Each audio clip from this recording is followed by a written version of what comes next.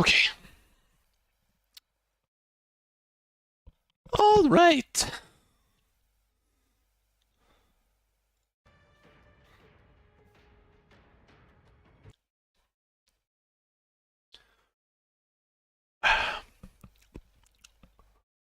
Okay, so we're reacting a bit behind because I had to finish the video and do some other things.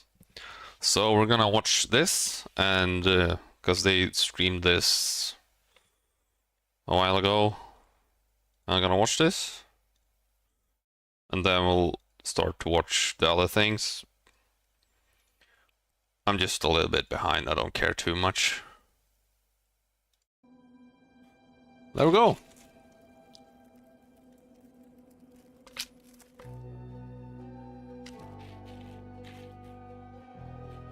Because I want to see everything.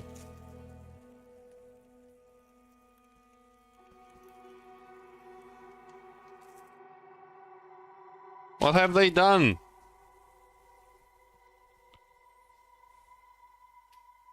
Just get stuck. So I want to go deeper in explaining how these techniques actually work. So it's probably gonna get quite intense. I guess brace yourselves. There's a lot of stuff. Interesting. The first technique. This is something I'm decently interested in. It's not my work, but flowing materials. If I would live my life again, I would be a graphic designer. It's used everywhere in our game. It's a pretty typical. I can build stuff instead. How do we do this? In real life instead of in games. This is an effect that is driven by velocity maps. So the goal is to have a texture that flows according to some flow that we calculate from somewhere, provided as a texture or we calculate it. The way you'd naively try to do this is, what if you try to apply a displacement to a texture and then just keep increasing that displacement over time? Well, this is what it creates. It creates this nasty warp texture. You just cannot keep distorting the texture indefinitely. So how do we solve this problem? Well, the way this problem is solved is usually you have layers. So you see this layer appears, shifts a little bit, and then it disappears. It fades in, shifts a little bit, fades out. And then if we apply two of these layers that shift out of sync with each other, you get a perfectly smooth transition from one to another. So you don't see how they actually fade. But we went further.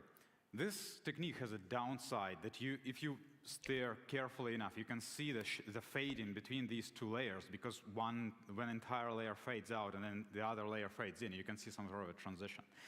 The way you can solve this is you can also apply some sort of a noise to each of these layers to create this more random looking, more organic looking transition, so that each layer flows, but instead of fading in and out entirely, it has some sort of noise applied to it.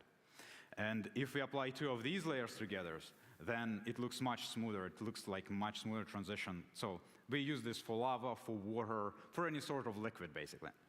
Boom. By the way, for this specific technique, I prepared a shader toy demonstration, because I very frequently I'm asked this question: how do I start programming graphics? Like, what do I do if I want to start graphics programming? Well, I always answer that, in my opinion, the best thing to learn graphics is just do graphics. Try programming shaders, and a great way to start programming shaders is get a shader that works. For example, this shader that I provided here that implements this effect, and just start hacking it. You can modify, you can see its effects on shader toy. Here's a link, and just experiment with it and learn this way. Next technique that I call subsurface ray marching. Here's an example of what it allows to do. You're going to see a lot of Ranger, because we typically use the modal for all our tests. So what is ray marching? Ray marching is a process in computer graphics of rendering any sort of volumetric material. So when you have fog, when you have water, when you have some sort of material that transmits light and doesn't block it entirely. Challenges of ray marching is that it usually involves some sort of a loop. When you ray march through a volume, you need to apply light, you need to calculate lighting for every step of your ray. And that's typically very expensive. But you can see that a lot of games still do this, because if you have to render a volume, there is nothing else you can do, so you do this anyway. But there is a better way. What if we ray march in a texture space instead? Then we don't need to store actually a 3D volume data. We can just use a single 2D texture. and derive multiple layers from it. So here's an illustration how this can work. Blue is a view ray, orange is a surface that we are rendering, and there is a bunch of parallel planes that are subsurface planes. So we can calculate texture coordinates for these subsurface planes, and if we align them together, they look like a volume. So here's an example of what it looks like. For example, you see multiple volumes of water, sort of debris floating, and you see the nice parallax between them. Another example.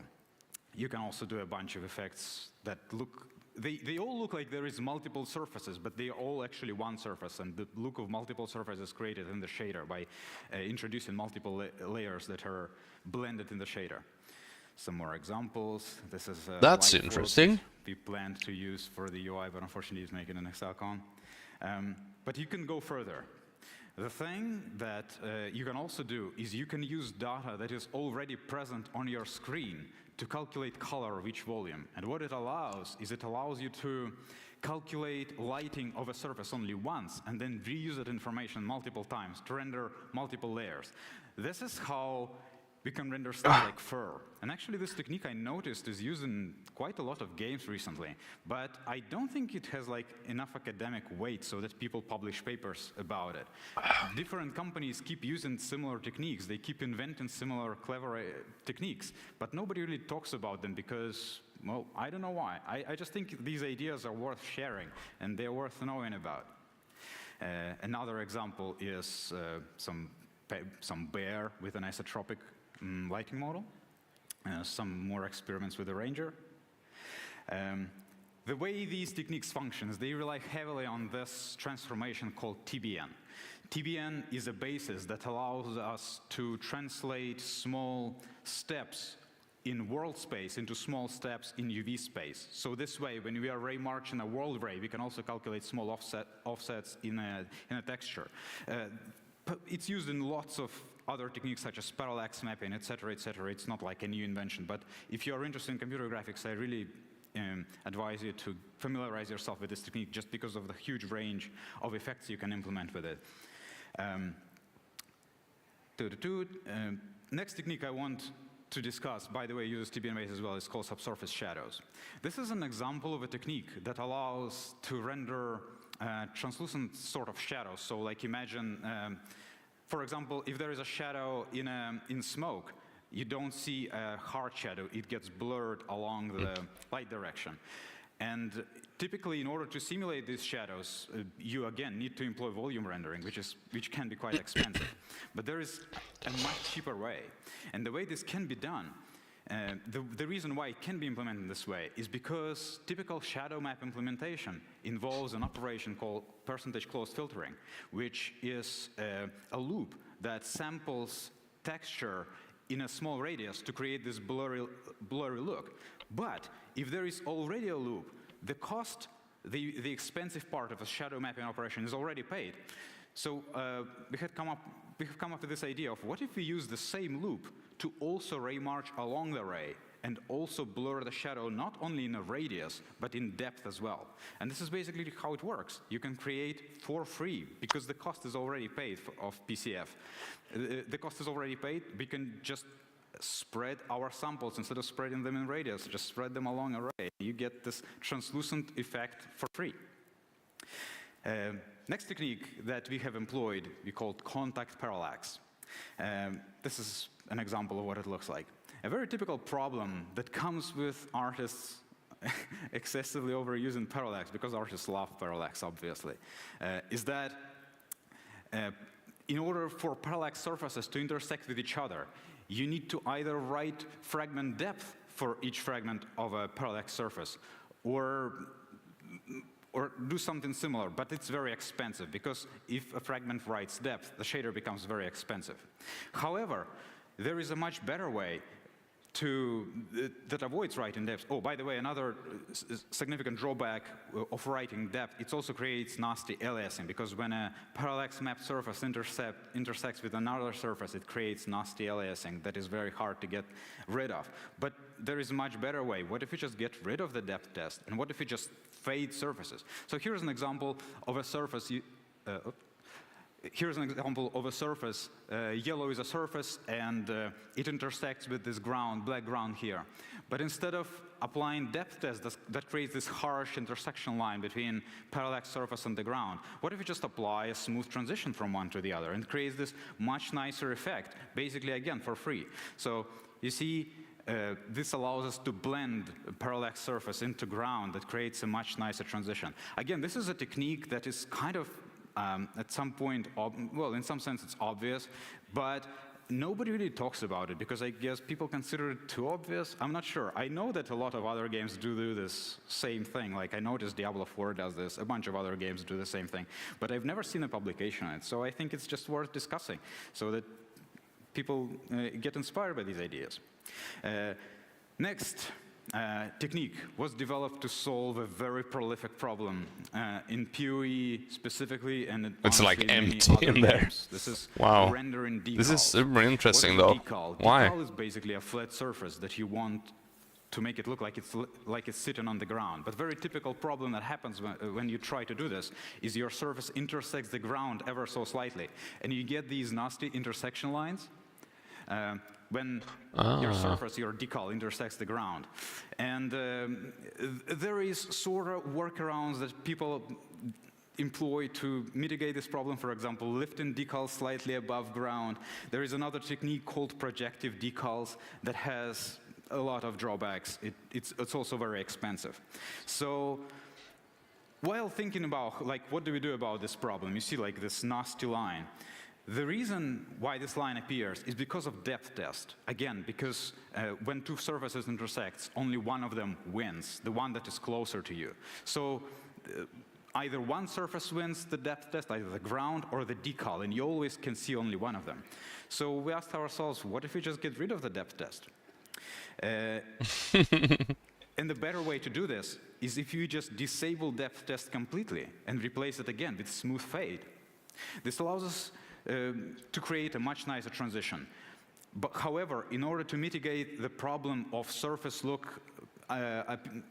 having wrong parallax when they appear under the surface, we can also correct their UVs to a UV that they would have had if they were sitting perfectly on the ground.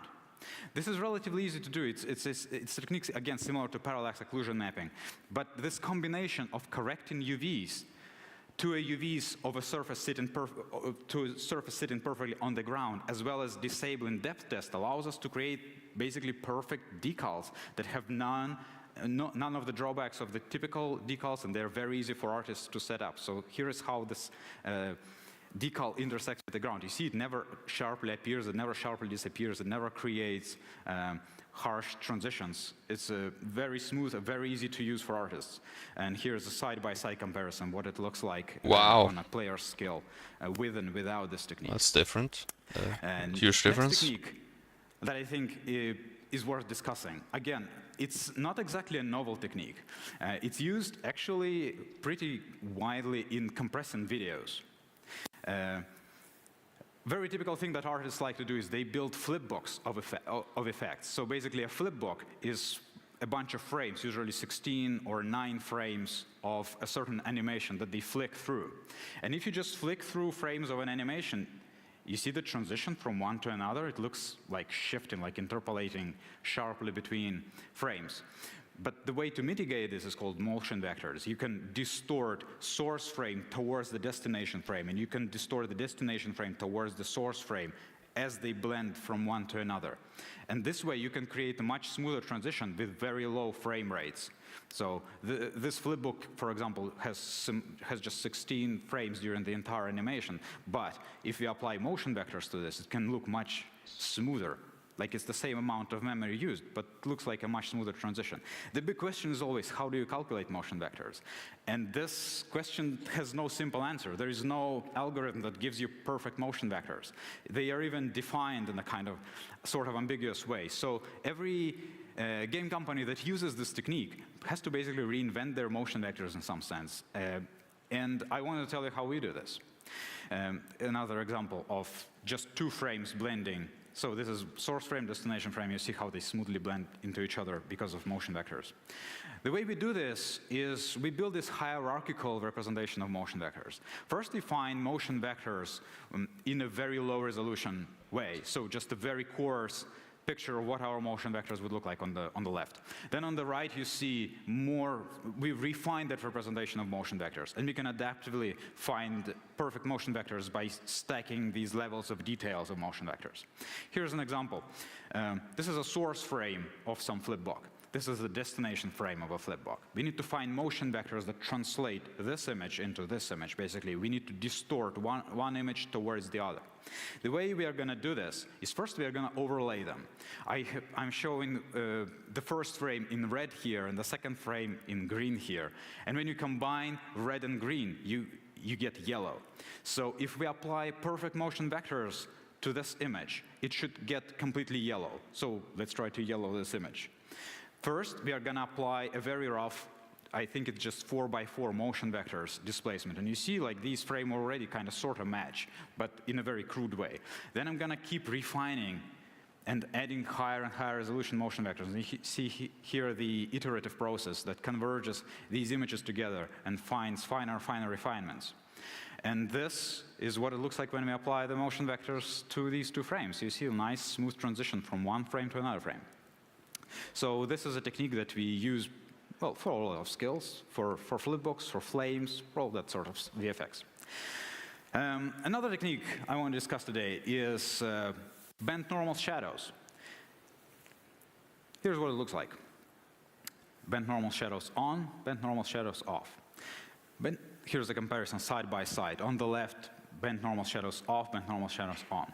The problem they're solving is that when we have a texture of a material that contains in it some big geometry, for example, a normal map, this texture never encodes information about shadowing.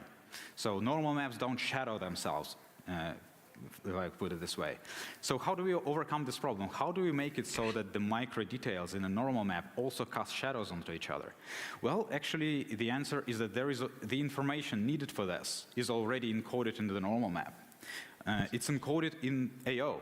Ambient occlusion is a map that encodes information about adjacent geometry to every point. And we can actually reuse that information to cast shadows. Yeah, what if we use baked occlusion for this? The way it works is for every point we can define a cone that is guaranteed to not occlude any light that's coming from within this cone. The angle of this cone can be derived from AO, and the direction of this cone can be derived from a thing called bent normals. So bent normals basically, for each surface point, defines the direction that the light is most visible from. So this is the direction that you least expect to see a shadow from. So this is obviously an approximation, but it's a pretty neat approximation because we can use even normals or LOD of a normal, or mipmap of a normal, for the bent normal direction. We can use AO for the angle of the cone to create self-shadowing for very cheaply. It's almost free, applying this thing to a shadow, in a shadow shader. And this is actually the technique that we use for lighting on the PoE UI. Like, actually, the UI is completely 2D, but all the shadows that you see from in-game light sources are done with bent normals. Wow. Next subject, GPU particles. GPU particles is, here's an example of what it looks like. This is one of the very early tests. Do you recognize the Ranger? The point of GPU particles is if you have a finite amount of time, for example, one frame, where would you rather spend this one frame worth of calculation, for example, 1 millisecond, on the CPU or on the GPU? Well, the answer is it really depends on what exactly you're calculating. For example, calculating gameplay is much more efficient on the CPU. You're much better off spending 1 millisecond calculating a gameplay code on the CPU rather than on GPU. But GPU is really good for calculating very simple, very repetitive tasks in huge amounts. And particles is exactly that. So that's why it's just very natural to calculate particle behavior on the GPU. And also, it comes with very nice benefits that particle systems have access to stuff that is only present on the GPU, such as depth buffer, so we can do a bunch of interesting things with it. We actually developed pretty intense, pretty in-depth GPU particle system that even allows some minor physics simulation. This is simulating some particles interacting with the ground. And we fully integrated with our graph editing system. So our materials are designed with these graphs that VFX artists can use, just visually connect things. And we just implemented our GPU particles into the same pipeline. Here's another example of a GPU particle system. You see, now we can allow having many more particles, like 2 orders of magnitude more particles in the same calculation time as before, just because we have offloaded that calculation from the CPU onto the GPU. In the same amount of time, your GPU can calculate many more particles than your CPU. Here's another example of GPU particles. And here's a bunch of, I really like these player skills. So you see when the meteor strikes or when the nova strikes, there is a whole bunch of particles advected by the shock wave. And another example, I'm not sure if it was shown yet, but this is a player skill with an ice shield. And these ice particles, they too they react to players moving, they react to attacks from monsters. That looks so good. Rendering water. Last time we already discussed some things about rendering water related to flow maps. But in my opinion, the hardest part about rendering water is rendering specifically waves that wash up on the shore. That is just so hard. If you look up on the internet how to render water or whatever articles, you can find like a million articles of how to render water surface or how to render rivers, but you will find no articles whatsoever about how to render beach waves because it's so hard. Like, there is simply no accepted solutions like, look, here's how you do it, because it's good and it just works. Because all solutions to render that types of waves are either bad or really complicated. So today I want to tell you the way we do this. Oh. Just to give you the idea. This is the effect that I'm talking about. So basically when waves wash up on the shore, they dissipate, etc., etc. So the unfortunate part about this task is that there is almost nothing you can pre-calculate. Like, even approaching this task, like, what do they even do? It's a pretty complicated task. And there's a lot of moving parts. So one very important thing is when you need to solve such a complex task as rendering waves that wash up on the shore, it really helps to break it down into parts and try to make them as independent as possible. So for example, rendering water surface itself should be completely decoupled from constructing the geometry of water surface, because these two tasks can be solved completely independently, and they should be solved completely independently. It's just much easier to tackle them this way.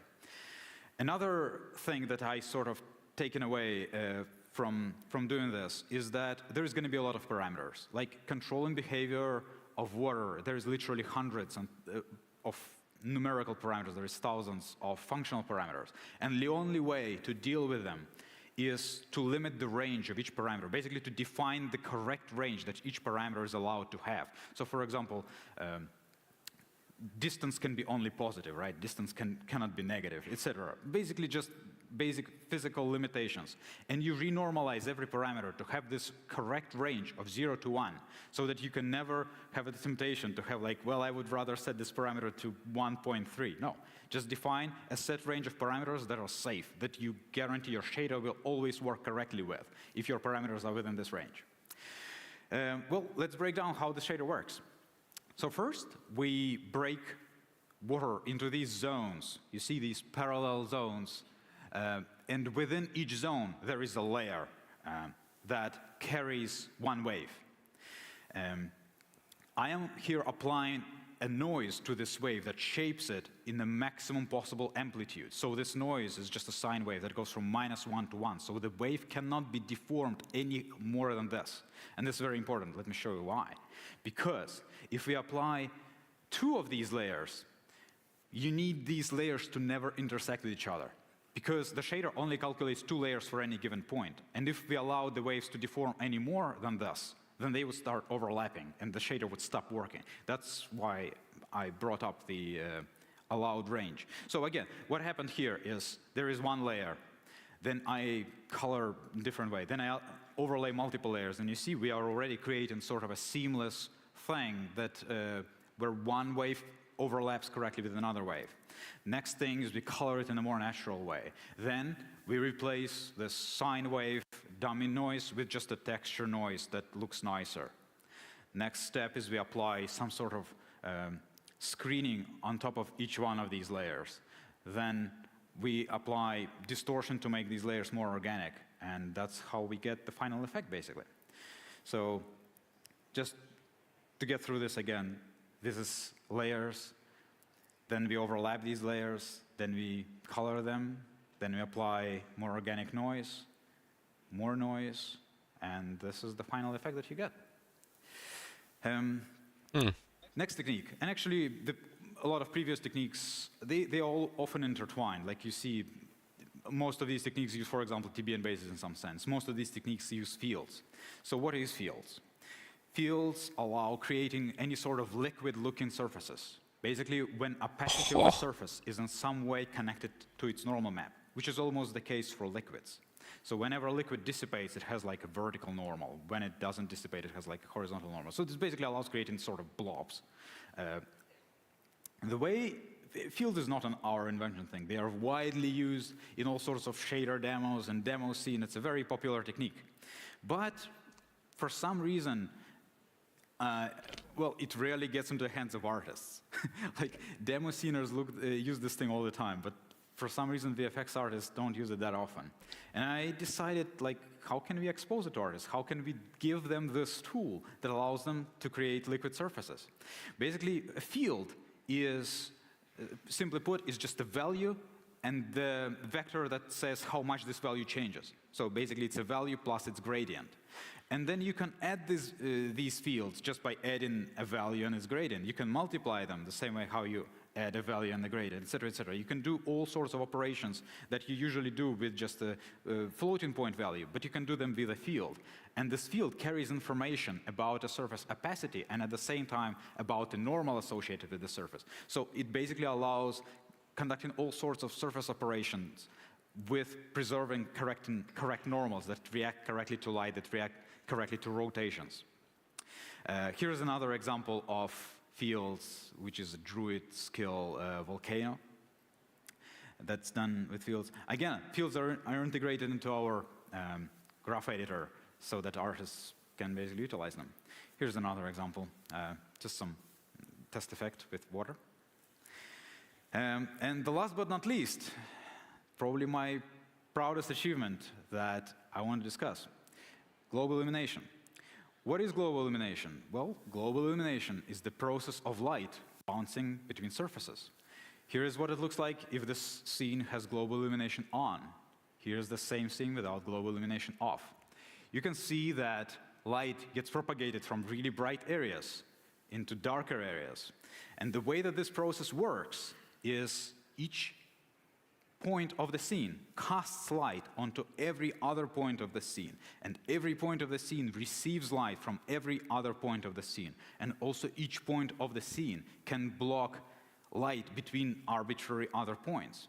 This many-to-many interaction is just notoriously hard to calculate. Calculating global illumination is an extremely hard problem. I dare to say it's the hardest problem in computer graphics. And actually, calculating global illumination is relatively easy. There is an algorithm called path tracing. It's just the only problem is that it takes like minutes to render every frame. It's extremely slow. The hard part is calculating in real time, like in a game scenario. And there is a lot of typical ways that they solve this in the industry. And unfortunately, none of them really fit us. And we had to do better than that. And our previous solution that we talked about on the previous Exilecon was, dare I say, the first of its kind in the industry. We implemented in PoE, and PoE was the first game that shipped with a screen space global illumination based on variance.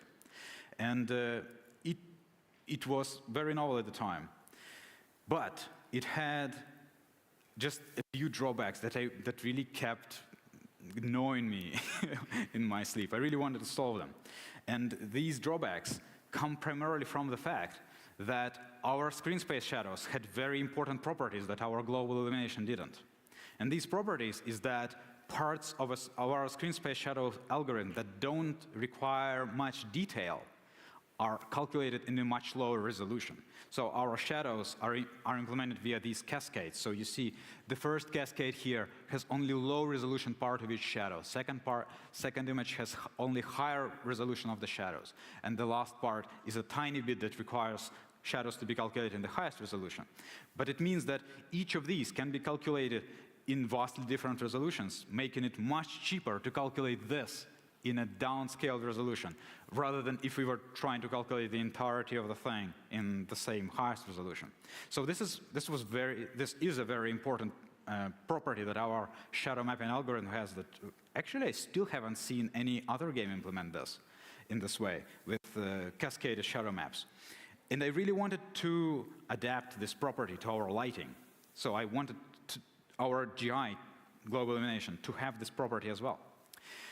So the typical way people implement global illumination is with radiance probes.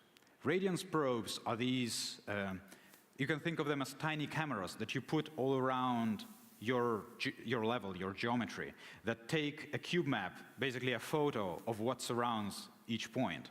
And then you use that information and code it in these cube maps, in these light probes, to light any object. Basically, see if I'm standing here, I'm checking what's the nearest camera to me contain. It contains this cube map. I'm applying this lighting to myself. Here, this is an approximation of global illumination. But the big question to ask here is, how many of these cameras do I need? What resolution do I need to use for each of these probes? And you can see that every game development studio comes up with their own answer. Some game development studios use lots of tiny probes. Other game development studios use a lot of, much fewer, much higher resolution probes. And it seems like there is no answer. But what if we use them all? What if we create a hierarchy when we have both high resolution probes, but very few of them, and we use another grid with much more probes, where each probe is has much lower resolution? This is what I call radiance probe hierarchy. I was struck with this idea, and I just needed to implement this.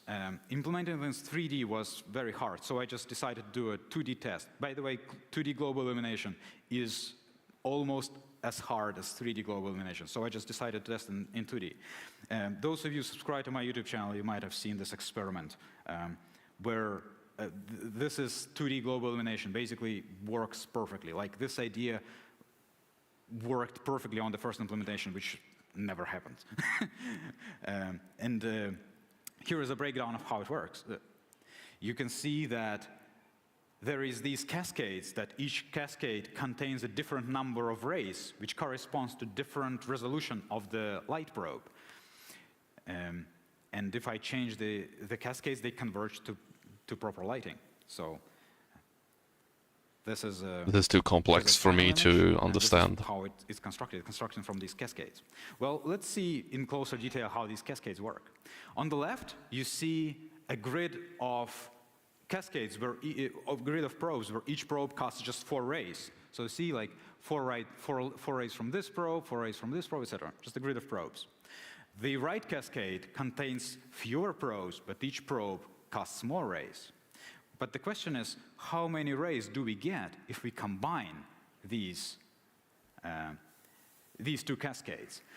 It gets very messy. You cannot really read easily what's happening on the left image, just what happens when I combine the probes. But if you look at every individual probe, we can see that we can actually construct 8 rays per probe. These rays are not perfect. They are slightly bent. You see, well, rays are normally straight lines, right? But these rays are slightly bent. However, if we make these segments shorter, they will start approximating lines more and more perfectly. So we can actually, this thing converges to perfect rays. But there is 8 rays per probe, and there is 16 probes. So the first image contains 64 segments. The second one contains 32 segments. But when we combine them, we can create 128 rays total. Well, this is curious. This means that if we increase the number of these cascades, so I have just shown 3, right?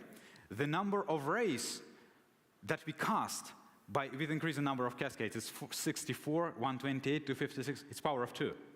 But the total cost for calculating these cascades approaches a constant. We can calculate 100 cascades at almost the same cost as we calculate one cascade, because each next cascade is cheaper than the previous one. When I first realized this fact, my mind was blown, because this is a property that you see in no other rendering approach out there. At least I haven't seen anything like this. This means that the number of rays increases exponentially with the number of cascades that we use. And the total cost of infinite number of cascades is bound. It's less than a constant. Like, what? But this is literally what it is. This is what I learned when I implemented the first 2D version of GI. Rays get exponentially cheaper with more cascades. So the more rays you have, the cheaper they get. But this is literally what it is. Well, I was quite excited when that 2D demo worked. Obviously, the next question was, how do I adapt this to PoE? Because PoE is 3D, and my first implementation was 2D. Well, long story short, we did get there. We did implement this algorithm in 3D. Here is how it works. This is the first cascade. You see it captures information about only in tiny vicinity of each point. Basically, it looks like bad AO that you typically see in games. Next cascade captures longer field information, and it's lower frequency. Next contains even lower frequency, and so on. So we create this hierarchy of probes, where when each level of hierarchy captures only a specific range of radiance of light, basically. But then the magic happens when we combine them all. Because this way, we can get details of all scales, from fine details to very long distance details in the same image, by combining information from all of the hierarchy levels. This is how we encode, for those you graphics programming aficionados, this is how we encode screen space probes, basically in these tiny grids. You can see that this level contains these tiny probes, there is a lot of them. And this level contains much larger probes, and there is much less of them. But the memory that each layer, that each cascade level contains actually decreases the more cascades you have. So the first cascade is the more expensive one. Weirdly enough, the cascade that contains the tiniest bit of occlusion is the most expensive one, and they get exponentially cheaper the more cascades you have. Here is the implementation of the same technique in 2D. So the previous one, I always implement these like highly experimental, 90% gonna fail techniques in my like testbed pet engine. But then I implemented in PoE. So this is, again, Glowing Ranger, classic, lighting the scene with only indirect light. I should have probably mentioned this before, but calculating light from emissive surfaces is computationally equivalent to calculating light from directly lit surfaces. It's basically the same thing for a GI. That's why it's very typical to test global illumination algorithms by just having emissive objects. This implementation that we have in game uses screen space information. It uses screen space probes, but actually it can also be used in for other games. It might be more appropriate to use the same hierarchy of cascades in world space. And this demo that I also posted on my channel actually does just that. It has no screen space information. It's fully world space. What's his YouTube channel? Which means that it can calculate light sources behind the camera, which we don't have in PoE, which we don't need to worry about.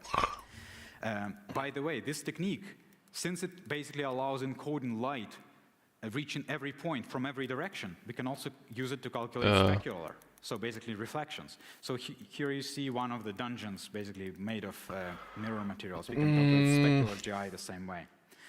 Here is the same thing. You can see the highlights on the curtain from like a porcelain-like material that has a specular part in its lighting model. Here is another example of specularly lit scene. And here's an example of a combined diffuse plus specular in-game. This implementation is even faster than on the previous one. So basically, all global illumination solutions converge to the same result. Because the correct result is known. That's why I'm not even showing you side-by-side comparison, because if two global illumination algorithms are correct, they should produce the same image. The question is how quickly they produce this image. And this algorithm just scales so much better than everything else I've ever seen. It scales even better than our previous one, even though the previous one was pretty good, honestly. So yeah, this property of absolute double dipping and double exponentials when each cascade captures twice more rays for twice less speed is a totally OP exploit in reality. And you are the first audience to learn about it. Thank you. Thank you very much. I hope we have some time for Q&A from Octavian here. Hello, hello, hello. Hi. Yes, there's a QR code up behind me right now, so if you've got any questions, be sure to scan that and send them in. I'll be vetting them as they come, but until then, I've got a couple questions as well. So you mentioned during the talk a few times about like what other game companies might do or what other games are doing. In the course of your work, have you just like developed an eye for being able to see like, oh, they're using this technique or that technique, or do you actually have you asked people in the industry? Thanks. That's a good question. I like it. The way it works is when I just started working graphics programming, I was obviously curious. I always looked like at what other games do. But over time, you absolutely do develop an eye. You just see the same things over and over. Like I'm playing Monster Hunter, and I'm immediately seeing how they're doing their fur. Of course, they're doing it in screen space. I just naturally move it to the edge of my screen, and it produces the artifact that every screen space fur should produce. And I'm like, ah. So can you play games normally anymore, or is cannot. Play Elden Ring, and I try to get under every rat to see it from the nastiest angle possible. All right, we've got some questions coming in. The first one here is something that you'll probably understand more than me. Do you have to vary the number of cascades for different levels or geometries? Say it again, please. Do you have to vary for global illumination? Do you have to vary the number of cascades based on the level or geometry present? So the thing about that algorithm is the cascades are always put in a fixed grid. The grid hierarchy is completely fixed. It's independent of the scene complexity. I should have mentioned that, but the cost of that algorithm is completely constant. Whatever happens on your screen, if you have one fireball on your screen or 1 million fireballs on your screen, it doesn't matter. The cost of that technique is absolutely constant. So it can never dip your FPS in a heat of battle. It has a constant technique, has a constant cost of about like 1 millisecond or something like that. All right, next question. Do you feel you have an advantage by using our own bespoke engine versus something off the shelf that that's might have more documentation to it or something? Yes, probably worth mentioning that we have our fully custom engine that we have implemented for our own purposes, right? Because our game is not a general, we don't need to implement an engine that allows to implement any other game. We are implementing an engine that specifically supports our game with our own limitations, with our own things that we can exploit. For example, fixed camera, right? We never have to calculate lights that are behind us because there's no lights behind us.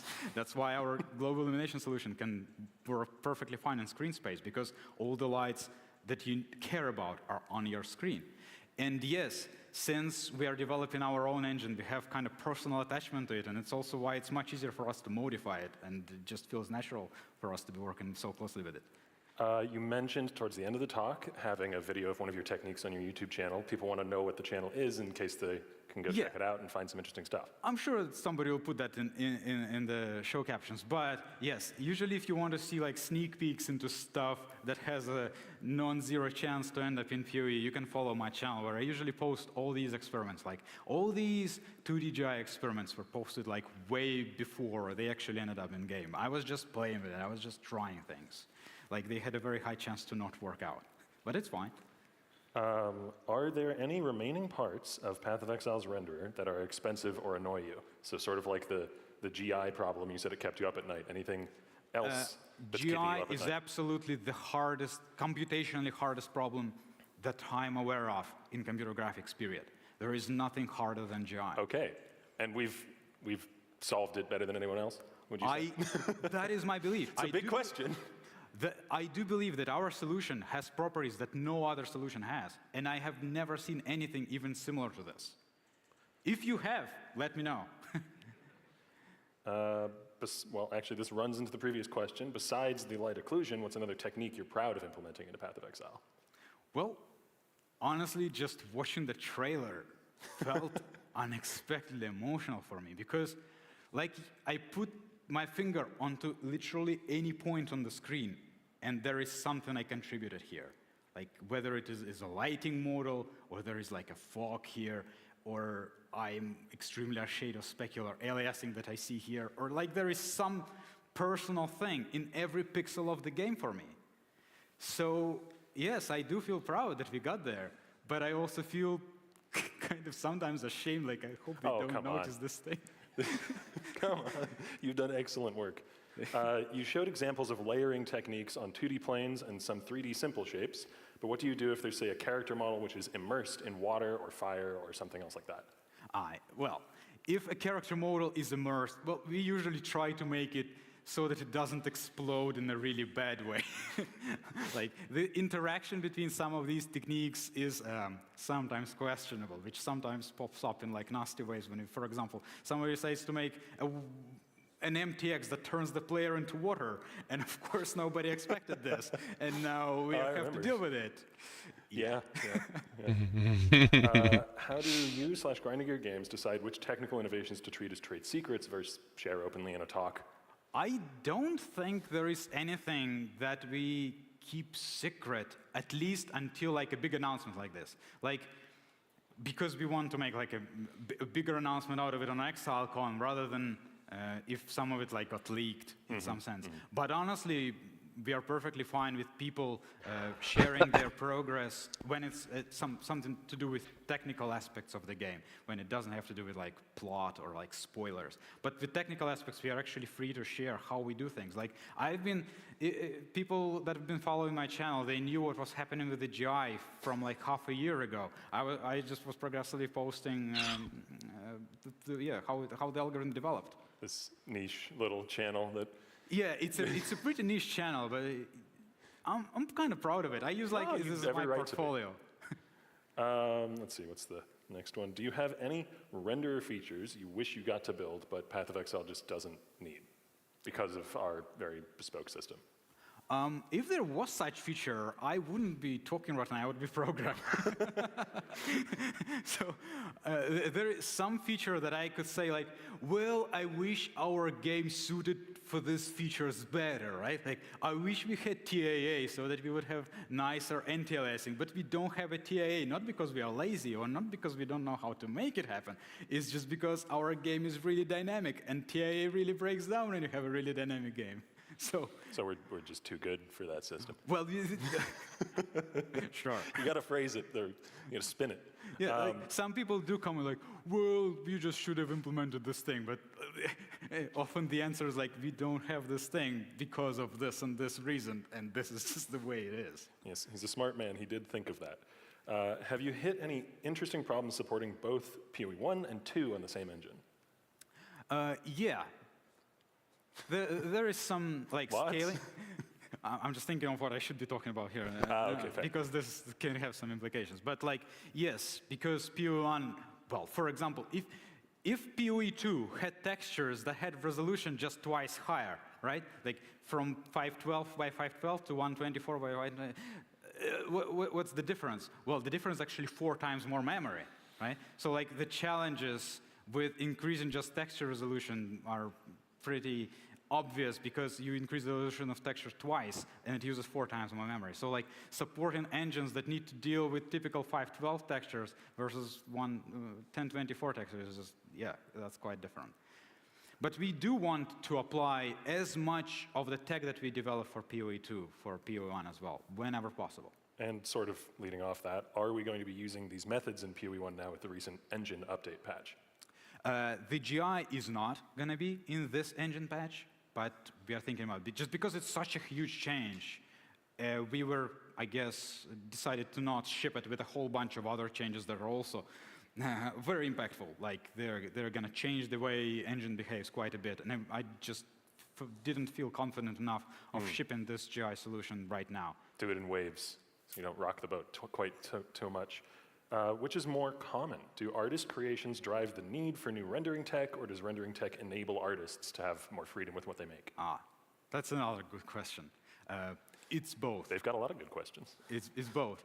So I should have mentioned that, well, a lot of these effects are not my doing. I just enable other people to create art using the techniques that I make. I don't actually create art myself. So everything that looks good on these images is like created by our effects artists. I mean, it's still as much your doing However, as anyone. I should also, well, that's kind of an interesting point that, in my opinion, global illumination looks beautiful just on itself. You don't need any artistic talent to create a scene that looks beautiful because realistic lighting, in my opinion, just is beautiful. So if you manage to create lighting that behaves in a realistic way, it will look beautiful. Yeah, I mean, I think it looks great, and my job is staring at the game all day, so. Thank you. Aside from other games, where do you learn about these sorts of techniques? You mentioned there are some publications and such, articles. Well, I guess you live and learn. Learn something every enough. day. There is actually, well, my background is physics, right? I studied physics. This is the primary thing that drives my passion, right? But how is physics related to graphics? Well, the answer is programming graphics is programming physics, because programming graphics is programming the behavior of light. Light obeys physical laws. So just studying physics is directly translated into being able to program graphics. If you're really good at physics, you will be able to program graphics. Of course, like there is like tricks and stuff, but that you just pick up all the time. Also, like just playing other games is very useful to like, hey, how did they do this thing? And you just start learning, start digging until you understand how. So if somebody wanted your job, they should get a physics degree and play a lot of video games. Absolutely, physics degree is the most important thing if you want to get to graphics programming. Yes, that's the most important thing. I'm halfway there. What are some of the other techniques that you've developed that are in the game that you wish artists would use more? That's a little bit embarrassing, but Oh, okay. yeah, when artists saw these slides, like, huh, we had this? Like, yeah, some of these techniques are kind of hard to adopt by artists. Like, it takes some dedication, like fields, right? Like well, it's a lot of scrolling, I'm not going to show that again, but like fields is a very powerful technique, but it just requires like some doing to get used to using it. It's not like a very straightforward thing. It's like a different way of looking at your effects. It requires some level of attention. And some artists sometimes just don't have time. Like one VFX artist had the time, learned fields, now they're good at this, but other VFX artists can just fall behind. And the technique can get kind of lost because of this, which is sad, but yeah, this happens all the time. So we are low on time here, so I'm just going to go for one more question. Do any isometric optimizations need to be changed when capturing trailer footage specifically? Oh, that's a whole thing. Well, I'm glad we went with that as the last question. Yeah, we have a guy who does most of the filming, and I have a lot of issues coming specifically from him. When the game breaks down in terrible ways, when you just put camera at an angle where it never was supposed to be. Yeah, that happens all the time. Yeah, generally players are not zooming in quite that far or doing advanced camera work. Yeah, like when players say something like, why don't you just put the camera horizontally? Or like, why don't we have more cinematics? Well, because a lot of assets are really not designed to be looked at different angles from the angle you observe them in the game. All right, I think that is just about our time, though. Thank you, Octavian, for your questions. Yeah, and thank you all for sending them in and for being listening. I hope you found it interesting or at least entertaining. Yeah, Thank you very much. definitely. That was very interesting. I did enjoy that a lot. I'm gonna do this real quick. Oh shit. Alright, sorry about that. We gonna put that behind here. So if I have to change like the video, we're gonna continue to watch this here, and I don't know why it's cut off over here. Maybe there was some technical issues. Oh, neon. Or Mark. Mr. I don't know. Mr.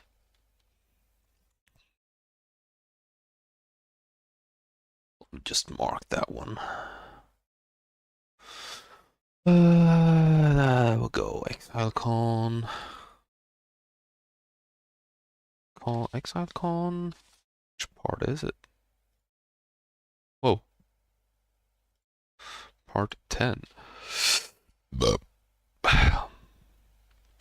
It's called Day 2.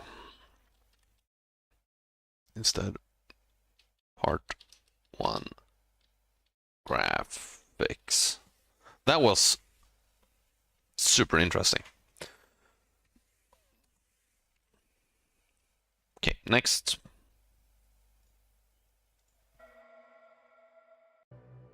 I'm behind on the React, but I don't care, as I said before. I'll get into, just briefly explain what we're going to be doing. Very unrehearsed. We're taking a bit of a different approach with this one, and what's going to be happening is I got Octavian over here playing. Instead of putting up slides with text and pictures of the bosses, we're just going to demo them live as I talk about them. Later on in the talk, if anyone's willing to test their might, we will be. We've got some stairs installed. I will get people to raise their hand. You can come on stage if I pick you, and we will let you fight the boss. If you succeed, or let's say do well enough, I got some merch over there to give you. And then obviously Q&A at the end if we have time, but if fighting bosses is more entertaining, then we can just keep that going. I'm going to move around a lot, sorry to the lighting team, I like to pace. If I do any dancing like I did the last Exilecon that people made GIFs out of, feel free to update them. I have lost a lot of weight, as some people have known, and I would like to have some updated GIFs about that. Thank you very much. Good work. So to get into bosses and monsters, well, as seen from the earlier trailer, we have a good 100 bosses, one per area. We're very, except for towns, obviously. So, well, we could put bosses in towns. No bosses in towns yet. So we've got 100 bosses, one in every area, and that's not even talking about endgame. Don't you worry what's going to happen there. We never cease to have our fair share of pinnacle bosses, and obviously the same bosses will reappear in maps and a later topic. As for monsters, we've got 600 distinct monsters with different skills, looks, names, abilities, everything. Every area has a completely different feel to every other area. It is amazing to play through. It feels very, very fresh every time you travel to different areas. You're not getting a lot of the stale repetition. Now obviously skeletons appear in more than one zone and whatnot, so it's not completely all unique in every single area, but for those who have played the demo, you can today you can see what we've got. Now making bosses is probably my pride point of working, being a game designer. It is the thing I'm most proud of, and the thing I enjoy the most. I like to see them kill people, including myself earlier. It's fine. I practiced that a lot. It's fine. It went good. That was not on purpose, just in case anyone was aware. That wasn't a genuine accident. I did die. It did kill me. I'm not good enough. It's fine. Anyway, so we've got Octavian here. We've got, again, very little rehearsals. I'm pretty much just going to be telling him what I think we should fight, kind of picking them somewhat at random. I'm going to be going through slides and back a whole bunch, but there's nothing to really see but a game client up there. I've just got some this one just says intro numb monsters, that's all it says, so winging it. All right, so we're going to have Octavian go to fight Krutog, who is in the Volcanic Warrens in Act 4. Act 4 is my favorite act for bosses, and the reason being is that you can travel to all these different islands. So as for most acts, they have a consistent theme. So you've got Act 3 being very Val and jungle. You've got Act 2 being very desert Marrakech. You've got Act 1 being the Ezomite and the Gothic horror. Act 4 it has the Karui consistency through and hints of it, but every island is just a different biome. So you get this high diversity of different Wow. kinds of bosses. The game And looks it's really cool, and monsters for that so matter, and it's fucking really, good. Really cool to me. Oh, feel free, go for it. I'll talk about it as well. I'll try and get out of the way just a little bit. This is Krutog, the Lord of Kin. Some of you might have already gotten to him in the demos. And we've got Octavian here playing on the warrior. There might be bugs, things might go wrong. It's completely live. Okay, so in terms of context, just a bit of story. This guy is this, you can tell he's massive, right? He's a big dude. And, what's going on here is that there are these goblin kin that are inhabiting the island. And these goblin see him as a god figure, just because he's so massive. And they bring him, if you play through the areas, you can see all the goblins, the goblin-esque, I think they're called kin, kind of this tall kind of thing. And because he's so big, yeah, they just see him as a god and they worship him, and they want to make him happy, and so they bring him, you know, monsters, they bring him humans, they bring him like playthings, and they also bring him food. They're bringing things to him that they think will make him happy, you know? And he's just like, oh, I'm living the good life. I'm sitting here on my throne in this warm area, getting brought playthings, and so you can see he's got a suit of armor that's made out of human corpses. And when you start the fight and you first initially approach him, he's actually got two humans in his hands kind of playing and going at each other like they're dolls. And it's, you know, to you, you're just a plaything to him. And you get a lot of this with this mechanic exactly going on right here, where he's trying to stomp you. You're just a bug to him. He's just trying to squish you. This fight is pretty relatively difficult as melee, but it's all right. We're not expecting anyone to succeed first attempt. In terms of mechanics, another thing is that they like to bring him sulfite to eat, the goblins. And you can see this, he's done this already in the fight, where he walks over and he goes and picks up some of that sulfite and eats it. And this unlocks two new abilities that he's doing now. One is the just burp. He does a big burp and lets out a wave of partial chaos, partial lightning damage, because it's electrified voltaxic sulfite. And Nico would probably love to find this island, but he hasn't quite yet. we have to find the sulfite. He's not. If he found it, he wouldn't need us. So don't tell him about it. As for the other mechanic, he does a big vomit, and it creates a growing puddle of degen, and which he can do two, so there can be two active at once, and obviously that creates more pressure, makes it harder, more claustrophobia, which I like to have in these fights. So now when he's trying to stomp you, you've got a lot less maneuverability. Now in terms of some interesting things, some interesting things from a tech standpoint. Good attempt. Oh, good. I'll have a quick, just a bit more, you can start it again, I'll just a bit more rant about this guy, but one thing in particular he has, which you can see in a lot of the boss fights, is he is very large. Now this was very difficult in PoE 1, and you'll notice that most of our very large bosses, are stationary. So Katava's a good example. He cannot move. Arakali's another one. They cannot move. And that's because we have, in PoE 1, we have one central hitbox to an entity, and it's a square. And increasing that has complexities with things like pathfinding.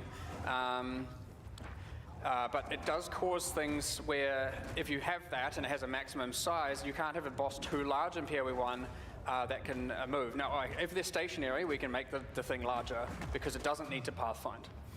Oh, okay. Technical limitations, or more so, it's for optimization's sake. Now, what you can notice on this guy, or what we've done, is we've actually given him multiple hitboxes. He doesn't have a central hitbox. He has one on each leg, which means when you target him, it will try and hit the closest one. It will run up and hit his leg. And this is cool. We've done this on a lot of bosses, and it's allowed us to have much, much larger bosses, and it just amplifies the epicosity big time. But yeah, and it also creates this thing where when he is stomping, it's pretty hard to have a look, but you can actually kind of dodge roll between his legs. He doesn't have an actual collider in his central thing, which again, all PoE 1 bosses Okay, there it happened, the thing. Let me fix this real quick. We're gonna hide this. We have this image here instead. Nice. Keeping it nice and clean. And then we'll go to POE, all videos. Do I have to like...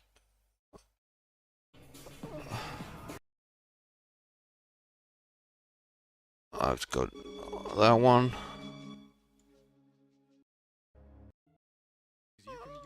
A good Oh no, where were we?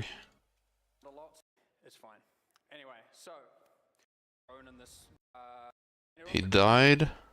But it gives you enough of a skill that, and we can have it. We also have a mechanic called Electrocute coming, which allows the direct center of them. So yeah, we can make them. They cannot move. So yeah, for this is in. And so you can stun these things. They get stunned for 6 seconds with various lengths. So this guy's is quite long. If you heavy stun him, he's probably going to. We're also have a mechanic called Electrocute coming. So yeah, ultimately what I wanted to also show much larger bosses, and it just amplifies the epicosity big time. Okay, we'll watch from here.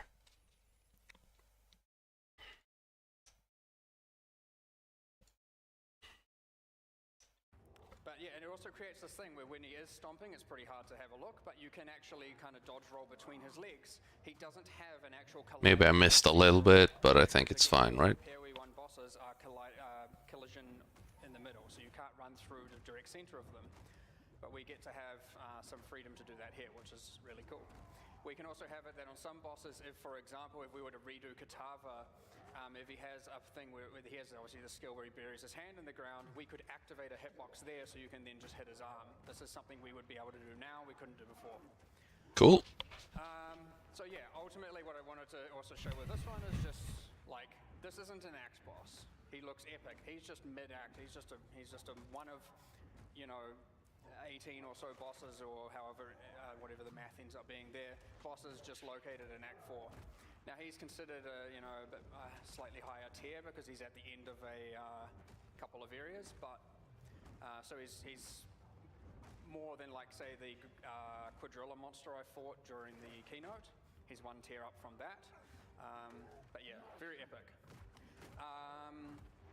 One other thing I wanted to talk about, which I was hoping to be able to see, but I haven't been paying enough attention, is, and it was in the last talk, you saw it probably during the keynote, if you were there, you can now stun bosses. You can freeze bosses. Yeah. We're also have a mechanic called Electrocute coming, which allows lightning damage to do longer duration stun as well. Oh, crowd control, I should say. Now we've done custom heavy stun animations for all these bosses with various lengths. So this guy's is quite long. If you heavy stun him, he's probably going to be down for probably 6 seconds. That's complete. Oh, get wrecked, noob. Right. We'll move on to the next one anyway. Just, what do we give a go here? We can go to the Blind Beast. Give it a go. Same character, saves you having to swap. For stunning, yeah, so you can stun these things. They get stunned for 6 seconds. But in other cases, we've got bosses that get stunned for 3 seconds. And others, we can have it be stunned for 10 seconds. We get to completely control, heavy stunned, I should say. We get to completely control that now. And we can say this one gets stunned twice as often or half as often. And so because we get to do all that, certain heavy stun has certain value on some bosses than on others. So an example of this actually is this boss, the Blind Beast. Now this is in the area before what we just fought. We probably should have fought them in the opposite order, but it's all right. Oh, that area looks super cool. It is.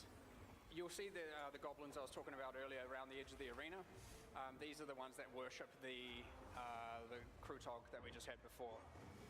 Now this arena of theirs, I mean, they bring people in here. So these goblins like to tame beasts. If you play in the area, you can see them riding on top of these big beasts, and they jump off when you get near them. Pretty cool mechanic. But in this case, this one was untamable. They couldn't control it, so they put it in an arena. They built an arena and they bring people here to fight against it and to test their might and to see if they're strong enough while they're all cheering. Now, if you do happen to defeat it, they all get a bit scared and shocked and they all just flee and they're gone. Because now to you, you're very intimidating. Now the rest of the level, they'll still fight you because they didn't get to see you fight it, but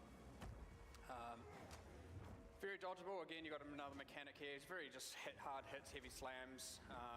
You'll notice some knockback on some of the stuff. He's got that skill that creates 3, what do we call them? A bit like kind of abyss cracks, I guess. And then slams and it causes damage along them and that creates degen for a duration.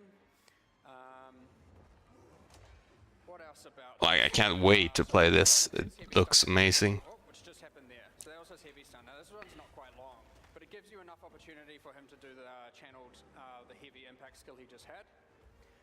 His one is not very long, but he gets heavy stun twice as frequently as other bosses. So you have less time to utilize the heavy stun, but you have more opportunities to do something if you're able to.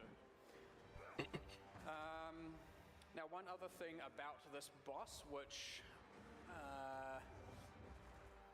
we can say it at the end, but you'll notice it happened in the keynote as well, is that they drop consumable quest items, so they're consumable items that give permanent bonuses to characters. So the first time you kill them, a lot of bosses in the campaign do it. This one in particular, I believe, drops like a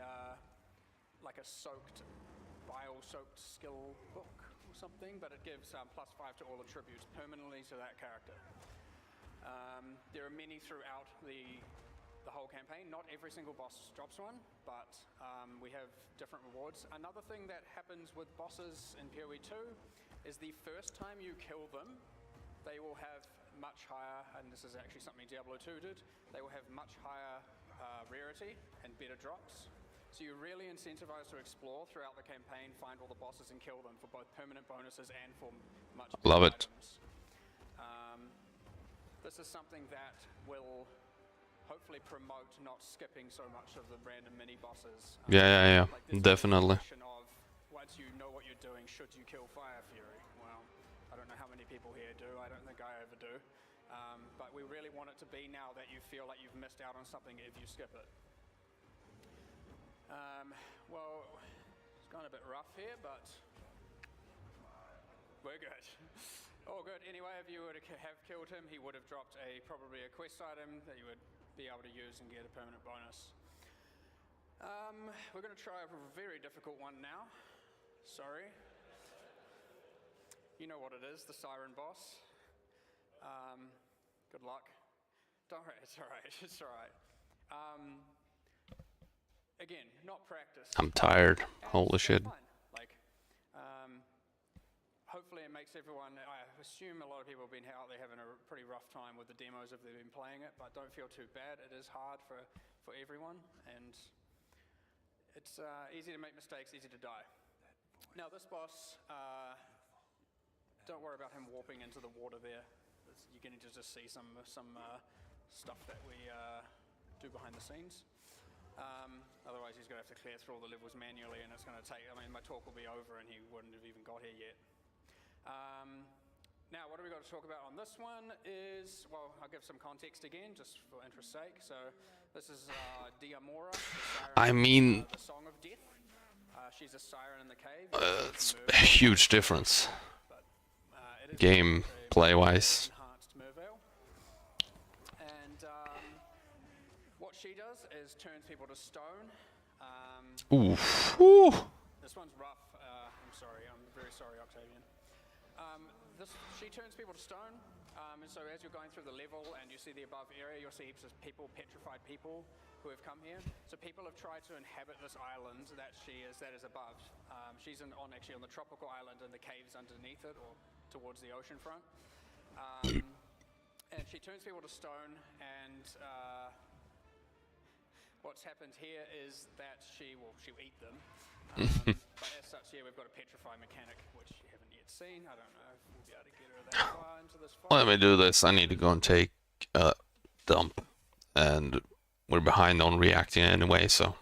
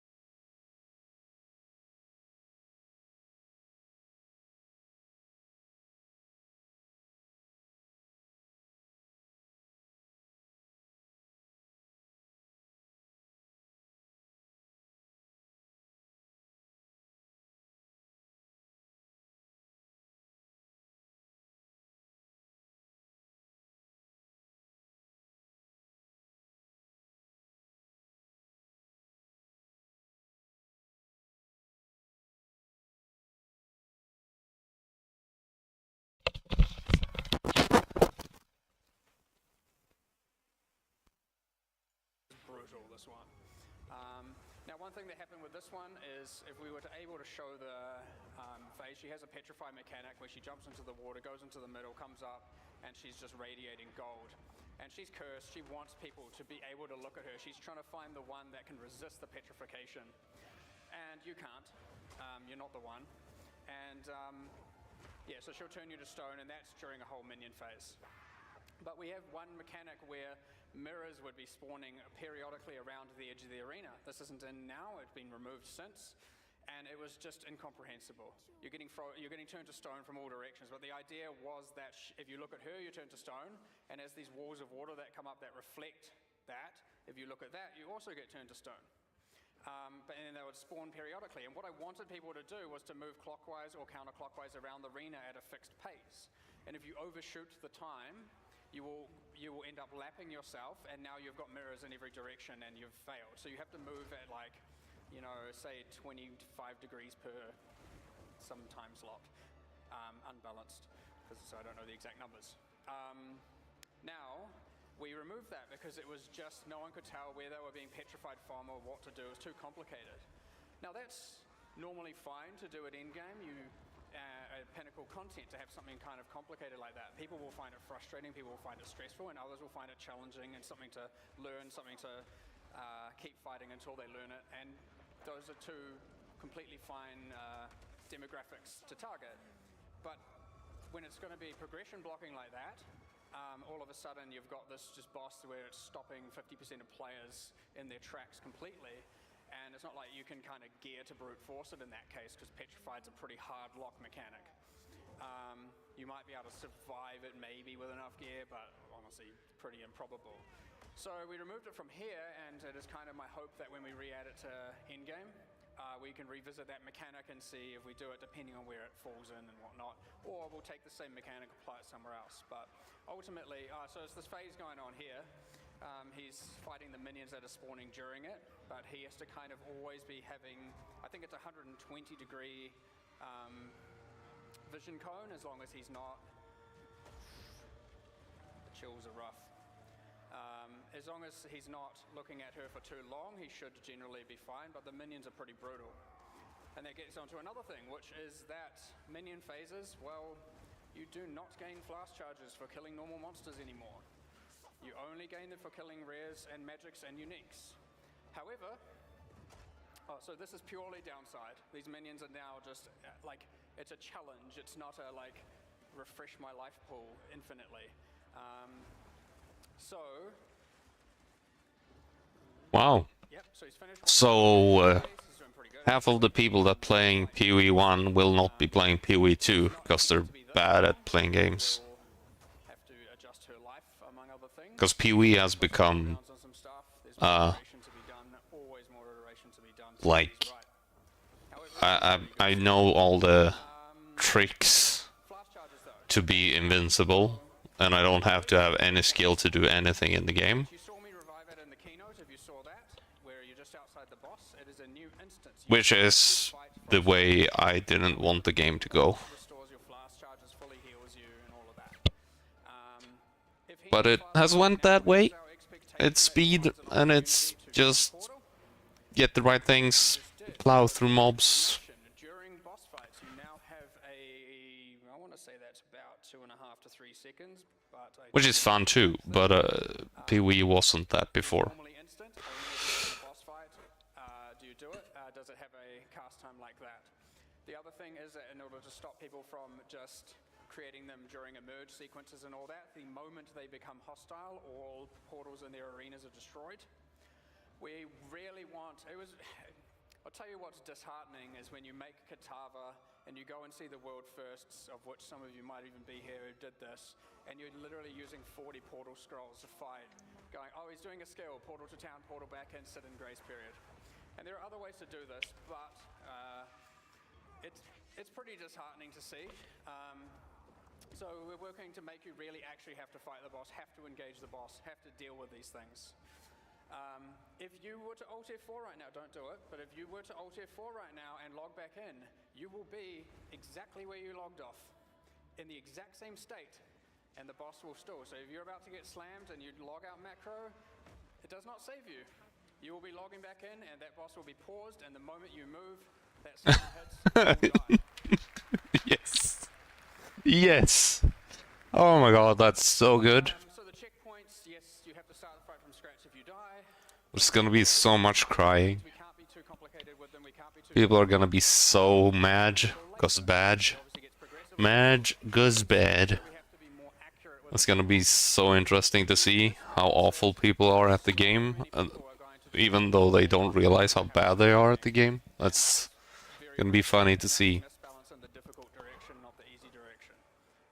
That will be very brutal, and it will be not good. Now that's still kind of the same in PoE 1, but the other thing that's super disheartening to see is people just die, revive, cast a few more skills, die, revive, cast a few more skills, die, revive. Like it is just like it's just brutal, and then you don't learn anything. You don't gear for any of it. You just Corpse run, the boss. That's how you play.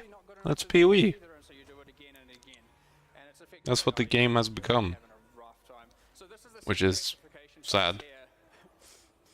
This phase is much harder because on top of the ads, you've now got to these rotating drowning orbs, which behave the same way as they do in the Eater of Worlds. It's gonna be super difficult to beat the game the first time, I think, before people have the knowledge that you need. So you've got all those orbiting in various lanes, counterclockwise and clockwise, while you're having to I'm so hyped for PoE 2 now. an example of escalation, but this fight. Like skill-based action RPG, it sounds like they're trying to make. But if anyone manages to I like that. It's like Ark, not Ark, doable, but it is pretty brutal.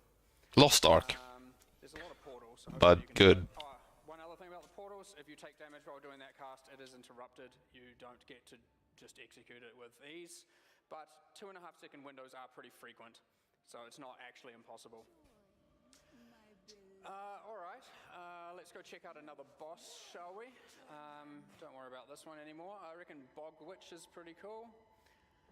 Again, we're looking at these bosses, and they have a pretty damn epic.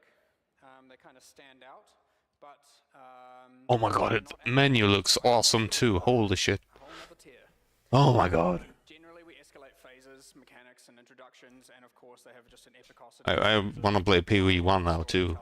But we've even upped that. We have yeah. specific character reactions to bosses, character Diablo 2 is not a game for me. all the different Diablo 4 is not a game for me. I've realized sounds. it's kinda A lot more awful actually, kind of on-the-fly storytelling, which is real cool. which is kinda sad, cause Alright, so I mean, Bog Witch, also pretty difficult. it's Diablo. This is actually the last Would be area nice if PoE had some I'm not sure how many people are gonna get some competition there. And right now she's, as you can see, doing some broomstick. for us. I think Torchlight Infinite is better than Diablo 4 First main phase, what she's doing now is using bone for the action RPG player. summoning bone walls and exploding those bone walls. This phase isn't too much of a threat. I mean, you can't even play a minion build with Necro. Maybe not. I mean, The second phase. what? But yeah, as you can see, she is doing a lot of this bone summoning walls. Now, once you And there's only one boss in the, well, there's a few bosses when you play the campaign in D4, but I mean, there's only one boss, like Uber Lilith, which is why? Why have they done it like that? we can show it off. Or you can do it legit. It's up to you.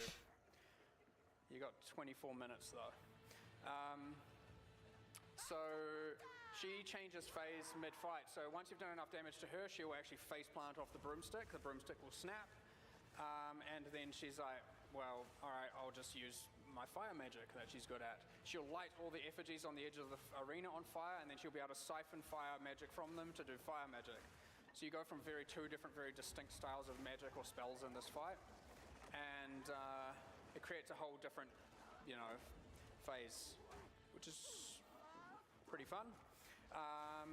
Hopefully if we get that far, I can talk about some of the mechanics behind that one. Yeah, good luck. All right, let's just give him a go for a minute here. Let him concentrate a little bit.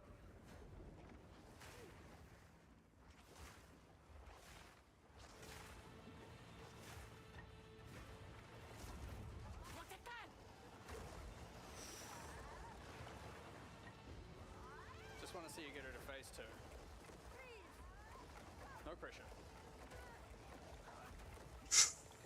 Oi. Oi, oi, oi. It took one of our designers, Jason, a lot of work to get her to do that kind of drifting vibe as she comes to change. Whoa! So that mechanic, okay, here we go. We've got some fire magic going on. So that one you just saw, she creates 2 walls on either side of the player in line with an effigy and then siphons the fire from the effigy to her. But interestingly, what you can notice here, you can see the fire actually splits at her, sending damage that way. So not only running to the sides is safe, standing directly behind her makes you safe. It can be sometimes hard to maneuver into that exact position, however.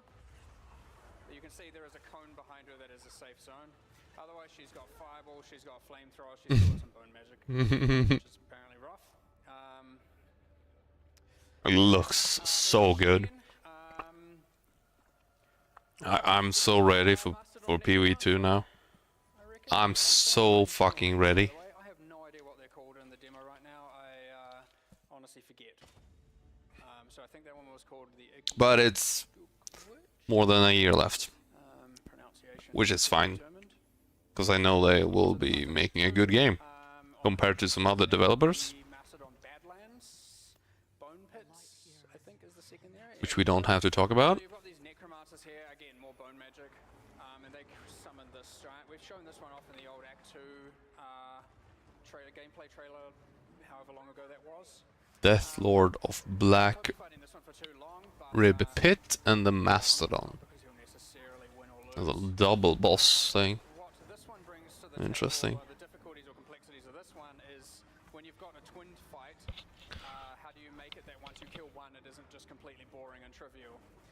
And so that's what we had originally. You have a good fight when there's both of them, and then the moment you kill one, it's just like, well, now I'm dealing with half. You never want a boss fight to just become, unless you've done an interesting mechanic to temporarily get ease out of the fight. We don't want it to be that you just all of a sudden have, you know, Yeah, they seem to be really undergeared. It's just my feeling. I can't see it being this difficult when you play regularly. If you, to accomplish here. So when well, maybe you need to actually farm a bit like his energy is to get gear and stuff to be able to get through some of these easier, still from his corpse, and it would use this kind of mechanic, but they'll be which is fine. arena, so it adapts. Slow down the game. I'm all for it. Necromancer just completely like gets a bit angry, or he takes back his power. I want Infused into the massive. I start playing PvE because yeah, how it was when Definitely different patterns. it got released, not Now getting both because of Headhunter both to as low health as possible. and Zoom Zoom. But Zoom Zoom is fun too. Is one strategy.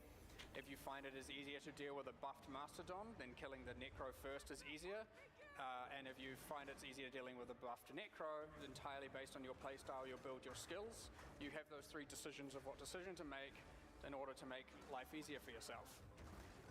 Sometimes it is hard to make those decisions, on the spot, but if you go in there with an attempt and then you go in for another attempt, you can easily make that decision and you can go, I'm going to focus DPS on one or the other. Just let this play out a little bit as well.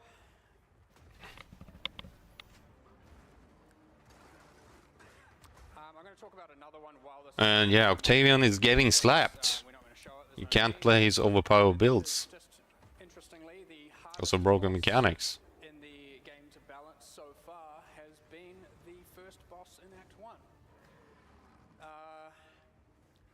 Every single day, some game system changes. A player skill changes, a new mechanic is added, like all of a sudden there's heavy stun to deal with, all of a sudden something.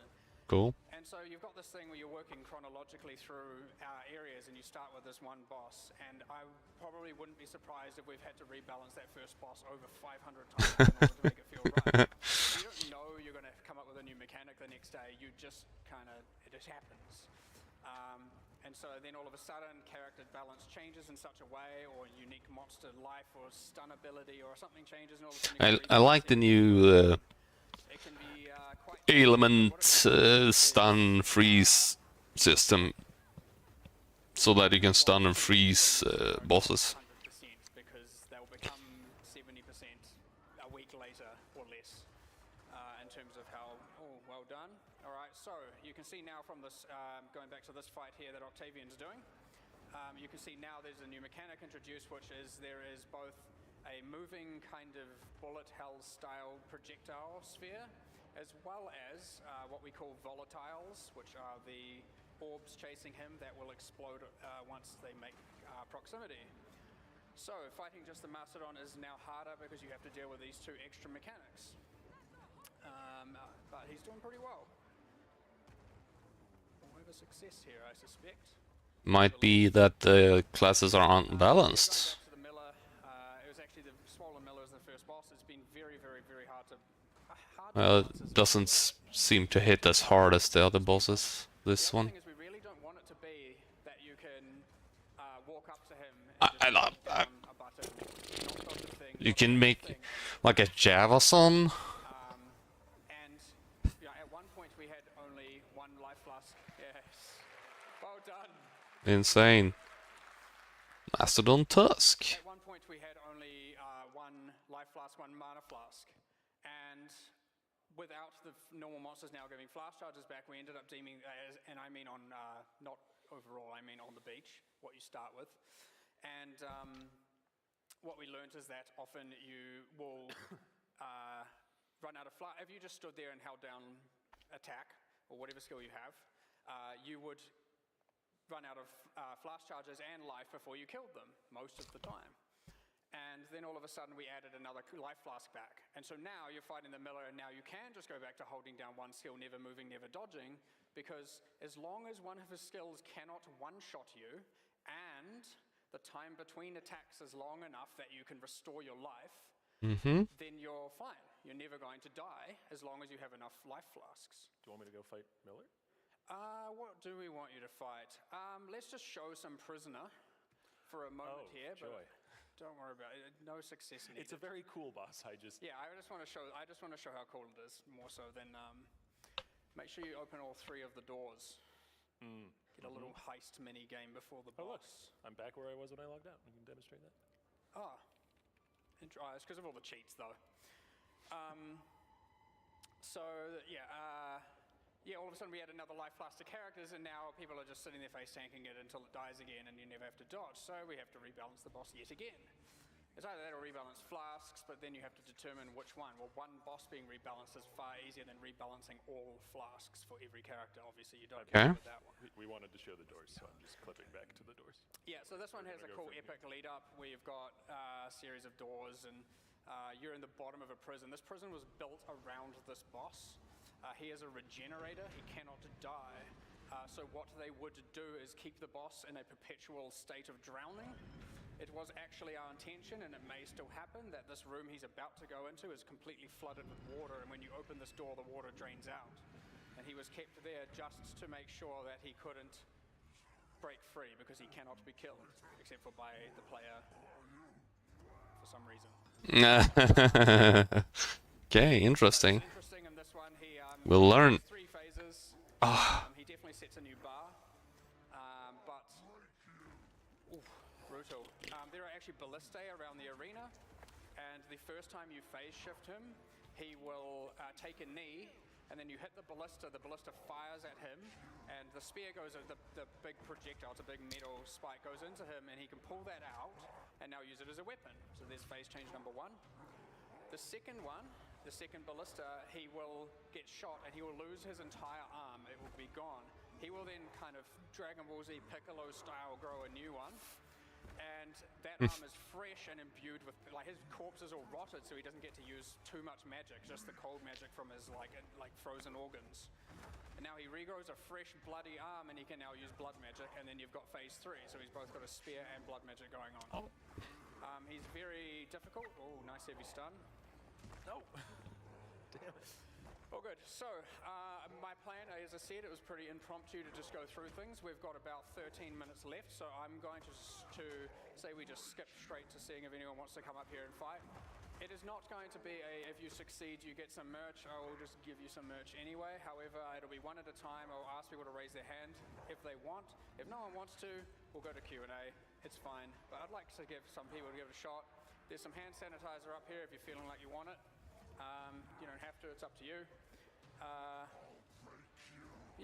We will pick the boss. Hard luck. But again, put on a show, and then you get the merch. It's all good. We just want to have this be fun and entertaining. All right. They're gonna get fucking shredded. Let me just check there wasn't any. Matthew got wrecked on that boss, I'll talk over when people are fighting. and he played. Does anyone, especially on the ground floor, if you're up there, you might want to move. I can play, please, I can't see too but well, I can't. So I'll just pick whatever I can see. Oh, I see someone right there. Oh, I'm Yes, so dead. you who stood up. Stairs are over here. Who? Come give it a go. Who? Waving hand. It's very hard to see the rest. Who is that? Ah, just a random person? Not a streamer? That's fine. That's cool. That's much cooler than a streamer. So boring watching the streamers play. We keep renaming that class, and I keep almost mispronouncing the other name. Welcome. Give it a go. Give it a go. So he's going to set you up. Go over there. He'll get you into the correct position on the correct class. Again, if you want to sanitize your hands, go for it. You can do it before or after. It's entirely up to you. And then give it a go and see what happens. All right. As soon as you started, I'll move on to some other topics. Right to that. Oh no. There. Some bacteria can die. Dodge roll, spacebar. Good luck. Do better than me.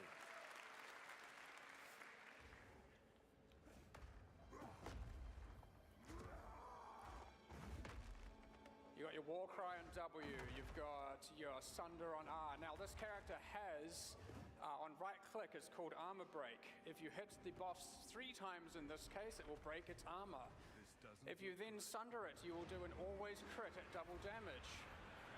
Ah, it's good! Try again if you get a stun on him. If you heavy stun him, feel free to open a portal. Leap Slam does a ton of extra stun damage, by the way.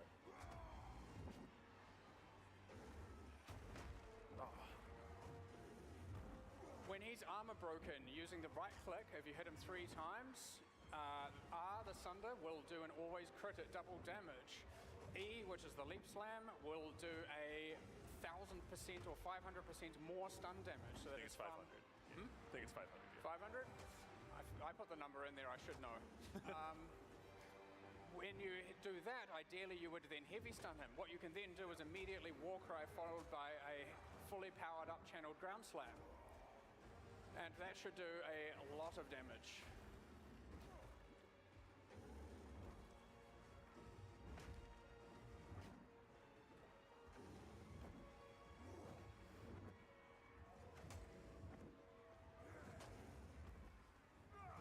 There's your armor break, debuff represented under.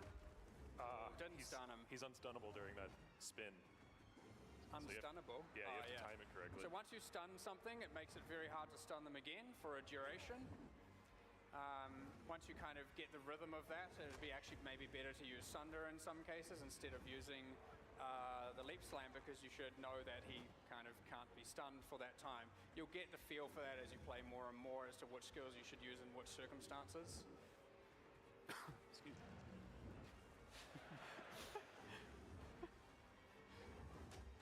Try, you can do this damageless. Nice. Oh! Nice. Just gotta get back to it.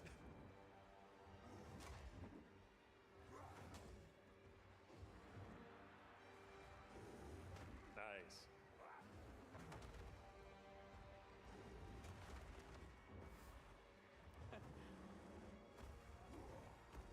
Oi. Nice.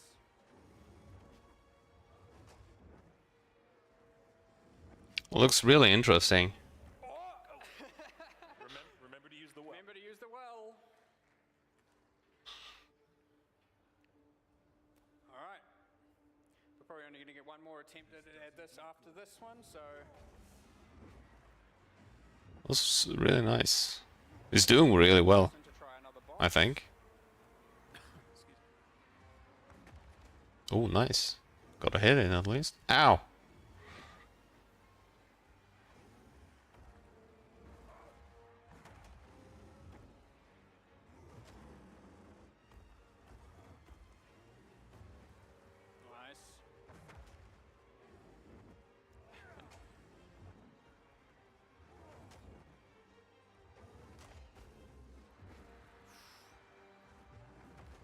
Pits under. Big chunk of life there gone.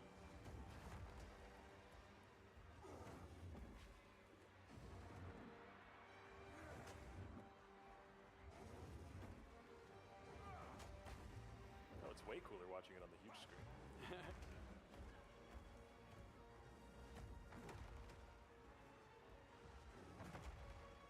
Nice.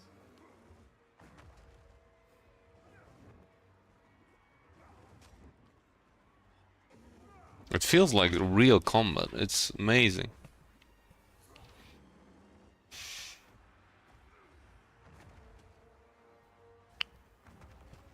I know it's going to be instinctive to portal here, but for the sake of others trying, I will implore you to try and not, but it's up to you. Don't want to give you any unfair disadvantage or anything, but I reckon you've got this. Damageless. He has learned the power of Sunder.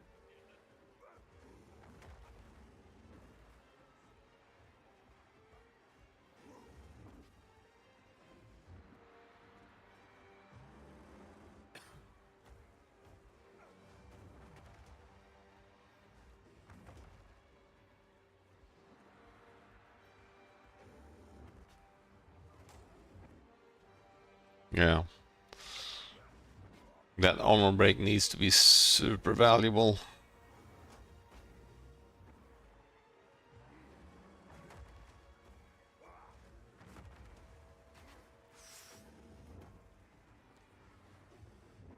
It's doing really well. As far as I'm concerned, you've already won, which is awesome. It's a good attempt. Still yet to be a success. Oof. I think he got it. I hope he does. He's really good. He's actually a good player. Probably not a one-button player. Nice. Very nice. Whee. Home stretch.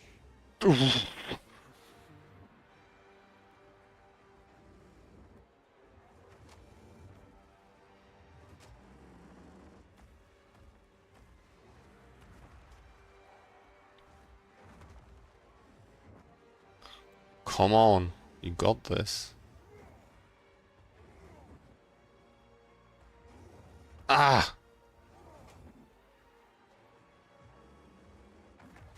One thing I'm noticing a lot here is the instinct to use shift, attack in place all the time. It does result in misses.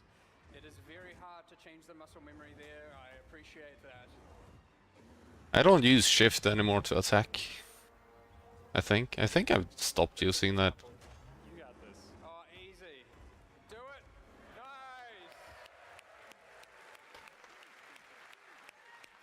Nice. Well played. Whoever you are.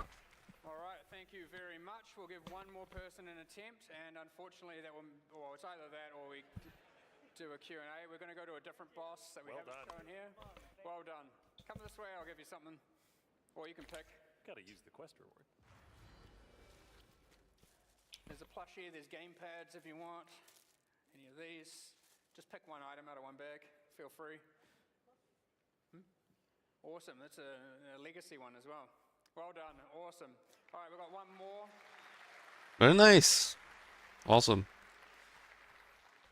Oh, no, you're right up the front here, let's go. Who? Is that a streamer? The good thing is if you die very quickly, someone else gets a shot. Nice to meet you. Octavian will get you situated there. This is the last one. Won't be a Q&A. Sorry for whoever was back there ready to do the questions. We'll just... Oh, it's Carve? I think it's more entertaining. Captain Heartland, please. Heartland. One we didn't show earlier, so you're going in blind a bit here. Oh, that's Carve. That's cool. What? I didn't see. Is that Carve? It looks like Carve. Come on. It must be Carve, right? A person trapped in a... There's a little bit of spoiler here, I'm so sorry, but it is again on the play demo. You will find a Freya Heartland trapped in a Karui. He's working on Last Epoch. He's on that team, which I think is probably the second best after Pee-wee. He was just asking if we'd shown this one yet. Is it live? Blind. Oh, just off screen to the left there. It's to your left. Is that and Carve? Kind of top left corner of the screen to get to the boss. Is it? Go for it. This boss, once you do the quest, he actually drops a quest item. You take it back to town. You come back to the start of the area, and That's not Carve. And you find that you will set free a That looks like Carve. the Delirium NPC. Carvarusco. The right one, the strange voice, and that actually unlocks Delirium League from doing that. So we have quests throughout the campaign that unlock the League mechanic from then spawning in the game. Now this boss has an interesting mechanic where he kind of does a Wheel of Fortune kind of style. I don't know if that's the right thing, but anyway, spins the wheel and it lands on a specific mechanic. And then it flashes a particular color. So in this case it was kind of teal, which means he will use that skill until he spins it again and changes the... Yeah, so that one went it might to be the him. color, which I think is 'Cause he's there, at least. anchor from the sky. I can't remember the color correlations. Oh no, same color. I'm blind apparently. And so we've got red here, which causes this giant cannon barrage to appear. And then we have, oh, it's back to the one from before. But he has a number of mechanics, and the fight changes based on which one of those it randomly yields. So the purple one here, which I believe summons minions. Yep. Yeah, he didn't summon very many that time, but... And he's got 4, I believe, of these, but otherwise he's just got a bunch of pirate themed... Yeah, that's Carve. The wave that slows and... It must be. God damn it! I can't. couple of slams.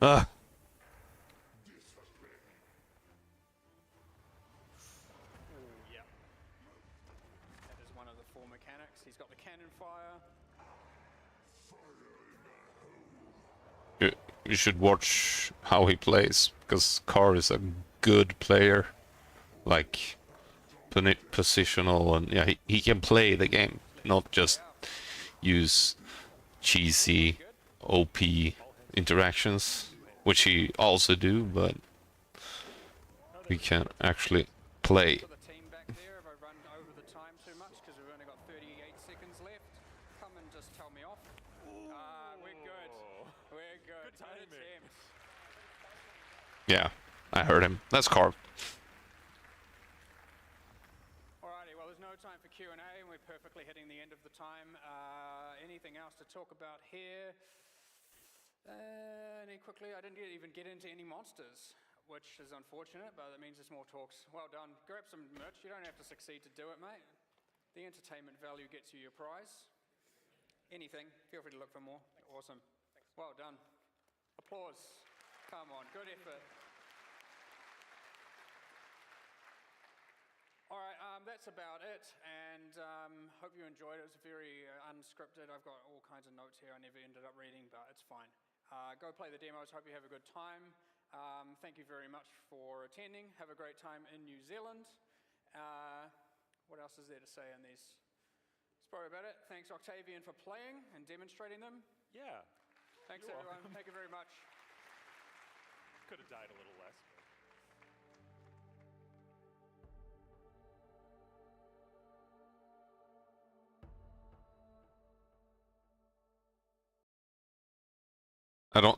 I don't think Neon realized that that was Carr.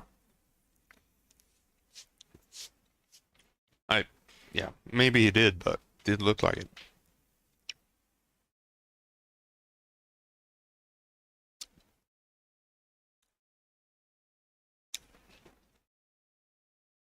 On day 2, part 2.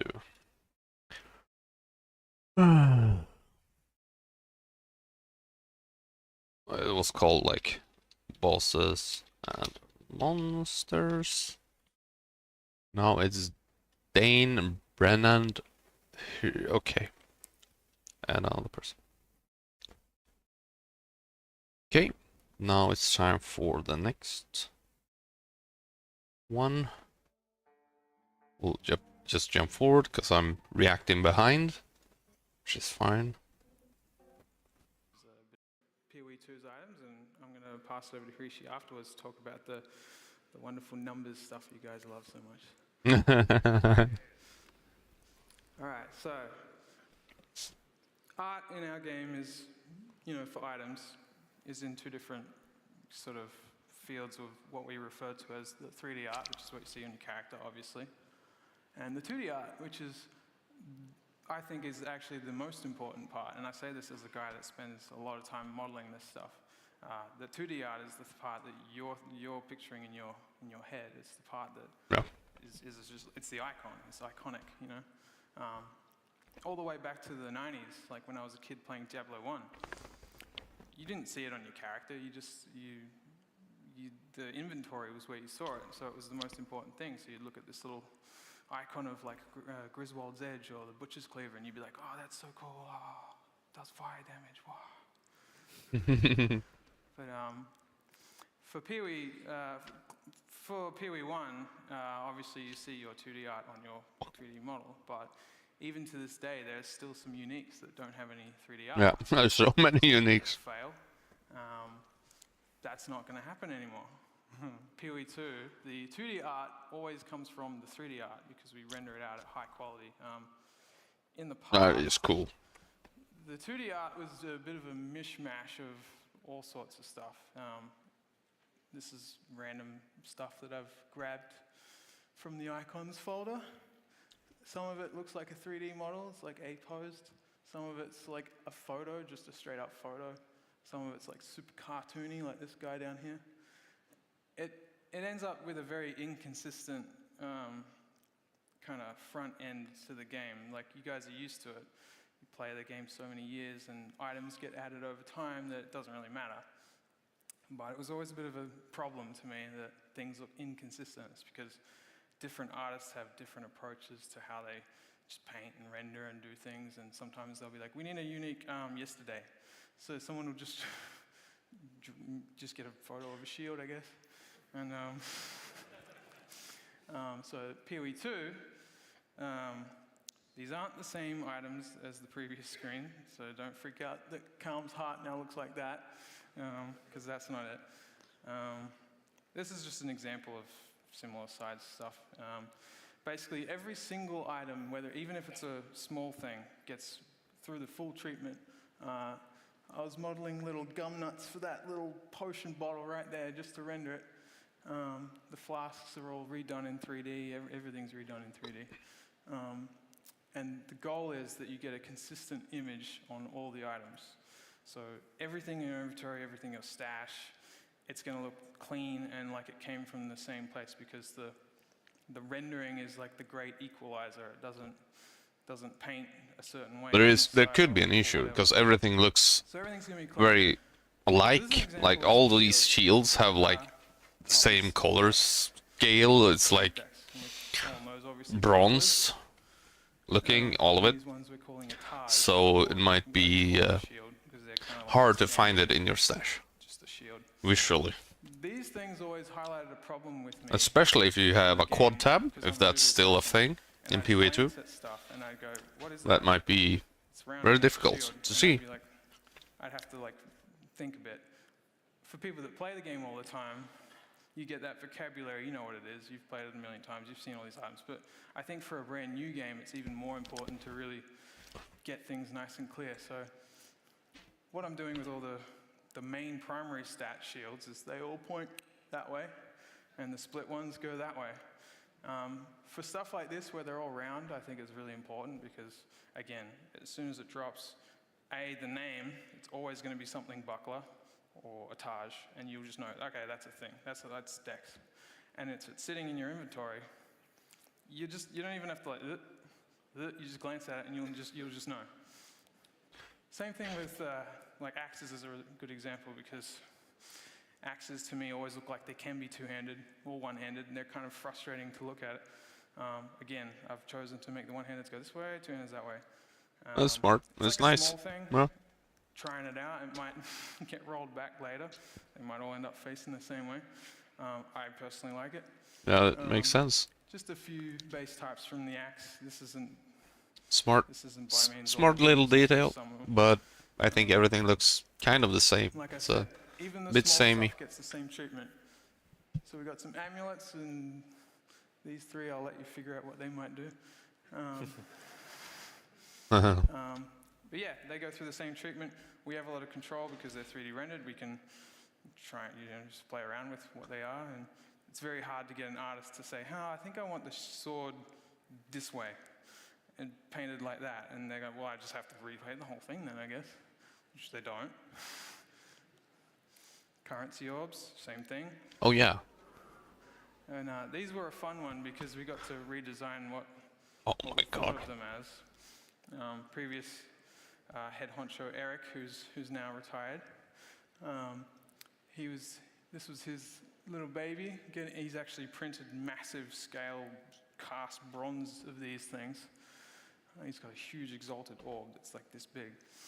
But yeah, it was mostly just to get them to be more cohesive. So they've got that same kind of, that Roman kind of bust head thing going on with a lot of them. Yeah, and so they all get the same treatment, even if they're a little guy. Some armors. So these are the base types. First 6 for the different character branches. So I don't know if you're able to tell, but there is a gradient that occurs here. So it goes from dex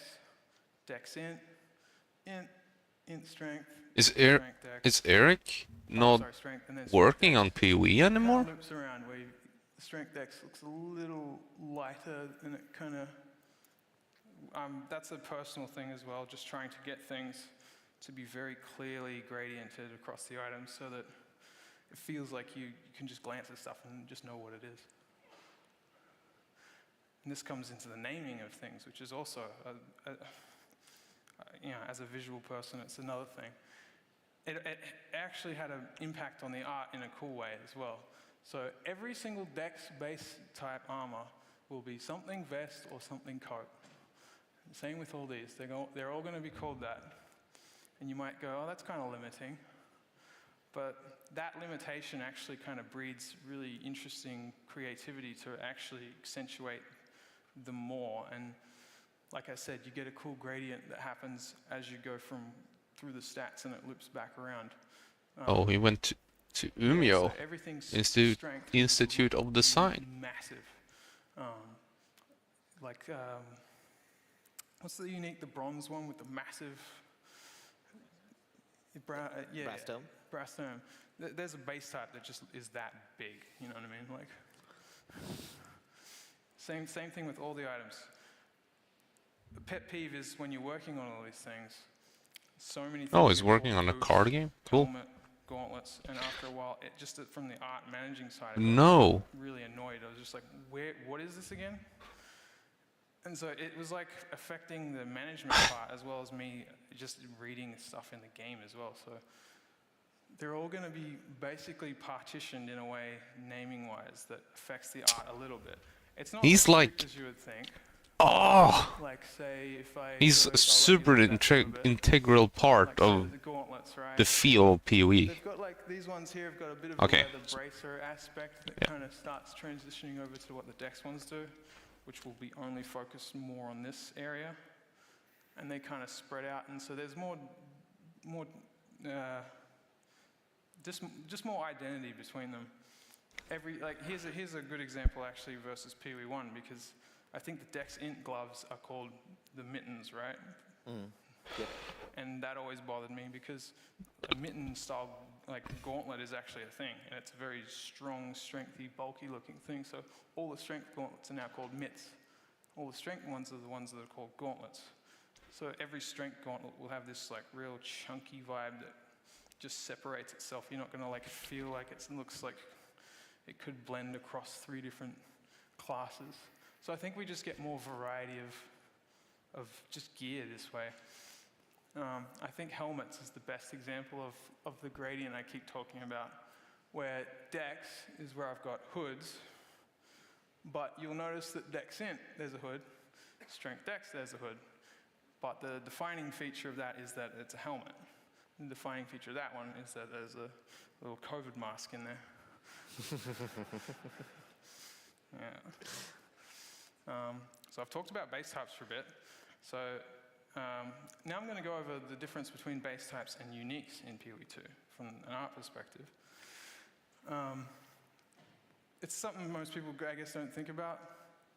But we're trying to treat the base type items with very clear, distinct lighting, but it still is stylistic. It's not just this flat, like I just threw it in the render and hit render type thing. Like we have placed lights and we've tried to make it look as cool as it can. It's very clear and subtle. There's a bit of warm lighting, a little bit of cool. That's about it. And the uniques don't really have any rules. We just sort of make them look as bold and colorful and interesting as possible. And the other thing is, every base type in PoE 2 will have a unique associated with it at launch. Every single one of them. And every single base type has unique art in and of itself. There's no base type that repeats. You will not get a shield later that has the same name, has a different name and same art. Every single act has entirely unique art all the way through the game. So, to me, the unique, having a bit of a bond with the base type that it comes from is kind of important, because otherwise it kind of ruins the item identity of both. If you had like a unique sword that was like a scimitar-looking curvy thing, but the base type was just a straight blade, it's kind of like, shouldn't that be with the base type that has a curvy blade? It's like kind of common sense to me. So the shield in the middle is a pretty good example. They're very similar structurally, but very different in terms of what actually happens. This one being super Celtic and really ancient bronze looking, and we'll do something very cool with the numbers, I imagine. This little shield I like a lot. This little buckler with a spooky man trapped in there. This is an example of the lighting of these things. Wow. This is actually unique armor that they don't know about. Doesn't do anything yet. That's lit how we would do a base type. And then here I remove it all and I try to give it some more character, make it look a little bit more moody and a little bit more special. And we do this for all the items. We hand place and we pose the meshes and we try and get a really iconic little look to it. So that's the difference between those two things. And here I might get Jirishi to sort of pitch me back in, because this is going over the act-specific rundown of gear. So in each act, you will find a gear specifically for that act. So all the base types will look like they're very Maraketh in Act 2. And as soon as you get to Act 3, they're going to look very vile. And you purchase them just from the vendors. Yeah, so the vendors of each act only sell gear that comes from that particular act. They don't sell, like, you don't go to Act 2 and you can't buy Act 1 gear. And you just get more distinct looks. I personally really wanted that gigantic stone Aztec shield, and people were worried it was too big, and I said it might not be big enough for me. I wanted it this thick. Anyway, so this sort of getting into the art focus of items in terms of some tropes that happen with fantasy art in games quite a lot that kind of bug me. All that stuff is obviously AI crap. But, I mean, it looks cool. When I was 13, I would be like, hell yeah, it's got spikes all over it. But after a while, you've seen these. They're in everything. There's so many games that have that, and just loads of it. And you can infinitely produce, AI just did 4 of them like in half a second. Whereas this stuff is from our world, and it goes back centuries, and there's just a rich history and culture behind all this art making and weaponsmithing from like just different metal making practices in all these different countries, India, and like old cultures like the Scythians and the Mongols, and how it all blends in. And I think artists need to do more to really learn from the past to make more interesting looking stuff. This is what I want PoE 2's items to feel more like these really rich, dense things that have all this history behind them. We do a lot of investigation on the environment side with stuff. Like early on, there was talks of like how the Maraketh would write musical notation and how that would affect sculptures on the walls and like the environment art, and then trying to get that into like the item designs and stuff as well. So a lot of thought goes on there to like get things to have a real rich sense of culture, because Makes for a game, difference it's all about items. You don't compared want to everything just like a jagged other piece of game sword or design some time studios that I don't know. blade of I don't know what they do with their I just time. want- like, there's a place for them, but having just like a spoon, it's just a weird spoon, and that's the unique, is kind of cool to me. There will be a spoon. What is it going to do? You figure that out. So this is the part I really like, is that I personally make a lot of weapons and items and stuff. But the cool thing is I make all these unique items. Oh, this is a drop, by the way. This is nothing. If I could have a screen that went all around the whole building, it still wouldn't get them all. They'd keep going. There's many. Anyway, they don't know about them most of the time. I'm just making them. And then I sort of give it to them. And to me, it's kind of like they've actually found a unique, and they don't know what it does. Like, it's actually unidentified. And they have to be their own little Deckard Cain and be like, what the hell does this do? Which is really exciting to me. Like I don't know, this little weird wand up the top that is basically a hand holding a bell. I don't know, I just wanted a hand. You hold a hand that holds bell. And so I just think, well, there's cool stuff there. Does it like reverberate your spells? Does it bounce things back? I don't know. It does stuff. It'll be cool, I promise. But I have bad hearing, I didn't hear that. Anyway, that was just a little tease of stuff. I just wanted to just show you that the items for PoE2 are going to be very rich, and every unique is going to have a lot of interest and just flair and just feel like it came from somewhere. It wasn't just like always just, it looks cool. Like, some of them are just, they look cool, but a lot of them are going to be really well thought out. From the art side, I don't know about the numbers. So this is where I pass over to this guy. And thank you.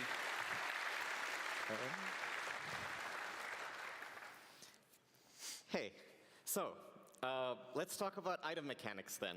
So my name is Rishi. I'm a game designer at Grinding Gear Games. I mostly work on item stuff. I've been working on them for a really long time, although, of course, I do other stuff as well. So it is no secret that we think items are very important to this game. We just spent, all this time talking about just what they look like. Everything. And there's so much more Which to them, right? Like, we another want designer items to be doesn't real. understand, apparently. They're more than just a collection of stats. And now that PoE2 is a game in itself, we have a chance to look at items all the way at its very fundamentals and try to make some changes that we couldn't make in an existing game because of the worry of how you would port existing items over to a new system. So I'd like to go over some of these fundamental changes with you. Oh! So this is the first problem that we really wanted to tackle. Now that they keep the games separate, they don't have to do the gem switching. Like socket. They don't have to change the sockets on gear in PoE1. They'll be separate. So they've solved that issue. They don't have to figure something out for that. Saved probably a year of development time for like 10 people on that. In Path of Exile 1, different weapon classes don't necessarily feel that different from each other. Like just take an axe and take a sword. There are some light stat differences. Some of them have, faster swing speeds or faster damage per hit. But how much does that difference actually matter? So for this reason, we added implicits to all the weapons. So, every sword has an accuracy-related implicit in most cases. Axes don't have implicits. Maces have stun-related implicits, and so on. And it helps. It gives them a bit of identity. But it doesn't really make them feel that different, right? Like, you're still just swinging a bunch of stats. The other problem, too, is that most skills you can use with kind of any weapon. So what you really care about is, at the end of the day, which is the weapon that's going to do the most damage, and I'm going to use that weapon. So I want to talk about the attribute, like attribute alignments in this game. And we consider this very important as a way of aligning certain attributes with different mechanics in the game. corded There are staffs. some new weapons in there. I'll let you look to see what they are. Flail. But effectively what we do is we associate different weapons with different attributes, and that sort of gives us a like some guidance on what their stats will be. Ah. For example, armor-related stats are usually aligned to strength in our game. Evasion is aligned to dexterity. Energy shield is aligned to intelligence. And damage is no different, right? Strength-aligned weapons generally have higher damage per individual hit. Dex-aligned weapons are usually faster when it comes to their swing speeds. And int-aligned weapons are usually really good at dealing critical strikes.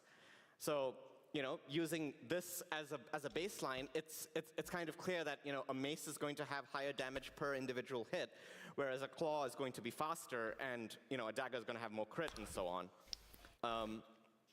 So we have tried to emphasize these differences really heavily in Path of Exile 2. Whoa, So I just have 15% a random crit dagger chance. from the- What? From the dagger-based types picked up and a random axe, and you can see the difference in critical strike Yep. chances is much higher than what you might be used to. So a dagger is going to start with 15%, and then you have mods that improve it over and above that. So when you're using a dagger, you're really going to feel like you're critting a lot. Whereas an axe, you can see the base damage of the weapon is going to be, you know, like per hit is going to be quite a bit higher.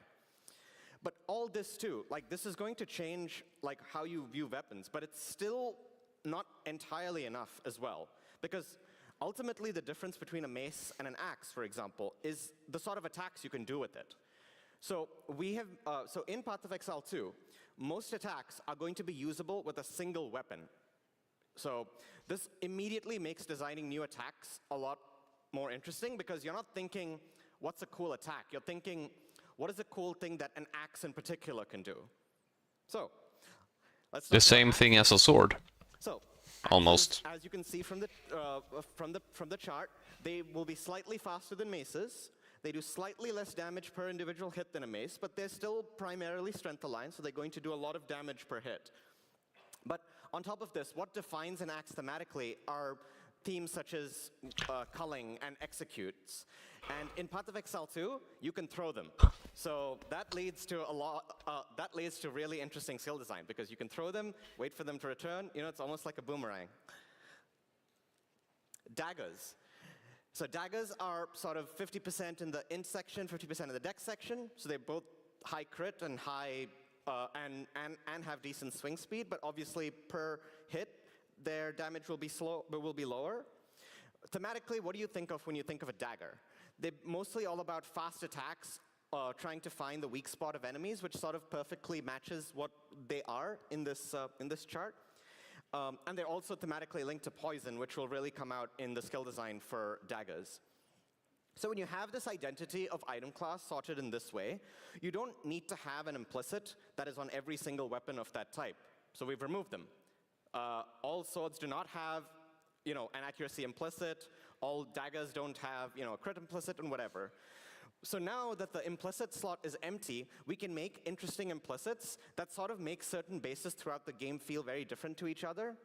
Because it's not super interesting if you're just going up a ladder of slightly stronger and stronger bases. We want to throw something in there to make the upgrades not feel too monotonous. So we've added some wacky implicits, and I'd like to show you some of them. Interesting. So this is an axe. You'll find Fire. it at a certain level. And you might notice that this deals no physical damage whatsoever. Yeah. Its base damage is just pure fire. So this is going to give you some interesting considerations when you find it. Like, how are you going to build for it, especially if the axe before and the axe after is mostly physical? So it's not just that it's a damage upgrade from the previous axe. There are these other interesting considerations to think about as you go through. Here's another one. Yeah, so this is a mace that destroys enemies that you kill with critical strikes. Now, it sounds pretty useful, right? That, you know, because who doesn't want corpse removal on their weapon? But note that this is a mace. Maces are not necessarily that good at dealing critical strikes. It could be useful, but how do you make it useful? It's not interlined, so it's going to have low crit. There will be mods that can increase its crit, but still, the way you built for it is supposed to really make you think. It's not that it's necessarily immediately useful. It's cool to have these sort of thematic things throughout the game, and it's just a puzzle piece that is there, you know? So that sometime in the future, someone might find something that they can do with this, that only this would allow you to do. If some of you have played the demo look, and have the played game, warrior like, class, you might have noticed that they have a mechanic that breaks enemy armor. It's primarily a mace mechanic, but there is a dagger that does it here. Like, the mace skills are normally the ones that interact with this in a number of ways, but, I mean, a dagger does it. Breaking armor is obviously useful, and that makes this very special and build-defining. But how are you going to best make use of something like this? Oh, that's an exercise left to the user. I'm sure there'll be a million different broken things that'll come out of all of this. So, I've spent a bunch of time talking about attack weapons, so let me briefly touch on caster weapons. So, in PoE 1, they were quite strange, right? Like you had a staff, and they had attack mod, and they had attack attributes, and they could roll attack mods, but you're a mage, you don't want to hit people with the staff, you want to cast your spells. And as a result, their mod pools are a lot worse because you have both attack mods and spellcaster mods rolling. Like, of course, they did improve your spellcaster mods, but because there were all these mods rolling on the same item, it was really hard to get a good one. We tried a bunch of band-aid fixes over the years, like I'm sure you're well aware of us introducing rune daggers and splitting staves into regular staves and war staves, but they didn't really fix the underlying issue. So we feel it's better to break out these concepts entirely. So, in PoE 2, wands and staves will have no attack stats whatsoever. They just come with a skill that costs no mana. These spells can be a number of things, from just a straight-up damage spell like this one, which is the first staff you get as you wash up on the beach, or a number of other things that can be used alongside your other skills. The later ones obviously tend to have a few more interesting considerations. Like this one obviously will be very familiar with anyone who's played PoE, where this lets you triple cast your next skill, which is obviously really good for skills with really long cast times. Here's an example of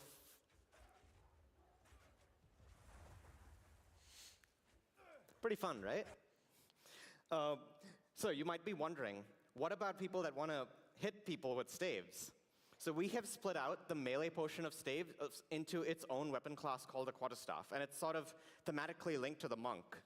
But again, this is part of Exile. Anyone can use any weapon dex and and do based. anything.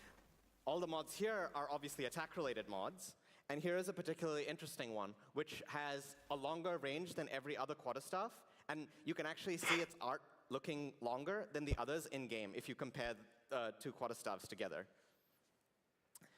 So, we've talked about the two, I would say, core archetypes that we sort of support in Path of Exile 1 with attackers and spellcasters, but trappers and miners, of course, are another archetype that sort of got left in the dust a little bit in Path of Exile 1. Like, they were fully supported with a bunch of skills and everything, but they didn't really have gear that was specifically designed for them.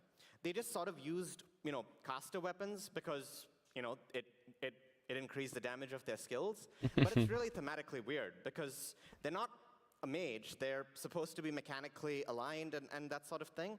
So we wanted to add an item type that can be used specifically with trappers. So the first major change is traps are no longer spells. Traps are just trap damage, and they will be ways to improve specifically trap damage that are not related to spells.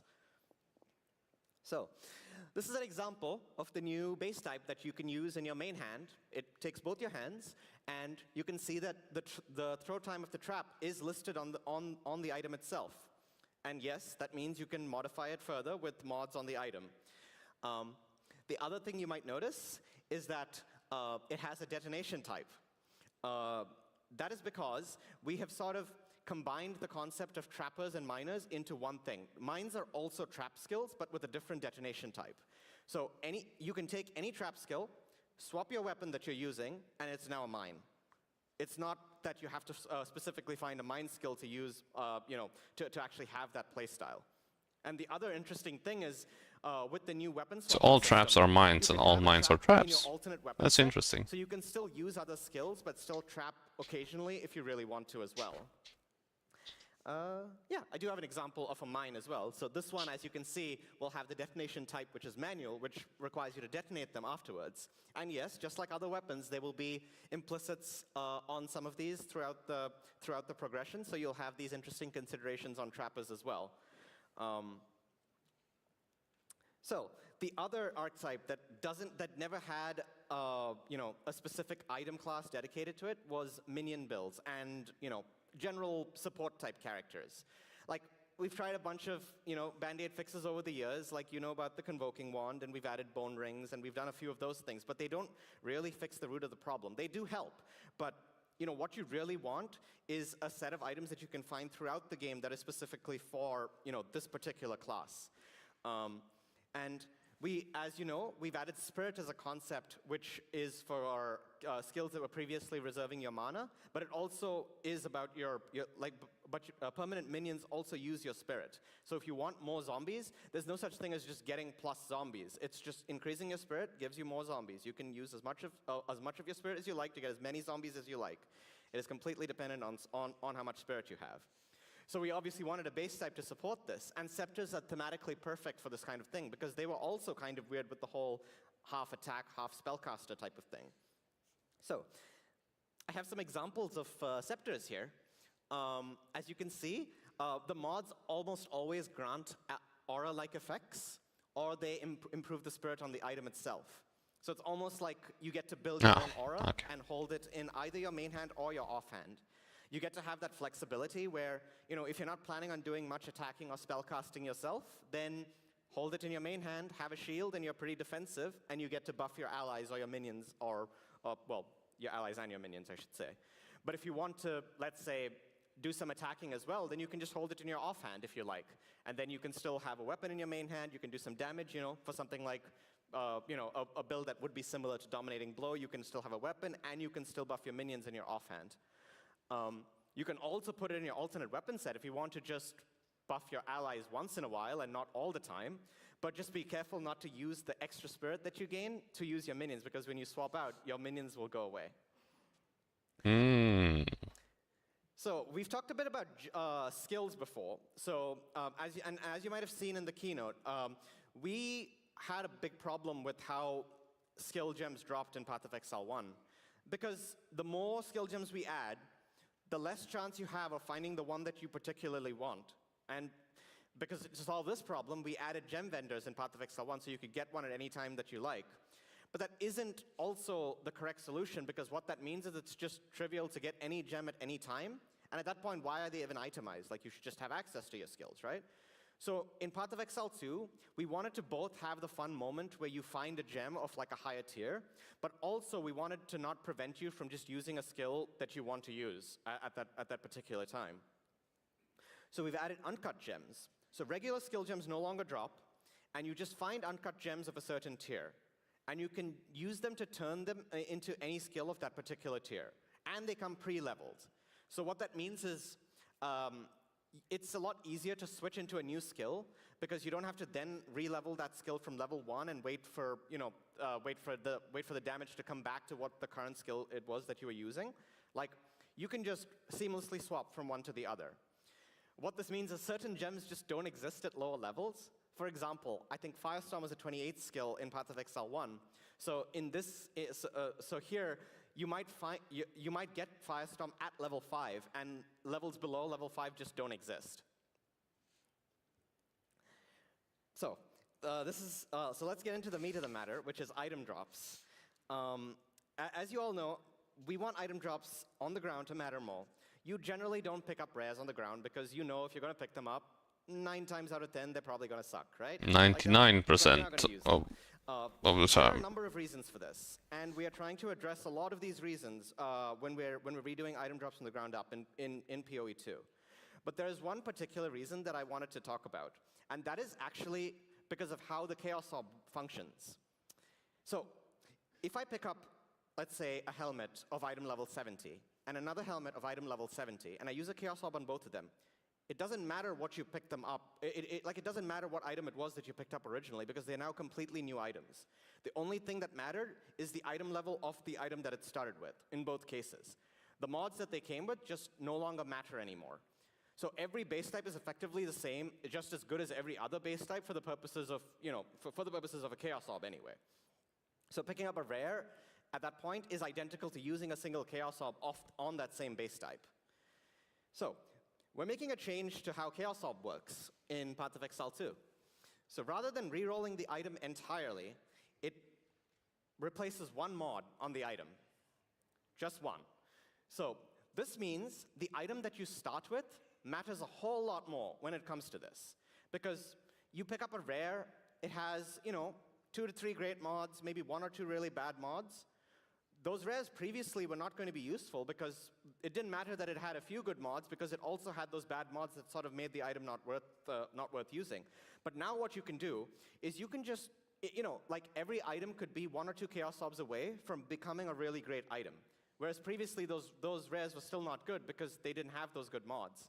And now you will hopefully use your Chaos Orbs for a lot of these sort of near-miss rares. Just use one, and if it doesn't work out, well, the item wasn't that fantastic to begin with anyway because it still had those bad mods. But if one of those bad mods turns into a good one, then that would be fantastic, and that would really interesting. improve this feeling of the Very items interesting. mattering more because what you started with now is of paramount importance. But if this was the only change, then the best way to make items would be to, start from a magic item, spam your alterations, how many ever thousands it would take, and then regal, and then do that. So for that reason, we're making a few changes, but the first one is that alteration orbs will no longer exist in Path of Exile 2.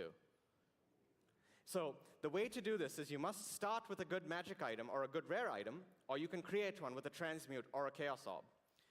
Now, to help all these changes, we have gone through every single item and looked at their mod pool and made changes to every single item's mod pool. So almost everything will be different to help you with this process of making item drops matter more. So to quickly wind up, I want to touch on unique items. Oh, there we go.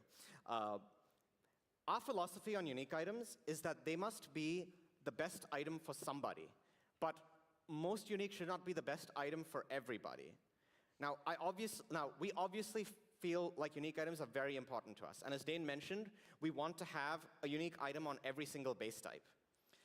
Some of you may not know this, but before I started working at GGG, I designed one of the supporter uniques way back in the day. So I have had massive love for the unique items of this game. The support unique that I made back in 2013 was Cloak of Defiance, which is Keystone.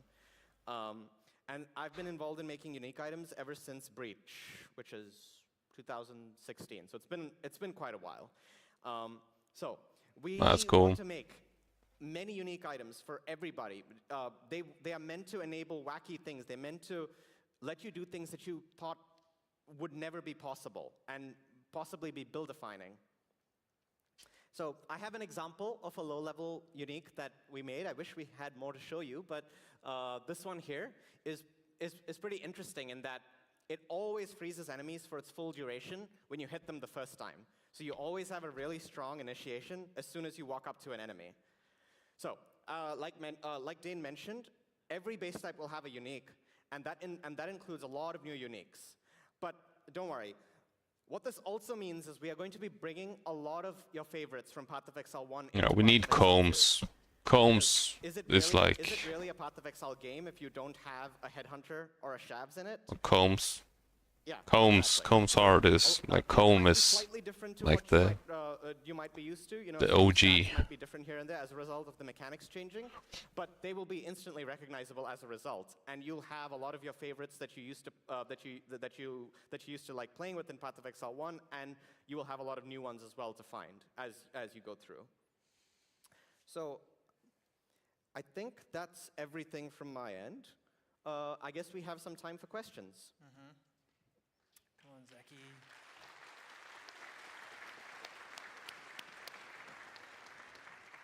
Hello, my name is Zach, and I'm a game designer for GGG, and I will be doing the questions here.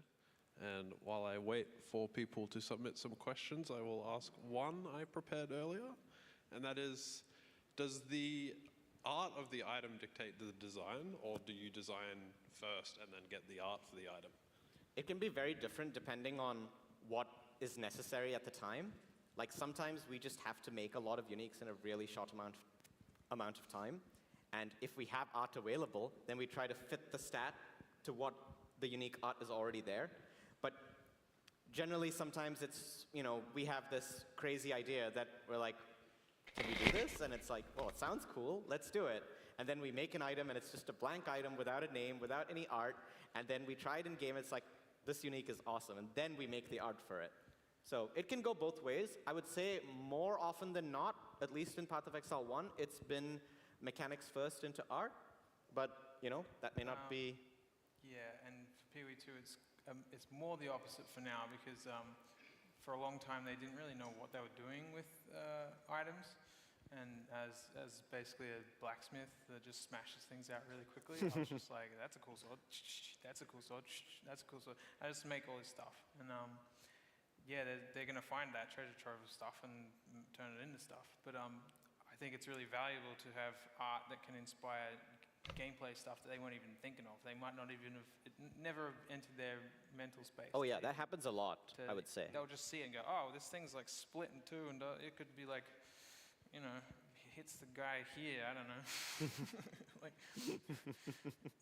okay. So let's see what else we've got here. Do you have any memorable uniques from PoE1 that you have designed? Oh, that is a tough question, because I've made so many. I think one of my favorites, or at least I would say very memorable, was Indigon. Because Indigon was probably the start of that entire set of mana-related spells that followed later. But Indigon was really the first. It was the first item that weaponized mana into a form of damage. Yep. I have a thing for that as well. Yeah, I was gonna ask for the outside if you have any of your favorite art pieces. I've been doing pretty much most of the unique item art since. Okay, so that stopped there. We need to seems like they've had some issues here. So 3:11:38.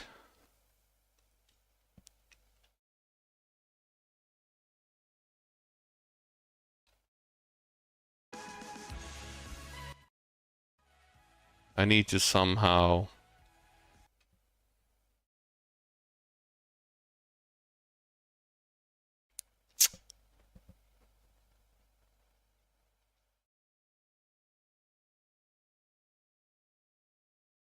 we have to go here. Damage that is happening to you, so you can use it as like a, oh shit, I'm standing in the slam, I shouldn't be. Press the flask. Can we? It's not something you're going to want to be pianoing. Yeah, so yeah, if that exactly. was the concern. With the changes to caster weapons, will wanders still exist, like attack wand builds? And if so, in what form? God damn it.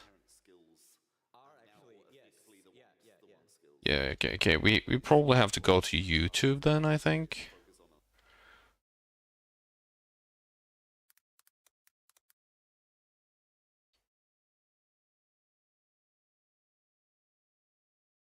Yeah, we have to go here and then go to where we were. Like here somewhere. Is you can just, Has to be cactus somewhere. All right. I can't have just wood. Otherwise, I'm come and gone. Like, oh, we need another shield. I came on board. From PoE1 that you have designed? Oh, that is a tough question, because Stuff. And yeah, they're gonna find that treasure trove. we have this crazy idea that we're like, can we do this? And it's like, well, it sounds cool, let's do it. And then we make an item, and it's just a blank item without a name, without any art. And then we try it in game, it's like, this unique is awesome. And then we make the art for it. Okay. Okay, so I think we were around here. We have to jump around a little bit. Right. Sorry about So that. it can go both ways. I would say more often than not, at least in Path of Exile 1, it's been mechanics first into art. But, you know, that may not be... Yeah, and for PoE2, it's more the opposite for now because for a long time they didn't really know what they were doing with items. Yeah, we were here, It's kind of. basically a blacksmith that just smashes things out really quickly. I was just like, that's a cool sword, that's a cool sword, that's a cool sword. I just make all this stuff. And yeah, they're going to find that treasure trove of stuff and turn it into stuff. But I think it's really valuable to have art that can inspire gameplay stuff that they weren't even thinking of. They might not even have, it never entered their mental space. Oh yeah, that happens a lot, I would say. They'll just see it and go, oh, this thing's like split in two, and it could be like, you know, hits the guy here, I don't know. Like, okay. So let's see what else we've got here. Do you have any memorable uniques from PoE1 that you have designed? Oh, that is a tough question because I've made so made a lot. many. I think one of my favorites, or at least I would say very memorable, was Indigon. Because Indigon was probably the start of that entire set of mana-related spells that followed later. But Indigon was really the first. It was the first item that weaponized mana into a form of damage.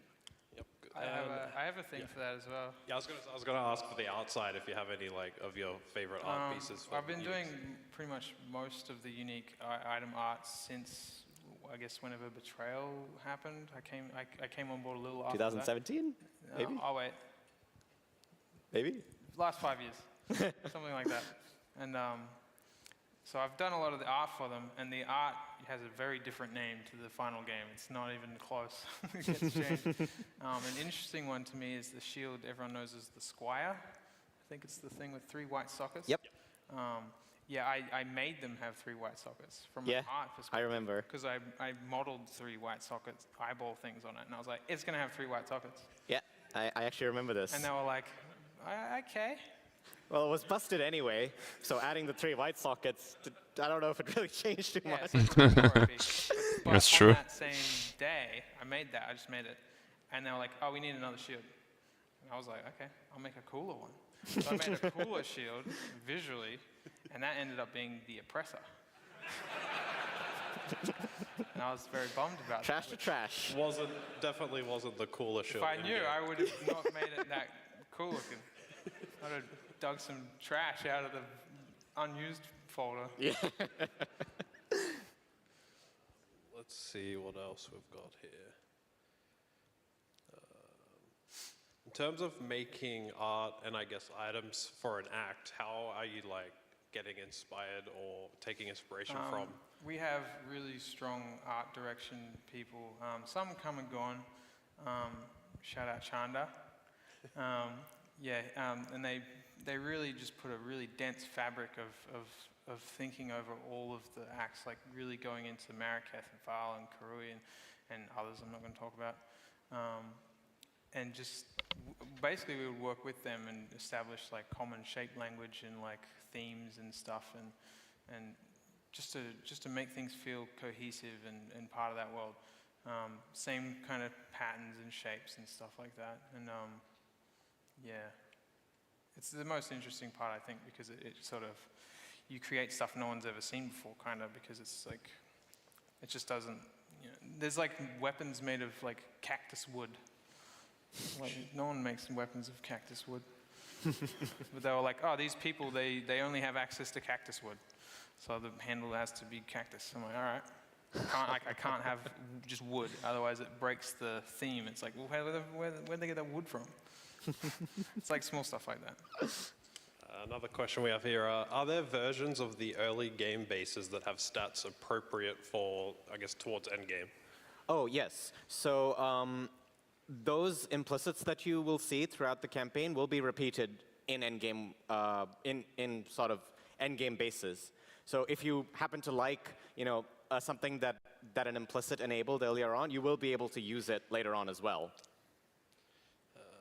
Probably should have mentioned that earlier. I guess this is in reference to the Chaos Orbs. Will Alk Scouring still work? No, it won't, because there will not be any scouring orbs. Yeah, they're gone. If you want another item, you're going to have to alk a white one. Why is there no 75% int, 25% strength or dex weapon? So like, why aren't you fitting more of the pie into the ratio? You haven't seen all the weapons yet. Well, maybe. There actually is a few, but it wouldn't have really looked really nice in that graphic, because some of the staves will have skills that are more strength interlined spell, and then that would actually take up the 75% strength int 25% strength section of the tree. That is slightly more nebulous, like in a little way, because the caster weapons don't actually have those base stats to change as a result of their attributes, but it's more just, I suppose, where, like, what attribute requirements the skills that are aligned to that particular class requires. But again, this is Path of Exile. You're going to use an int weapon, a strength skill, and everything, There's just a lot of questions. It's really hard to filter through all of them. It's a popular game. There's way more than I expected. This is good. Does the art for items come from the story or the lore, or does the art sometimes influence the lore? Ooh. I think that sometimes it kind of makes itself up as it goes. But there are times where, there's obviously characters and they have stuff. Like, there will be bosses and things that a unique weapon is just straight up, like you'll get it off them kind of thing. There have definitely been times where we've made a unique with some story behind it, and then we've expanded on it at a much later date. Yeah. So it's always nice to have these sort of story threads that we can then follow up on later on. This could be interesting. Was there a memorable unique you tried to design that couldn't be implemented for a technical reason? Oh, yes, actually. There are so many of these, but I think my favorite example is, so there's that helmet that drops from Kurgal, the boss in Delve, the Lich from Delve, called Hail Negator, I think. So originally, the effect of what that helmet was supposed to do was it was supposed to do what the Agnostic Keystone does, where it was supposed to drain your mana and heal your health. But for technical reasons that I don't actually remember now, it could not exist on an item that also had Energy Shield on it. And it couldn't exist unless it turned off your Energy Shield. So when we were doing the Legion Keystones, we had to come up with something completely different in the last week before the release of Delve. But I always really loved that idea because it was just a really cool thing that, and then when we were designing those millions of keystones when we were doing the Legion, like the Timeless Jewels, this idea just came back and I just kept pushing. I was like, we got to find a way to do this because it'll be really awesome. And eventually, the way we were able to do it was, well, if you turn off ES entirely, then we can do it. So it sort of works as a downside, which, I mean, it probably did need one, at least at the time, but it also was a technical reason why it needed to exist. And I guess as the last question before we run out of time here, are there item types with all three attribute split? Not currently, no. I want them. Yeah? For now. For now. And with that, we have run out of time for this panel. So. All right, thank you very much. And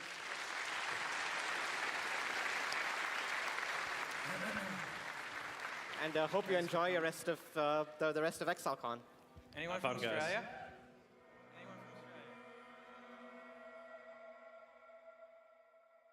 That was interesting. I'm gonna pause that and go and take a piss.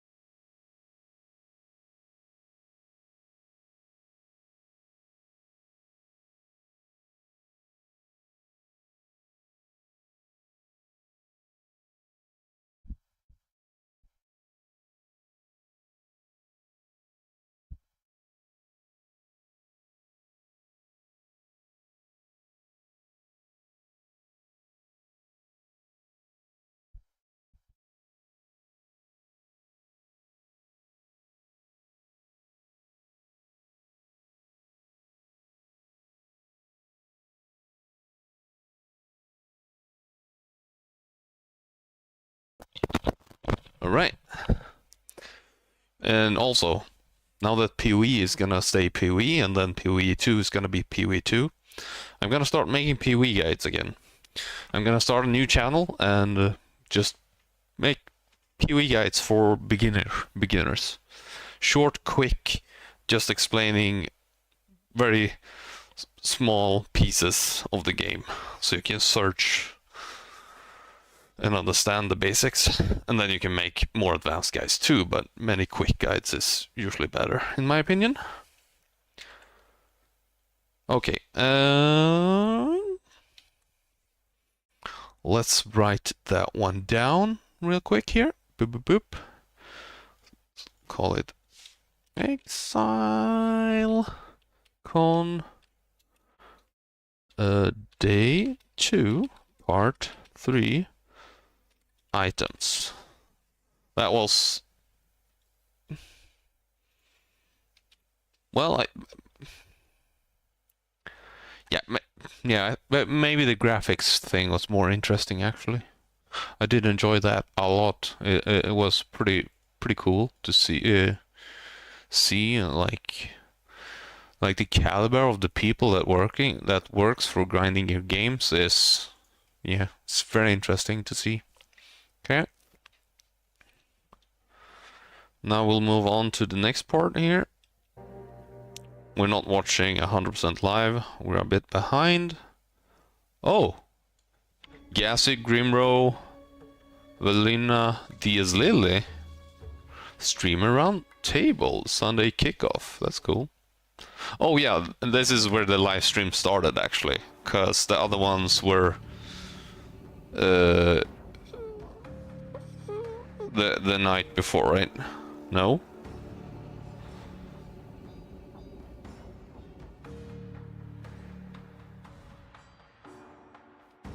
I have no idea. Oh, stop, back. Grimrow, the hype man.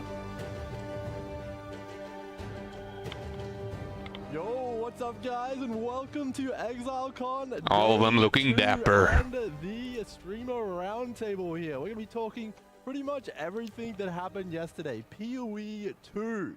And I'm joined by Gazi, Velina, and DS Lily here. And yesterday was an incredible day. So much was announced. 6 new classes for PoE 2. PoE 2 as a standalone game. He's gassy. He's so Swedish. Customization options. I don't even know. He's so Swedish. It's insane. Takeaway. Lily. Snooze, probably. 4 years we Tribal tattoo. Oh, it was crazy. I think Gotta it's love a it. really good like change of pace. So PoE 2, it's like a lot slower in the demo. I mean, that might scare some people, but it felt like in a good way to me. Like, you couldn't just like turn your brain off completely. I mean, if you want to do that, then I guess. I mean, but like I kept dying on the warrior when I ran in because they're just so much faster than me. I mean, it could have been the gear. The gear is a little weird in the demo, like. Yeah. So I think it'll end up actually being a little bit faster than what we played, but... Oh, absolutely. The warrior, I actually took some notes. The warrior only had 35% all res, and they're in like Act 4, which is like kind of Act 7. So you were dealt a little bit of a rough hand there on the warrior for sure. Yeah. What about you, Gazi? What was your main takeaway from yesterday, that massive announcement? I mean, obviously looking at the minion aspect of things, but I think that the pace of the game is definitely in a much slower state. Obviously, we're playing at the PoE gameplay that we've been playing for PoE 2 has been at a difficulty that's ramped up quite significantly, which obviously presents us with a bit of a skewed experience from what I think we're going to see in next year's beta. But outside of that, I felt like the generic play style where we gather a lot of enemies up and then we burst them down in a big AoE pack and then move on to the next one, which is kind of the main play style that we see from a lot of zooming approaches in PoE 1, does not really work in PoE 2, at least the gameplay we've been doing. I play the Sorcerer and whew, that was rough. One thing to note, though, is they gave us a blue weapon with 1 mod on it. Even the warrior in Act 4, 1 mod. It's like, oh man, they made it really tough. They did. Yeah, so what about you, Velina? yesterday. What was your main, big, shocking takeaway? How smooth the co-op gameplay was. I was actually just impressed incredibly by how smooth it was with having those two on the screen together and interacting with one another without just one speeding up ahead over the other and completely annihilating things while the other one's just lagging behind. That was really impressive to me. It made it like I actually wanted to do co-op gameplay. Yeah, I mean, one of the biggest things with PoE is kind of, because you kind of feel like you have to one-shot the monsters a little bit in PoE 1, but because there's like a little bit more opportunity for all these crazy synergies and big burst windows and stuff like that, I feel like group play might actually be like a whole lot more pronounced in PoE 2 potentially. Exactly. It seems actually viable to do group play without just having an Aurabot with you. Yeah, absolutely, absolutely. So yeah, there was so many things for PoE 2, but there was also the new PoE 1 league, Trial of the Ancestors. Did you guys, what was your impression of that league? We didn't get too much info, you know, the tattoos, the new mode, but what did you guys like? What's your main takeaway from that? We'll start with you, Gazi. I'm a big fan of tattoos, as you might see. I mean, I'm just saying. I'm also a big fan of TFT and Dota Battle Chess or Auto Battle games in general. I'm very excited for it. Then again, I also feel that there is obviously the concern that we're going to end up with a situation where the players are so geared up to their teeth that they're just going to ignore the actual mechanic, just rush for the totems, and it's over. So it's going to be fun to see how they balance that to make sure that we actually engage with the mechanic to play the actual auto game or auto battle if you want to. And yeah, I think that it's a fun thing because it's right up my alley in terms of what I enjoy playing games with. So. What about you, Valina? I think that it looks really, really different. Like, I'm not sure what to expect when creating my party. And if I really am going to need that party, I'm kind of hoping that eventually I'm not really going to need that party. A bit like a Blight situation where you kind of, the towers are kind of good, but you don't need them. Yeah, exactly. Like, I'm hoping that I can just zerg it down without having to worry about making sure that my setup is correct. But that's something for later. Absolutely. I think it'll be pretty hard on league start at least. Oh, yeah. Yeah, absolutely. What about the hardcore perspective? Because like they said that you don't die when you die. Is that like, that's like a big thing, right? That is. That might, if there's any like races, that might be a good place to farm gear, like over farm. Like if there's like a gauntlet, then you just sit there for, I don't know, like 3 days. I mean, you can't die, so you just keep farming gear. Well, I guess. Did they mention how you like get the next thing? You might have to do maps. You know, silver coin, 1 silver coin to do one of the missions. Right. So that'll definitely be, if the loot is good early, you'll definitely see people doing that in hardcore, just sitting there, farming it. I mean, it looks pretty fun. Yeah, I mean, you also get some allies, which is a pretty big bonus, absolutely. Definitely very, very cool. And obviously, we've got all the new customization coming with that league, but we also have Sanctum League coming back. So does anyone have any thoughts on that? I am so excited about that. I cannot wait to just run Sanctums all day again. I'm going to be buying Sanctums. I just know it. Well, I know who to sell my Sanctums to then. Because, yeah, I mean, you can just do that one mechanic. That's not even something you could do in Sanctum League. So that's like massive quality of life that they're adding there. And it's really, really good. So absolutely. Hopefully we get Original Sin back. That'd be pretty cool. That was a sick ring. Absolutely. I feel like I'm in the same boat as you agreeing with this. Like, Sanctum League was amazing for a lot of players. There were so many people that just wanted to run that and the challenge of doing the no-hit runs. I love the idea of it. I think it was really, really good and resonated very well with the community. Me personally, I was busy crafting. I was busy doing my menu stuff and my caster builds. Sanctum was not of interest to me. I liked the idea of it, but it was more like, I need a break from what I'm doing. I did a couple of Sanctums, but that's how I felt about it. But since it did so well in the community, I think it's going to fit very well as a core mechanic in the game. Oh, absolutely, absolutely. What about you, Lily? Sanctum enjoyer? I am a Sanctum enjoyer. Okay. I hope the loot is like not nerfed too bad. Like I hope it's pretty similar because there's a really good source of divines, and right now divines are kind of in a spot where, especially if you're playing like SSF, it's pretty hard to craft. Like in Crucible, there wasn't that many divine drops, so Sanctum would be a really good source of that. Oh, absolutely. Yeah, I mean, it's fun as well, so I'm all for it. Absolutely. Very, very good. We've got the new skill gems as well. Those are a few spicy ones in there. I think Vengeance Cascades maybe going to get taken around back, but that's okay. We'll be all good taken around the back. But just moving back to PoE 2, we saw so much new stuff, but I'm sure everyone was cooking up some build ideas, at least a little bit, when they saw all of those new skill gems and the new skill system. For me, it was definitely the trigger on shock. I was like, oh man, surely if I combine that with like spark and like chance to shock. And I asked one of the guys on the floor, and I'm like, does this have like a cooldown, like to trigger skills? He's like, not at the moment. So you could, in theory, just trigger so much stuff by using spark. And that would be something that I'd be like pretty interested to try. What about you guys? Lily, did you have any like crazy build ideas when you saw the new systems? So the one, I'm not sure what it's called, but the it was like you lose energy shield and it casts spells. Oh my gosh, so yes. you could stack like 30k energy shield and then just have a ton of spells going off. If it works like that, depends like if it's percentage, then that might not work so well. But if it's just like a flat amount, you could just stack a crazy amount and like it'll be like kind of like Molten Shell when that was a build and you just walk around and then it explodes. Surely Eldritch Battery can't be in the game because you'd be able to consume the energy shield and then trigger them all. Like, there's no way. That would be so broken. That definitely does not work. That'd be crazy if it did. I mean, it might. Maybe with like a less damage multiplier. Yeah, maybe. I don't know. I think it's going to be pretty strong, though. And, of course, give us the minion perspective, Gazi. With Spirit, the new way to reserve auras, but also summon minions, and you can get a ton of it on your gear now, and it's like on scepters, rings, amulets. What's it looking like from your perspective as the minion master? Very hollow, I would say. There's a lot of lack of detailed information, how we're going to combine auras together with the minions. We have received the information that we can summon what's called unlimited amount of minions, as long as you have the Spirit for it. But we're also expecting to have that combined with auras to make sure that our minions gets buffed. So it's going to be a balance act between our auras and our minions, unless there are other mechanics they have in store for us. What's really interesting with PoE 2 in the gameplay approach is obviously the fact that they want us to run with a combination of spells. They don't want us to have one-button builds like the Magic Find KB, Tornado Shots. You know all about that.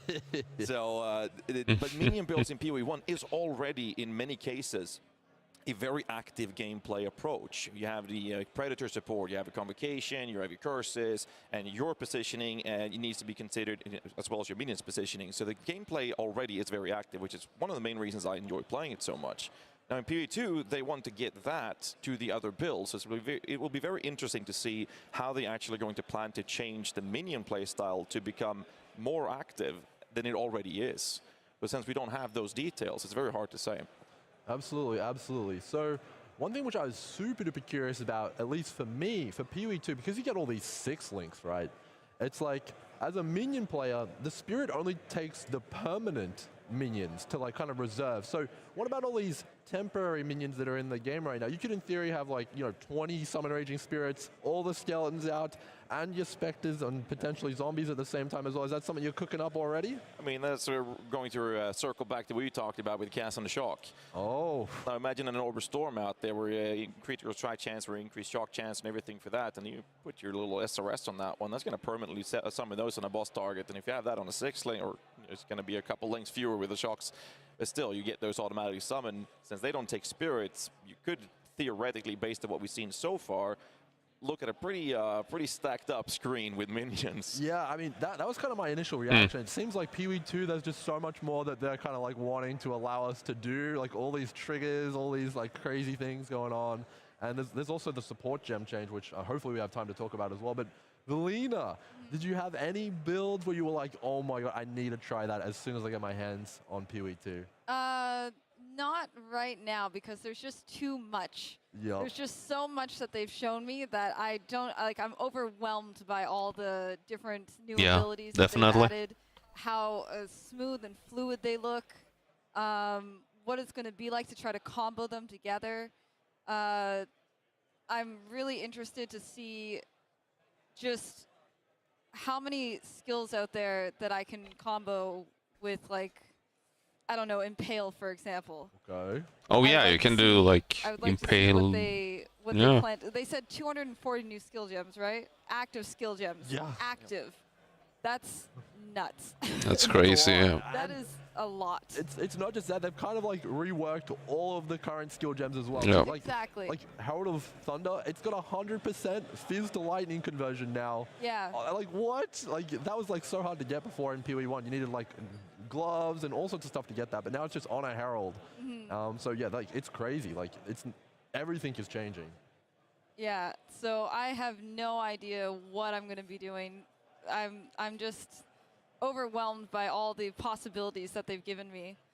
Absolutely. Yeah. And the other thing to consider is that everyone I agree. now also gets a brand new skill, which is baked into every single character, the dodge roll. Yes. Which the developers, they're like, it's overpowered. You got to use it. Absolutely. And it's pretty interesting because when you're actually using it, it's like a completely different way to play. It's really strong on bosses in my experience, but what was your guys' experience with it? Maybe Gazzy?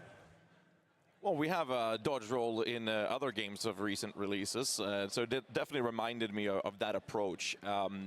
What's really funny is that they confirmed that we're going to be able to do this in town as well as having shapeshifts. So we're going to see a lot of bears rolling in town. That's going to be very fun. I feel like the first few days we're literally just going to see that in the cities. Yep. But no, I think that that element of the gameplay feels like you are having an actual proper reactional gameplay experience. I know that they've wanted to have that in PoE 1, where it's supposed to be reactive, but it's been very hard when you have a skeleton 2 screens away, one-shotting you in the higher maps with juiced-up mods. But in PoE 2 that we've seen so far, it's felt a lot better in terms of us being able to reactively play the game. Yeah, because it's slower. Telegraphed explosion happening or telegraphed big slam happening, you are able to actually... But everyone wants PoE 1 to be fast, so that's good they keep it like that then, I guess. You're not going to take damage from it. Everyone gets what they want. It is an AoE ability, which would make sense. And I feel like that's a really good step in the right direction for the immersion of you actually playing the game in the way they want to, but it also fits very well in what I prefer to play as well. Absolutely. I imagine on minions, it's going to be completely broken because you can be dodge rolling around while your minions are going to town. What does this mean for like hardcore? Do you think it gives you more control, more agency, or is it kind of like, what do you think about that? It definitely made the boss fights feel like more fluid. So in hardcore, if like say you run out of flame dash charges, right? I mean, you're kind of just running around awkwardly, or you kind of like dodge slightly, you're out of flasks, everything. So you're just kind of like awkwardly moving around there, just force move, right? But now you can dodge and made it like a lot more fluid, so you can dodge around the boss and make sure you're in its like safe spot behind its back, like a lot of bosses have. If you like just stay behind their back, you're good. But like they like flip around, then you can flip around them. You don't just like awkwardly walk around. Yeah, absolutely. I found on the Huntress, Valina, because you also played the Huntress, it felt particularly good because the melee attacks were so snappy. You could like attack, roll. Yes. And that definitely felt really strong. Did you like that as well? Oh my God, that felt so smooth. That was such a nice speech. Like the first boss that I fought, which by the way, very deadly. Very deadly, very deadly. When I finally got the dodge roll with their attacks, finally dodging just before they hit me and then hitting them, that felt so satisfying to actually do. That was a really, what's the word I'm looking for? I don't know, it was exciting. It was just exciting to have gameplay like that, because in PoE 1, you either zerg down the bosses and not care about what they do, or you're flailing around trying to wait for your dashes to come back. Yep. So yeah, I really appreciate the dodge roll, and I love that there's no cooldown on it. Yes, there is literally no cooldown. Like if the enemy is attacking or shooting, you can spam dodge roll and be kind of like almost pseudo immune while you're dodging. Like you obviously have to take them out, and you'll need to attack sometimes, but you can just roll as much as you want. Yeah. Unless you're playing minions. How are they going to balance that, man? I have no idea. But there seems to be like a time frame where after a dodge, your character has to like get up on their feet, and that time frame seems to be a frame where you're actually able to take damage. So it doesn't seem like you're able to just roll. You're immune to everything except AoE damages. Because that would be broken, especially for totem builds, minion builds, or even dot builds in that sequences as well. But I definitely think that there is definitely a time frame where you're still being able to hit, but you can do that initial immunity roll when you see a well-telegraphed ability flying your way, so to say. Yeah, I'm sure the guys in PoE, everyone's going to analyze what the exact immunity window is and all sorts of stuff like that. So I'm sure we'll get a lot out of that. but there is also just so much coming in the form of this weapon swap thing as well. Like, I didn't really That's get too much insane. of an opportunity to mess with it myself. It's more like of a conceptual thing, because we didn't have the Alice passive, the skill tree on the demo, so we couldn't do the kind of 10 points here, 10 points there. But do you guys actually think that you'll be able to like modify some of your builds just kind of in the PoE 1 context with that in mind? Like, would you, like for me at least, I was like, okay, I can have 2 bows, I could put 10 ballista points here and put like 10 movement speed points here, and like kind of have my bossing and my movement speed set up and weapon swap between those. Do you guys have that kind of feeling as well, or? Yeah, it's kind of hard to like think about with current PoE. Like, it's really like, it really goes against it. Like, Yep. PoE 1, you just do only one type of damage, like 99.9% of the time. Then PoE 2, they're trying to get you to do like other thing and mix and match more. But like the only thing I can think of in terms of what we know and like from our past knowledge of PoE 1, which doesn't seem like it'll carry over at all. Just I'm thinking like a lot of utility. Yeah, absolutely. What about you guys? I feel like they provide us with the option to have a generic clearing setup, like you talked about, having a weapon setup for your clearing, and then you have an entire setup, not just the weapon, but the skill trees change. You can have your 6-link setup for it as well. And if you look at the builds that was going to use a lot of Rs or minions for that matter as well. I'm gonna pause. I think it seems like people forget they said one thing, that they try to remove all the damage modifiers from a lot of the support gems. So skills are not gonna be dealing like as much damage. You probably have to combo them to do much damage. I think that's something people forget currently, because they said that they're trying to remove the damage increase from the support gems and have more just changing how it works gems, so you don't feel forced to use the best damage support gems. That's what I think, and I hope. That option with the weapon swap and those 10 points to have a more of a focus on your clearing aspect on one end, and then you might even just quickly switch 2 Rs for a boss and then do that and have an optimized setup for the actual sake of bossing or single target boss fights in general. So I think it's a really cool system. I do wonder how well it's going to plan out. For certain builds will obviously be kind of well-rounded beast to the point where it's not really needed. But it's going to be fun to see how they balance it to start with. Absolutely, yeah. You got anything to add, Valina? It's going to be really interesting, especially because these passive points only come off of That's books. 2 beautiful ladies right there. Like, how many books are in the game? How many passive points am I going to be able to actually put around my screen? Make this A dapper looking really gentleman. 2 dapper looking gentlemen. Absolutely. But I think it's going to be really fun, and it's going to be definitely. I can't imagine trying to implement this in PoE 1. I really can't, because there's just no way that we play like that right now.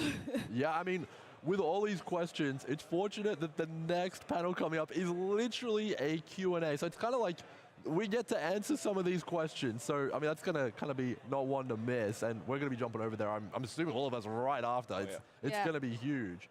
But one of the biggest changes, which I think we really didn't hear too much about it initially, was the large change to the currency items that seem to be dropping in PoE 2. And it's dropping gold. Like what? So things can change. But right now, there doesn't seem to be any scouring orbs or alterations, and the Chaos Orb has been reworked to some extent. So there's not really any way to, forge a rare item specifically in your hideout other than an alchemy orb. And Gazi, tell us what this means for crafting. Well, my wrist and fingers are very thankful for the change, I can tell you that, because I remember when we started playing PoE, I made a mirror amulet, or mirror service amulet, as the items are called, very high end, and it took me about 500,000 alterations orbs. and a lot of time. My fingers were not happy with me. But, you know, fast forward to where we are now, and looking at the PoE 2 change, I think that it's going to be a lot easier for new and casual players to actually engage with crafting. It's not going to be as advanced. You will also have an increased interest in looting items. Because now you're looking at an item, and you can look at it and see, well, the Chaos Orb will remove one mod and add another. And if I look at this item, there's only one mod I want to get rid of. So that would be something that would attract me to use the items on it. Whereas in the current state of Chaos Orbs, we're looking at using a Chaos Orb on the item, we'll scrap everything and re-roll all of the modifiers, and new players or casual players would not be incentivized enough to engage with crafting. So I think that the changes that we're seeing with this is definitely going to be in line for those. It obviously does bring up the question, how we're going to craft those high-end items for the 1% aspirational game chasers. What about in solo self-found? I think you dabble in solo self-found, right, Lily? Yeah, I split it between Bit from A and bit from B, yeah. Yeah. Because I feel like solo self-found is kind of more in tune with the actual like full process, Right. without alterations, without scouring orbs, and we don't know about the lead mechanics yet. What does that do to kind of like the solo self-found progression? Does it like change it a lot? Yeah, it definitely changes it a lot. I mean, the Chaos Orb, I'm wondering if, like, I don't think they've mentioned it yet. I don't remember. It seems the new Chaos Orb kind of seems to me like the stuff you'll pick up will be a bit better, and maybe you only want to switch like one thing on it, because what it does is it like changes one thing and then Adds another one. right. Yeah. So I'm wondering if we'll see like better gear pickups, like they mentioned in Exilecon, the first one, and it'll just be picking stuff up will be your main source of getting stuff. Yeah, I mean, absolutely. And my fellow Huntress gamer here, I don't know if you saw it, but there's a new currency, gold. And of course, you can buy items off the vendor, like flasks and stuff like that, but there is in fact a gambler in town, and you can use gold To gamble gamble. for infinite types of any item you would like. So it's essentially kind of like a Chaos Orb to some extent. You can like buy 10 spears, and you could get uniques, rares, magic items. What do you think It's of like a that chance orb. system, Valina? I actually don't mind the new gold system. It's going to be really different. Like just the idea of using gold instead of using a transmute or using an alch or something like that to buy an item is going to be really weird. But I like the idea of there's a basic currency that has no other use but for this gambling. And you get a pretty good amount of it when you first start out. Like I know I couldn't actually gamble with any items, but I could get myself flasks in the first town, so that was really nice. And I like that it's auto pickup. Yeah. Oh my god, the auto pickup of it is so good. Although I think it has a limit of like 5,000, which is a little low, I'm gonna say. I mean, yeah. I mean, it's definitely. I mean, they can up that. They can pump those numbers up. Absolutely. Yeah. Gazzy, what did you think of the gold? Especially like because you can kind of just like print items with it, and it's auto pickup, so it almost feels like it's kind of going to be the new juice that you farm, right? It's like, yeah. There's definitely different aspects of it. I do want to say that I do agree with Valina with the stack size. I want to take it one step further than that and say that it should be on a separate window. Now, I understand we're going to have to feel the weight of it, but it's already an auto pickup. Why would it need to take space in our inventory? Because the way a lot of endgame players, I think, is going to utilize the system is to gamble a lot of it. And 5,000 gold ain't going to cut it. No. So I definitely think people will sell these to make sure that people can buy it. But if we're going to look at it on the basic general idea of the gold system, I think it's a great addition to the game simply because it is locked behind the vendors, and you have a new or casual player playing the game, and they realize, hey, I have a ring that I used since level 12.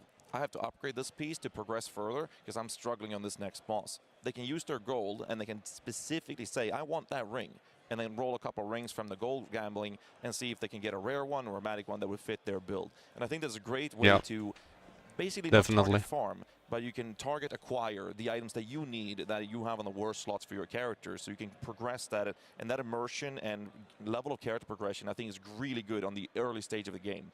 But late game, like you mentioned, I think it could definitely be one of those juice things. Pretty sure you already have some plans for buying a lot of gold, or at least theoretically buy a lot of gold, gamble those items that you want to go for, because there's obviously different aspects to it. You can get some uniques, that might be high valued. You might be getting those rare items that the high-end crafters wants to use a couple of crafting sources on to get those really big ticket items on as well. I think it's a good system. Absolutely. It's definitely a very new and interesting system. It mixes things up a lot. But I think overall, after playing the demo, my takeaway was that it's definitely got a lot more room to kind of use a lot more player skill. At least that's how it felt. Like on the Sorcerer, you got to use a Frost Wall to make sure the mobs don't get to you and stun you, and all sorts of stuff like that. Overall, do you guys like the combo kind of play style, or did you like kind of like maybe want to go for a more one skill? What was your overall feel with the demo? Just to wrap us up here. Lily, we'll start with you. I really like The question is, do you want a skill-based game, or do you like turn brain off and kill monsters game? That's probably the question yeah. And a lot of people that play PvE currently is turn off brain and kill monsters, because that's what the game has turned into. It wasn't like that before, but it has turned into that over the years. And a lot of people, like Pox and a lot of me and a lot of other players, didn't want this to happen. We wanted a more strategic game, mechanical game, where a little bit of skill is involved, or you can use skill more than what you currently can. And I think they're trying to do that for PoE 2, which makes me happy. And it's good that we can keep the Zoom PoE 1, and then we can do the more skill-based PoE 2. Because I think people will be... I hope PoE 2 will be more difficult mechanically, and you can't just overgear everything too easy, especially when you play through the campaign. But when you reach endgame, it's totally fine to be able to reach God mode point. But I think it should require you to press the right buttons at the right time. I think it really makes sense that they split the game, because it is just so different in pacing and everything. But I think it felt good. I do like that PoE 1 still will get updates. So when I do want to play the one-button builds and just blast through, I can go play that. And then when I want to do the combos, I can play PoE 2. And I usually always play like two-button builds, so it's really good for me. Yeah, I mean, absolutely. What about you, Valina? I'm a one-button build enjoyer. I'm not going to deny it. So for me, it's going to be it's a learning curve to get through to actually... It is enjoyable, but it's more enjoyable. It's more rewarding to play a skill-based game.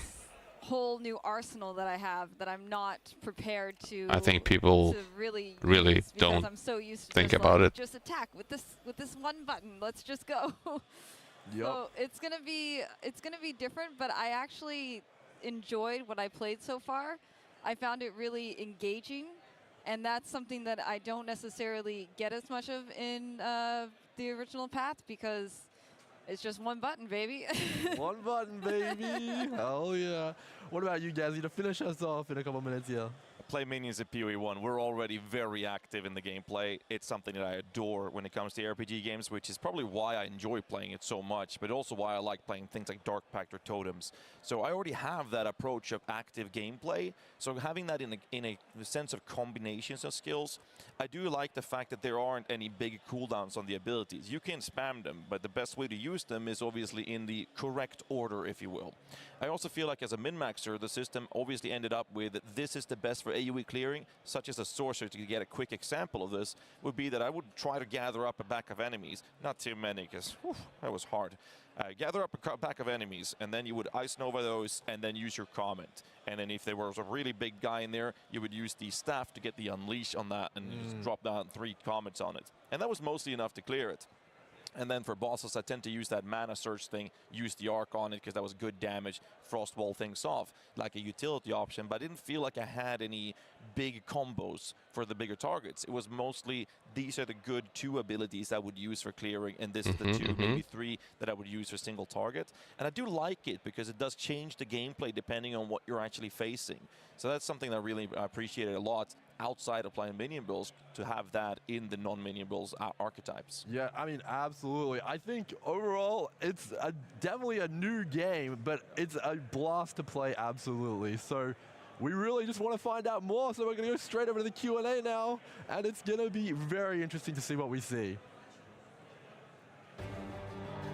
I think it's quite interesting also that we have another gaming company that has made an action RPG. And people think that is fun. And it's more casual. People say that at least. But I think it's just more casual because they don't know what they're doing. They can't make a complicated, interesting game. And I really think D4 is, in my opinion, it is a bad game. I played Druid to level 100 pre-season, then I started season, we got a Rogue, and it just, yeah, it's so refreshing to see a gaming company actually caring about the game that they're making and not being like managers about the game. I think the D4 Blizzard team, they look at the data and then they make decisions from the data. I know that they do that because they like have a person that like, yeah, that's how they develop their game. Like a conversation between the player and no, not like a conversation. They just look at the data and they try and listen to the players. From my understanding, they hide the data from the developers in PoE. They are allowed to look at the data, but they need to be specific about what data they want to look at, and then they get that info, and they also need to state why they want that, because they don't want the developers to make decisions around the data, because the data can mislead you a lot, and they've given examples of this. I think Chris has talked about this in like a talk somewhere, or if it was an interview or something, he talked about it and how misleading it can be. You just need to have a vision, go for that, and then you actually have a genuine response to the players, but you don't falter from your vision. People will stop playing the game, but if you're true to your vision, enough player will keep on playing your game, and that's what we see. That's why PoE is so successful in my mind. Like PoE has moved away from the vision I had for it, or I thought was the vision for PoE, but it's still the best action RPG game out there, cause just genius people working on it.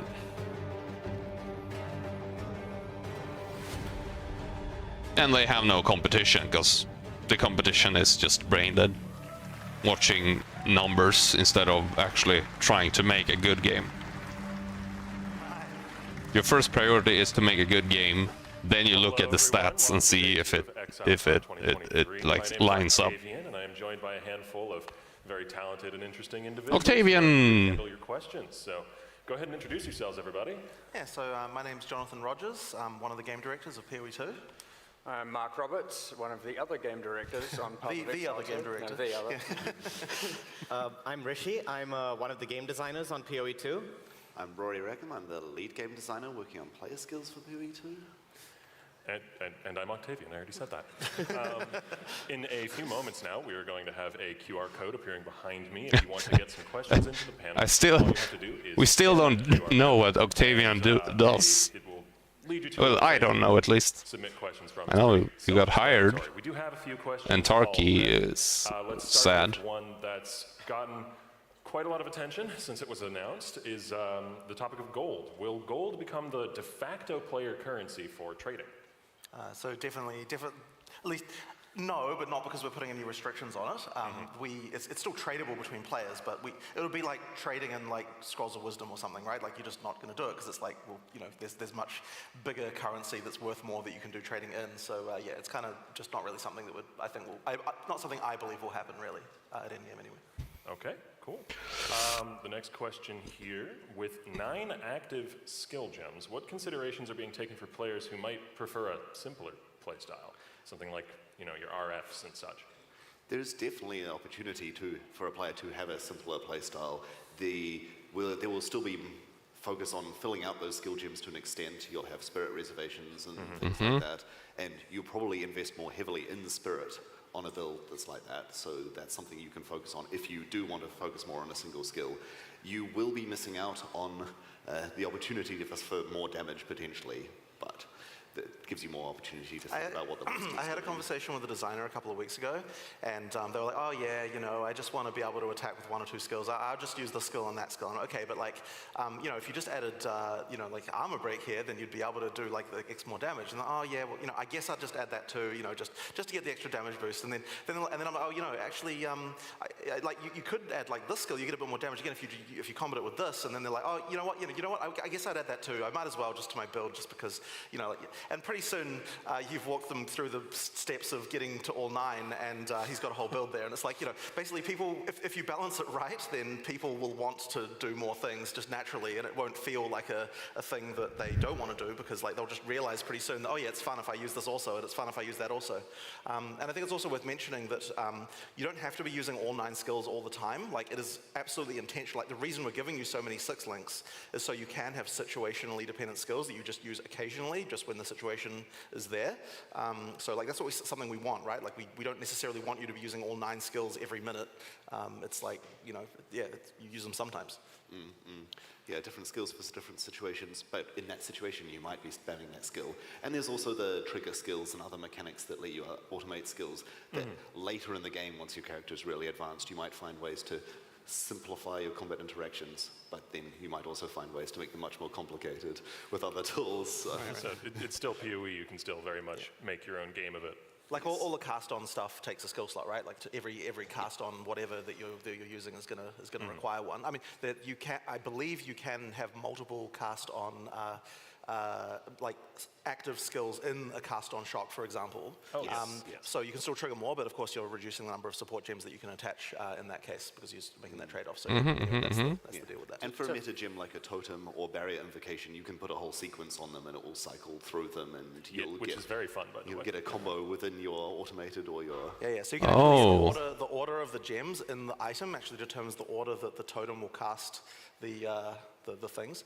And I believe we also, although I don't know if they're actually in right now, the sequencing meta gems. Do we have those in? No, they're not functional. Right, they're not functional at the moment. Okay, yeah. So there's another one which is interesting, which is that you can put there's a sequencing meta gem you can use to put multiple active gems in an order, and then when you use the skill, the character will cast them one at a time. So there are actually like various things like that are still in there. It's just, you know, that's. One thing that came up there was situations to use different skills, and we are putting in a lot. We're creating more situations where you will consider to use more skills or to change your build for those situations. So something you might have seen in the demos is that a number of monsters are highly resistant to things. Normally monsters have a resistance and it can be quite small. We have them going up to, like, you'll find a number of monsters that are 75% resistant to an element, but most monsters in the game aren't resistant to anything. And often there are also monsters that are vulnerable to different elements. So now one thing you can do to get around this is we're adding a lot more penetration to the tree, which means if you don't want to have to use the 2 skills, you can spec into penetration, use the 1 damage type. However, penetration does not go into the negatives. It will be bottomed out at 0. So there's opportunity cost if you're going to do that. Like, but in general as well, like just with regard to monster design stuff, like we're trying to make everything less flat. Like monsters will very much have strengths and weaknesses that are much more prominent than they were in PoE 1. So That's that nice. kind of thing, like that just makes everything more situational, as Mark was saying. Yeah, I mean, talking about weaknesses, like Mark mentioned, there's resistances in monsters, but there are also vulnerabilities. So you can adjust your build to take advantage of something. We just didn't want it to just be single target and AoE, and those are your 2 distinctions. We wanted to have more situations that you're adapting to than just that. But it's also not just those plus resistances either. It's like also like the group size and just like the general. Like there should be many different things, like many factors that that can make a skill good, because that's really what differentiates between different skills. Like when would I use one? It's like so the more of that we can add, the more sort of interest you have between different skills and when they're good and when they're bad. All right, so the next question people want to know the answer to, will we see a divergence in trade philosophy between the now split games, PoE 1 and 2? I don't know that we That's would funny. really. Like, we still believe in the trade philosophy we have. So, like, yeah, I don't really see that changing particularly. Like, there have been some discussions about things we could do to ease things, to make things a bit easier. But honestly, those would be more like quality of life things, and I don't see any reason why PoE 1 wouldn't get them also. Yeah, that's kind of like a, like the kind of like, I guess those like trade philosophy things are not something that's really in the scope of the split, right? Those are sort of things that would be the same for regardless of which game it is. All right. At what point in the development of PoE 2 did you realize the game was too different and needed to be separate from PoE 1? Or was it like sort of a gradual thing? So to me, it was right after the Act 2 reveal. Like soon after that, there was just kind of this like we were making a huge amount of design changes. We were kind of doing a lot of things that, like I was really keen to experiment with like all sorts of changes. I mean, like, you know, all things like dodge rolls and stuff. I mean, it's all like, you know, there's so much of that stuff there where it's like, as we started to sort of design that stuff, we're like, okay, well, what would, as PoE, it's not even going to really feel like something like, people who have been here and they've been playing the demo, you probably noticed like, yeah, it just has such a different feel. And we're kind of like, well, why take away the thing that we have that's like that people like? You know, like there might be, I mean, I would hope that everyone will love PoE 2 more, but there might be some people who don't and whatever. And then you also look at things like WoW Classic and stuff like that, and you're like, there are certain people who like want to go back and play that old stuff, and it's like, you know, and that was. It's nice to have the old. It's also this kind of thing of like left. Yeah, like we have this thing going. Like we were probably going to be destroying too much as we made that transition in terms of like people's items and things like that. It's like things that they know, and we're just like, yeah, there's no real reason to get rid of that stuff. We can actually just do both. Why not have it all? All right. So this one might be for you, Rishi, I think. How will we roll maps in PoE 2 without scours and chaos orbs? Or chaos orbs exist, but they work differently now. Yep. Is the mapping system changing fundamentally so that rolling might not be necessary? Well, there will still be, you know, itemized maps in some extent, and they will still be rolling. But more than some extent, it's just they're itemized maps. Yes, it's still exist. And it might just be harder to roll your maps with things, and you might just have to deal with mods that you might have otherwise wanted to just not run, and now you just... I mean, we're definitely reevaluating what mods are on maps. Of course, yeah. All right. Here's one for Mark, most likely. How many new monsters explode into spikes? Well, yeah, and I ran out of time in my monsters talk. I had some of this. The spikers still exist, but what are they called? Porcupine Goliaths, eh? Yeah. Internal name Spiker. So they still exist, but they, in PoE 2, every monster's, not every, but most monsters' projectiles actually use like a ballistic system now where they actually adhere to gravity. So the off-screening is almost entirely gone. Projectiles will fall and hit the ground. So if you're far away, you're not going to get hit by them. The other thing is, I'm pretty sure that exact same monster, I don't think it's in the demo, but it is in Act 2, they die and then they have a like animation where they vibrate and then the spikes fire out. So no just instantly killing them to then instantly dying. We're trying very, very hard to have minimal off-screening, zero off-screening, and zero situation where you just instantaneously die to something you did. But, I mean, if That's good. It happens on accident is probably the reality, but we obviously try very hard not to make that happen. They are small projectiles as well, so dodge roll will let you Yes, true. avoid them entirely. They are Whereas dodge roll projectiles, just so right. dodge roll will avoid them. Can confirm they are in Act 2 as he says, but they are much more like actually dodgeable. We've been shown how PoE 2 will fix plenty of fundamental issues that Path of Exile has, feel of melee, mana reservation, tons of things. Do we have any plans to backport some of these changes to the first game? That's a pretty interesting question. I think is a lot of the stuff that we're doing there, was what facilitated the need to split the games in the first place. So it's like, I guess everyone's going to have their list of I wish they just had PoE 1 but with this extra change in it or whatever, but I guess they all kind of come as a package because the balance of the game kind of is balanced with all the stuff in mind. So it is pretty hard to sort of split some of those changes because, I mean, what would it do, for some of the stuff, what would it do if putting Spirit back in PoE 1, it changes there's a lot of sort of things around that. It's not quite easy to just put that in and that's the thing, Yeah. Like the caster changes to the caster weapons, bringing them back would mean destroying everyone's existing caster items because, well, they'll no longer have attack. There's quite a lot of complexity around that stuff. So. Yeah. Unfortunate, but fair. Is there any intention to, actually I know the answer to this one, but I'll ask it. Is there any intention to upgrade PoE 1 to the new engine that PoE 2 will be using?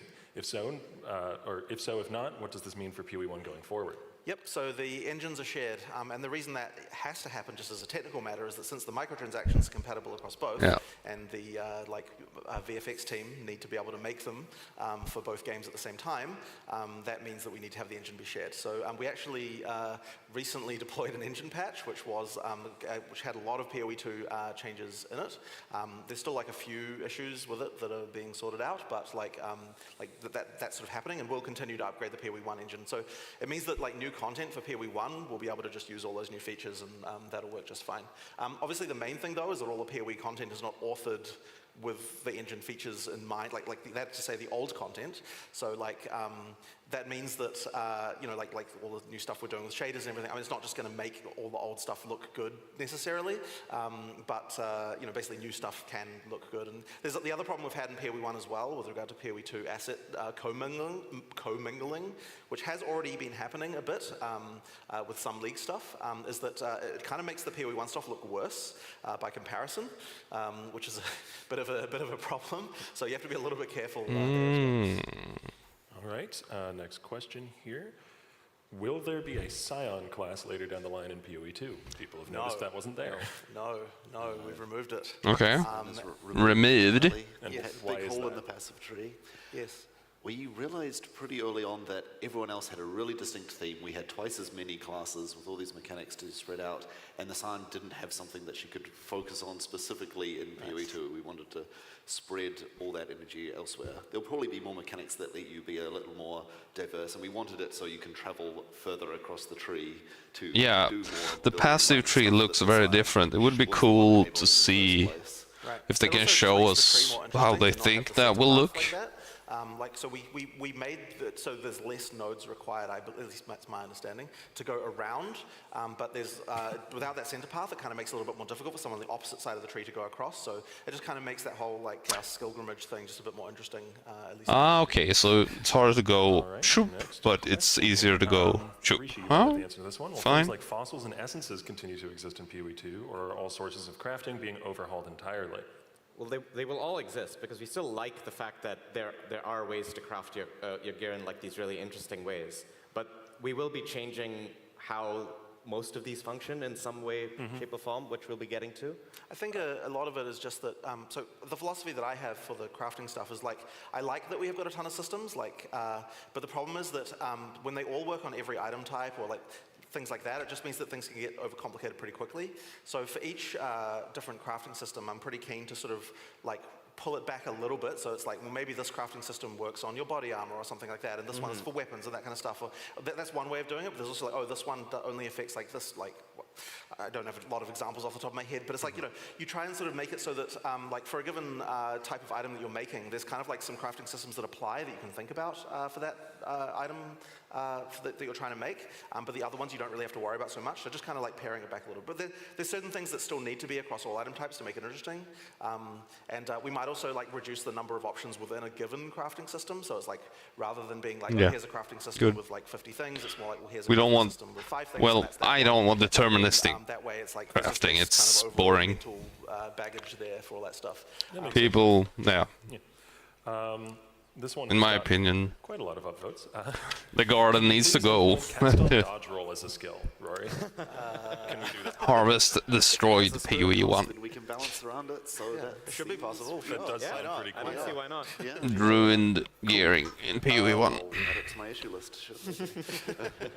Will Mageblood, Headhunter, and other iconic chase uniques all exist in PoE 2? We cannot have a Path of Exile game without some of these iconic uniques existing. So they will still hopefully be recognizable, but they might have to have, you know, a few stats be different just as a result of the mechanics changing. We need from game one to combs. Game 2. But I We mean, need can you everything imagine a Path combs. of Exile game without Combs. say, a Shabs or a Headhunter? You can't, right? Combs. So those will They definitely absolutely have exist. to be there, and ideally, They must be there. Ideally, we make Combs. them work mechanically as closely as possible. Yes. Combs Yes, is the yes, most Absolutely. important one, All right. in my The opinion. permanent buffs that are gained from killing campaign area bosses, like the +10 spirit consumable and such, shared across characters, or do I have to hunt down all of these on any build I level? Okay, all right. Sure. I mean, they're currently just specific to the character. Yeah, they're specific. Yeah, they're specific to the character. It's one of those things you have to do. And those are usually bosses that are also directed to by main quests and with other rewards attached. Oh, no, all the optional ones. The optional ones have them, absolutely. Oh, yeah, okay. tons of them do. In fact, that's the reason.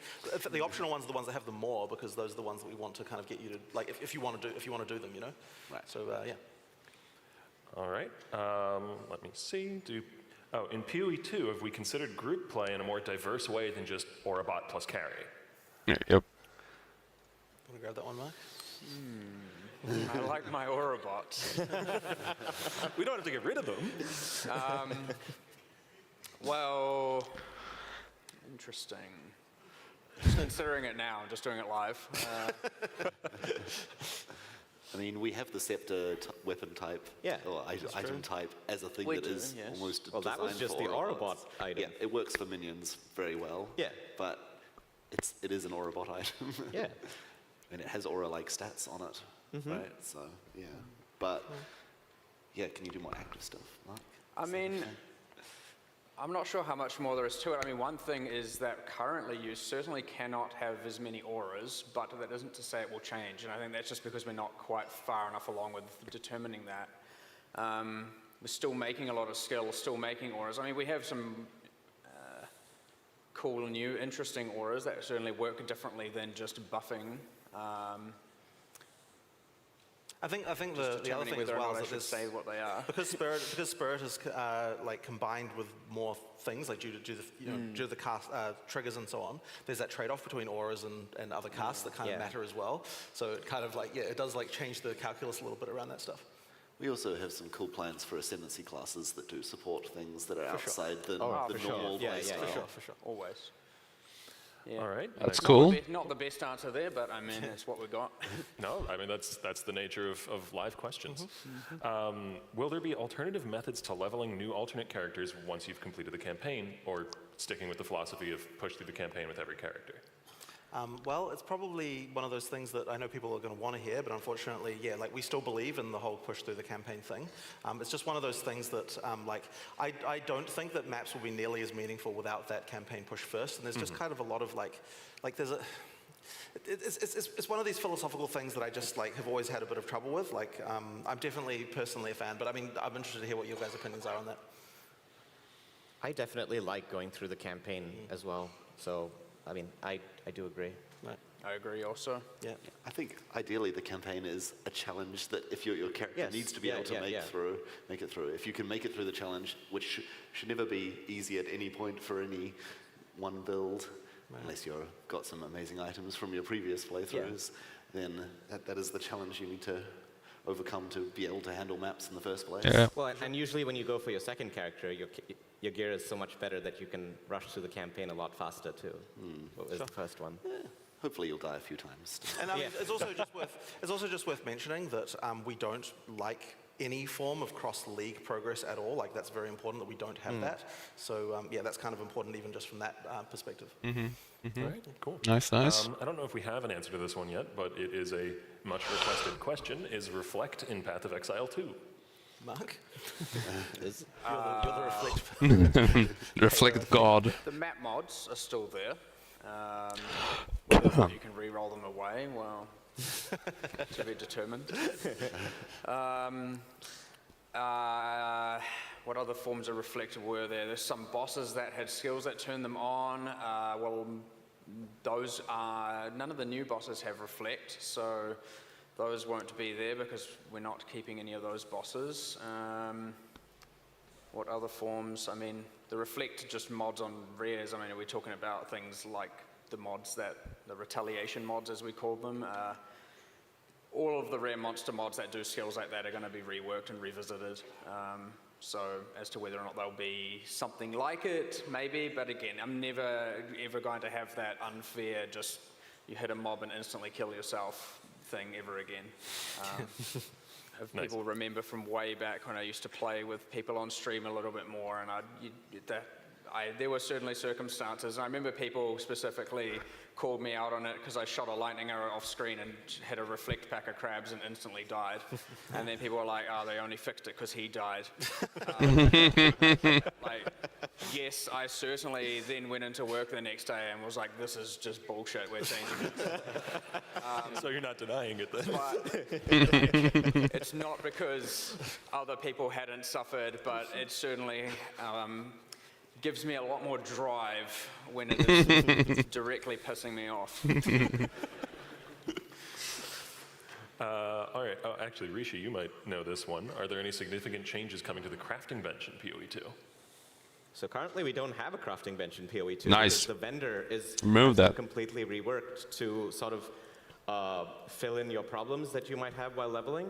And you get to do this by saving up your gold over a few levels and then buying, say, like whatever it is you might be missing. Like, let's say you're missing some fire res. You go, you browse the vendor, there's probably some fire res in there, and that's how you would solve your problems that the crafting bench was solving through the campaign. And so just to clarify, the actual change of the vendor there is that it rolls more magic and rare modified items more often. Yes, so that's right. The vendor doesn't just have a pile of white items for you to look through. Yeah, exactly. It is intended the vendor is far more powerful and something you actually do engage with. Whereas in PoE 1, it's very much in the history, it's been the check for 6 sockets every time you level, and a few other bits and pieces, maybe very early and like highly knowledgeable racing strategies, but outside of that, it's been mostly useless, and we want it to be way more impactful now. All right. Will there be challenge leagues for both games, and will they be separate for both? Do I have to do 40-40 and 8 out of 8 twice for every 3 months? We'd have to think about that one. I actually don't know. I haven't thought about the challenges. I mean, it depends on how much of a completionist you are, I guess. Yeah. In PoE 1, the amount of consistent regen or other means of recovery means that enemies need to do huge bursts of damage to be able to kill you. Any changes to leech or recovery coming to PoE 2 to combat that? It's definitely something that we're letting be much more high cost to your character to have a high amount of regen. You should be able to feel like you can build a regenerative character, but it shouldn't be like, oh, everyone's getting 40% of their life per second, so we need to do at least 80% of their life per second as monster damage to be a real threat. So we're bringing the numbers down a bit so that you have more of a window to be worried after taking a big hit.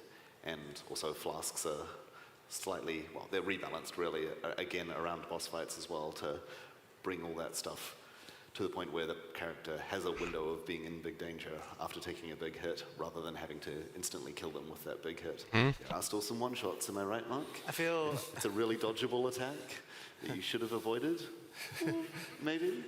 I feel like leech discussion has been the biggest time-wasting topic in the office. Yes. Like, there were so many hours and hours and hours discussing leech. Like, for some reason, it is just the hardest frickin' thing to get right. I feel like we've come up with like 5 different variants on what we wanted to do that we've changed. So, honestly, I feel like we're probably gonna have 5 more discussions about leech that'll waste like days at a time again from now. So, yeah, I feel like it's definitely in flux still. Like, holy crap! That for some reason, leech is just the hardest stat to get right. Yeah, it's just. Well, that's the thing. We start with like, we have to make this simple, and then we design and we design and we design, and it gets more and more complicated. I'm like, no, god damn it, we have to go back and simplify it again. And like, just every single time. This is why it just spirals around in this cycle. Like, it's just, Okay. Leech is too complicated, but everything simple is also worse. Ugh, it's terrible. Yeah, leech in PoE 1 is stupid. He was just like, I can't believe we're still talking about this. It's easy, but to really understand it, like if you don't know how it works, it's super unintuitive. is available to live. You think it's users, like, for oh, example, I hit but, damage, apologies then if I you're leech the live damage. on Twitch or something, not available. The percentage of for, damage, for that no, audience. But next it question stacks, it has, If it will it tops out, load. it's, ugh. Well, we'll ad-lib a question then. The wells that were placed in various towns, what is the design philosophy, the reason behind the implementation of those over just having flasks refill automatically when you enter town? It's just a feel thing. It just feels nice to have like a, you go back to town, you click on the well. It's really hard to answer beyond that. It really is just, it feels nice to do. It's a little bit of a mind change when you first try it, but after you've done it a couple of times, it's like, oh yeah, it makes sense. It just feels right. Yay, the questions are back. Any word on a death recap? It's not a feature I'm against, it's just a tricky thing to implement and it's just never been a priority, but like it's something that we might get to it one day, but yeah, it's not. Just show the last 5 hits and how much damage it did. In PoE 2, It doesn't it's gonna matter. be a lot more clear what killed you, however. Yeah, but then show Then again, just show the last 5 hits. I know Like, how why it is. not? Sometimes you're just dead and you're like, okay. And like the time I don't know what happened. And, since you got hit by him. We want to make the visual clarity of PoE 2 will certainly be a lot better, and hopefully it will result in just less randomly imploding. Right. All right. On the topic of Druid, we've seen some footage in the trailer of bear form, and it's been mentioned a few times, but are there any other wild forms that it can transform into? Wolf and bear are the only ones that we've announced so far. All right. But yeah, No. we'll see. We'll see. I think they said the Panther There's quite a lot of animation work. last for each one, Exilecon as well. Back to itemization. Do rares drop with good rolls now? Well, we have looked at the mod pools of every single item and changed them. You know, that includes what mods roll on what items, their weightings, a bunch of things. So I'm not going to say that, every single time you find a rare, it's just going to be a good one, but we have changed the mod pool such that they make, I suppose, a better sense for the new game. Okay. That is useful to know, but I think maybe the question was driving at the well-rolled thing that Heist had at one point where it was like lucky rolls. Those. Well, no, that would not be, no. Okay. But there is some stuff, well, maybe it's a little bit in the weeds, but there's some stuff to do with the way that rarity affects things that's a little bit more, it's probably a bit too complicated to get into, but rarity affects things a little bit differently than how it used to. We're intending to use less quantity on things and use rarity instead, and therefore we had to make it so that rarity can, for example, make it so you get more high-tier currency rather than requiring quantity to get that.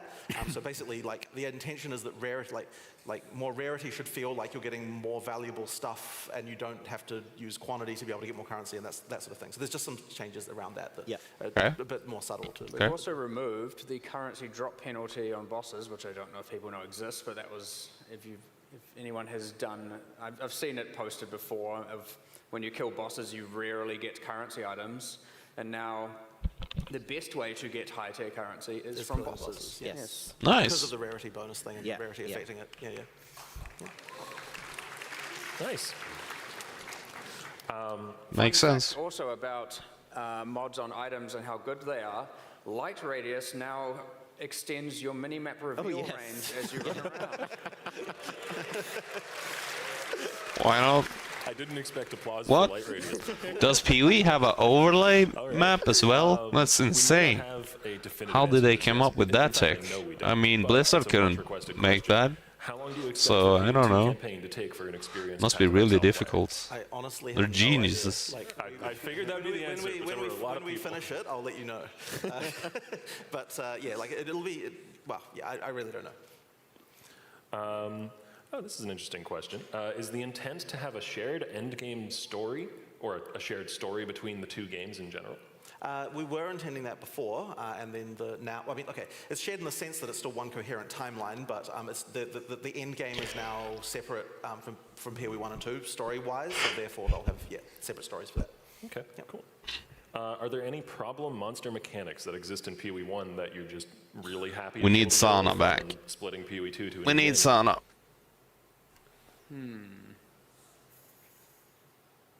Well, it's a little bit subjective as to what mods annoy people the most. Not really. As I said, we haven't really completely revisited and revamped all the monster mods yet, so that will come up. But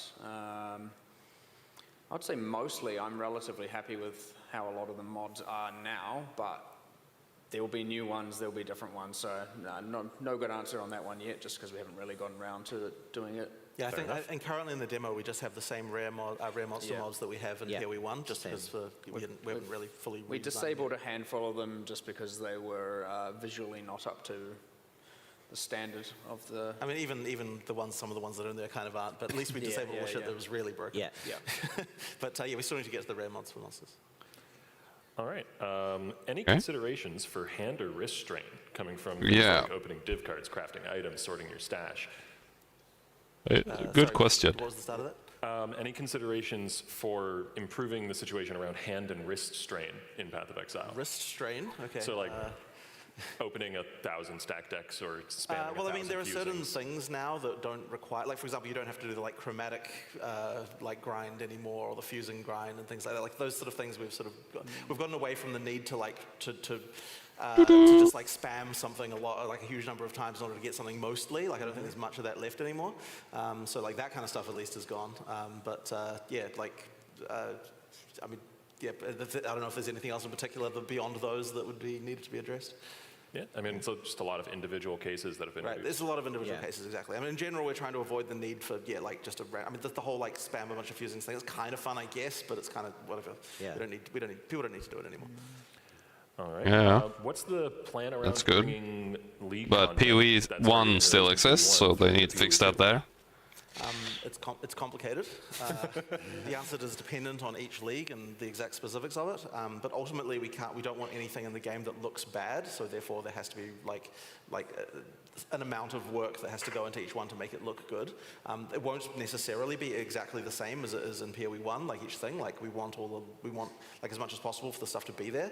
But it's going to require a lot of balance work and other stuff to happen. So there's just a lot to do there, basically. But it's case by case. Yeah. As we do it as we port them over, so to speak, reintroduce them, modernize the art, it's certainly going to be the case that at least from the monsters and bosses perspectives, we're going to give them a full fresh coat of paint while keeping what they were at heart. And it's also likely that not all of the league stuff will be in for the closed beta. There'll probably be quite a lot of it introduced during the closed beta period, just for time reasons. Yeah. Makes sense. Next question. Path of Exile 2 is still free to play, right? Of course. Yes. Of course. Good. This is a fairly broad question, but it's gotten a lot of traction. Will PoE 2 be a lot slower than PoE 1? Well, I mean, it's not the goal to make it slower, but ultimately we want to make it so that, fights with bosses are more engaging and fun and that kind of thing. Well, it needs to be slower. Really important. It's likely that the 95th percentile of speed will be a bit slower, and that's just once again to make it actually so that things are can actually make sense in boss fights and once again be engaging. But there's still kind of ridiculous shit. I mean, we like our crazy trigger gems and things that you saw the triple cast unleash and all that sort of stuff. There's just all that stuff sort of going on. So by end game, it will definitely be there's a lot of shit going on that you can do. But yes, it's not going to be quite the level of ridiculousness that PoE 1 does. I'm almost certain. We kind of we need to. It's not entirely 100% done, how the balance is at endgame. There's still more for us to do there, and we'll be talking about that more later. But ultimately, it's more about making it fun for us than a specific goal of retaining speed. So so long as it's fun, then we're doing a good job. And I mean, so far we've approved cast on dodge. Dodge roll. Just now. And I heard, and I know this is true, but it has been confirmed that we have passive points for speccing into dodge roll. So, I mean, you can see how we get to somewhere where it can become fast and chaotic still. I mean, we're always tempted to add stuff like that. We can't help ourselves, But it is certainly Because they're nice action RPG enjoyers themselves. to start the game from a point where bosses have to have 2-point-something billion life and all kinds of damage caps, and people are doing overflows, damage over time, and all of that stuff. But it's all relative. But nowadays, when we have to add a boss to PoE 1, like a pinnacle boss, it's pretty much has some unquantifiable amount of life because of these things. But that is what we had to do because of where the numbers have gotten to. So bringing both scales down doesn't mean everything's much slower, but it certainly allows us to then have more room to add more pinnacle bosses with more life over another 10 years of content, right? Yeah, it will so happen. We talked about League It's- being ported forward into PoE 2. Is It there any seems plan to like port it forward all always bosses, happens. Like will Shaper be in PoE 2 in any capacity? We'll see. Yeah, like we have to see what we. There's room for it. We haven't decided exactly what to do with each of them at this point in time, but I mean, it would be great. Yeah. A lot of that is really awesome. Okay, cool. I'd like to see it. Will loot filters still exist in PoE 2? Yep. No reason to take them out. Nice, Yeah. excellent. Let me see. Oh, div cards. That's the whole question. Will div cards exist in PoE 2? We still need to work that out. I mean, I want them there. Like, I think they're cool. Like, they never quite exactly did the what we exact wanted them to- thing what we yeah. wanted them to do. But like, I'm hoping we can get it so that they do. And you know, I mean, they're fun. Like, it's a really cool. It's just a nice little thing. So I would certainly hope we have them.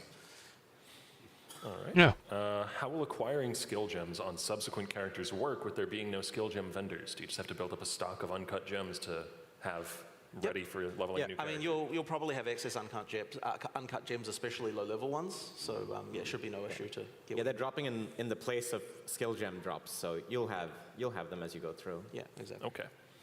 Rory, can the bear form dodge roll? I think we answered this. Yes, the bear form can dodge roll. In As town. expected, a bear is slightly slower to perform a full 360 rotation than a humanoid is. Does mean they have a larger period of the melee and projectile avoidance while they're doing the roll. Convenient. More Interesting. do like donuts as a bear because of the fact that you can change your direction quite easily. It travels further as Yeah, well. it travels further. So like, it rolls at the same total- speed. Yeah, But same. It's always the same as your movement speed. yeah, but because it goes longer, the time of the roll is but yeah, Yes, it looks yes. pretty ridiculous. And because the bear is larger, it can also push a lot of enemies out of the way while you're rolling. So full bowling ball experience. The much harder question for our animators is what wolf dodge roll looks like. Oh yeah. Whoa. That went through a few iterations. Yeah. Excuse me. And you can actually, if you turn into a bear outside of town and then enter, you can be a bear in town who rolls, which is the best thing. So cast on dodge roll with bear rolling. That's what. Now we're talking. See, it's still going to be PoE. No doubt. Do all the new classes have 3 ascendancies? Yes. None shared between different class variants? No. Okay. How are you going to manage the fragmentation of the player base and resources with PoE 2 now being a separate game? Well, I guess that's a little bit hard to answer, but effectively, we just do what we need to do. I mean, we've set up our incentives with the microtransactions to make sure that as a company, we need to dedicate resources to both games, and that's what we want to do. But effectively, like, there will be some content sharing, I'm sure, just like not necessarily like, oh, we made this boss and here we put it in both games, but more like, hey, this model is useful. If we make a few changes, we can make something look different. I mean, we've already even been doing that. There's been stuff from PoE 2 that's come into PoE 1 already. You probably wouldn't even recognize it because, that's easy. This fundamental stuff you can then just change a little bit and then you're good. So there'll be stuff like that.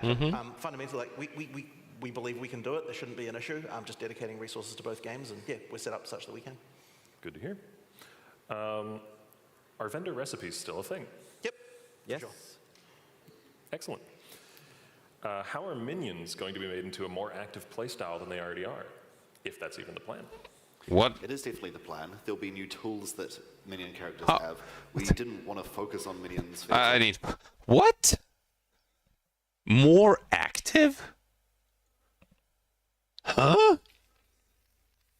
Minion builds are the most active gameplay style in the game. You click like billions of buttons. You don't even have enough buttons. You need to use your... Yeah. Wow, okay. You don't even... you have socket. You're socket starved for skills. It's so stupid. Yeah, that's... What was that question? Like, what?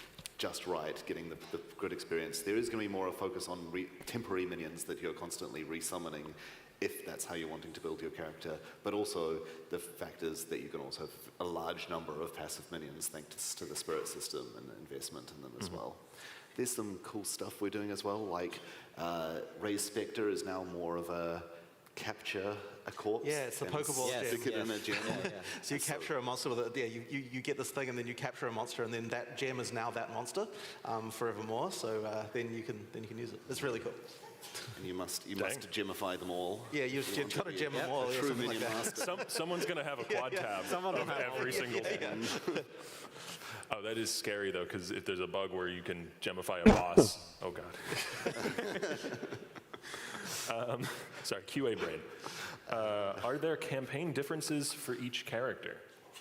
I mean, I guess there's different like voice lines. Like Monk has a line for entering an area as opposed to there's Sorcerer. different voices. I mean, so like the sort of most fundamental, like the only thing, I guess technically there's three things that are the things that you cannot have on the other characters. One of them is the three ascendancies, one of them is the look of your fundamental base character model, and the other one is the voice lines being different. Everything else is like, you know, you can get the items and you can make it work.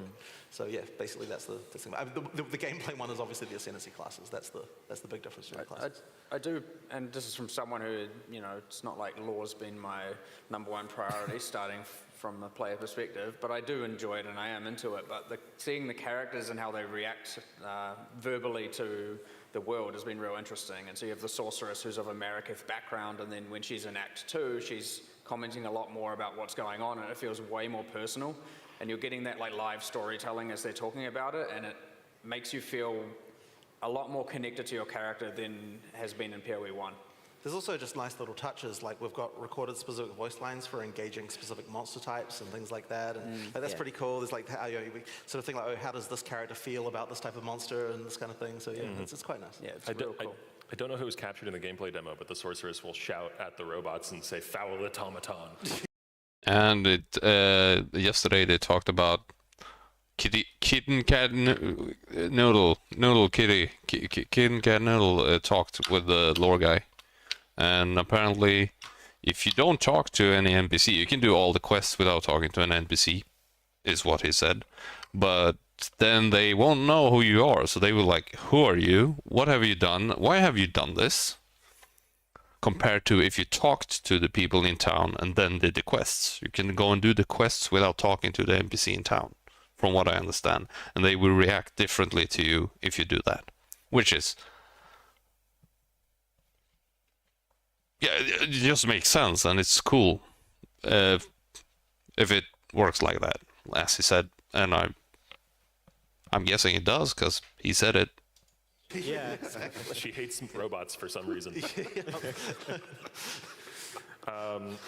Rory, is the passive tree as dense as it is in PoE 1? Yes, we don't have masteries in the way that they are in PoE 1, but there is more passives in total, I believe, and maybe not if you cut out the sign. I'll have to do the math, but there's a lot more going on in the passive tree in terms of different forms of things that you can customize your character with, focusing specifically on taking out enemies on low life and potentially putting them in that situation more easily. So there's more variety for what's on the tree, and because of that, there's more options for what you can be taking in any one character.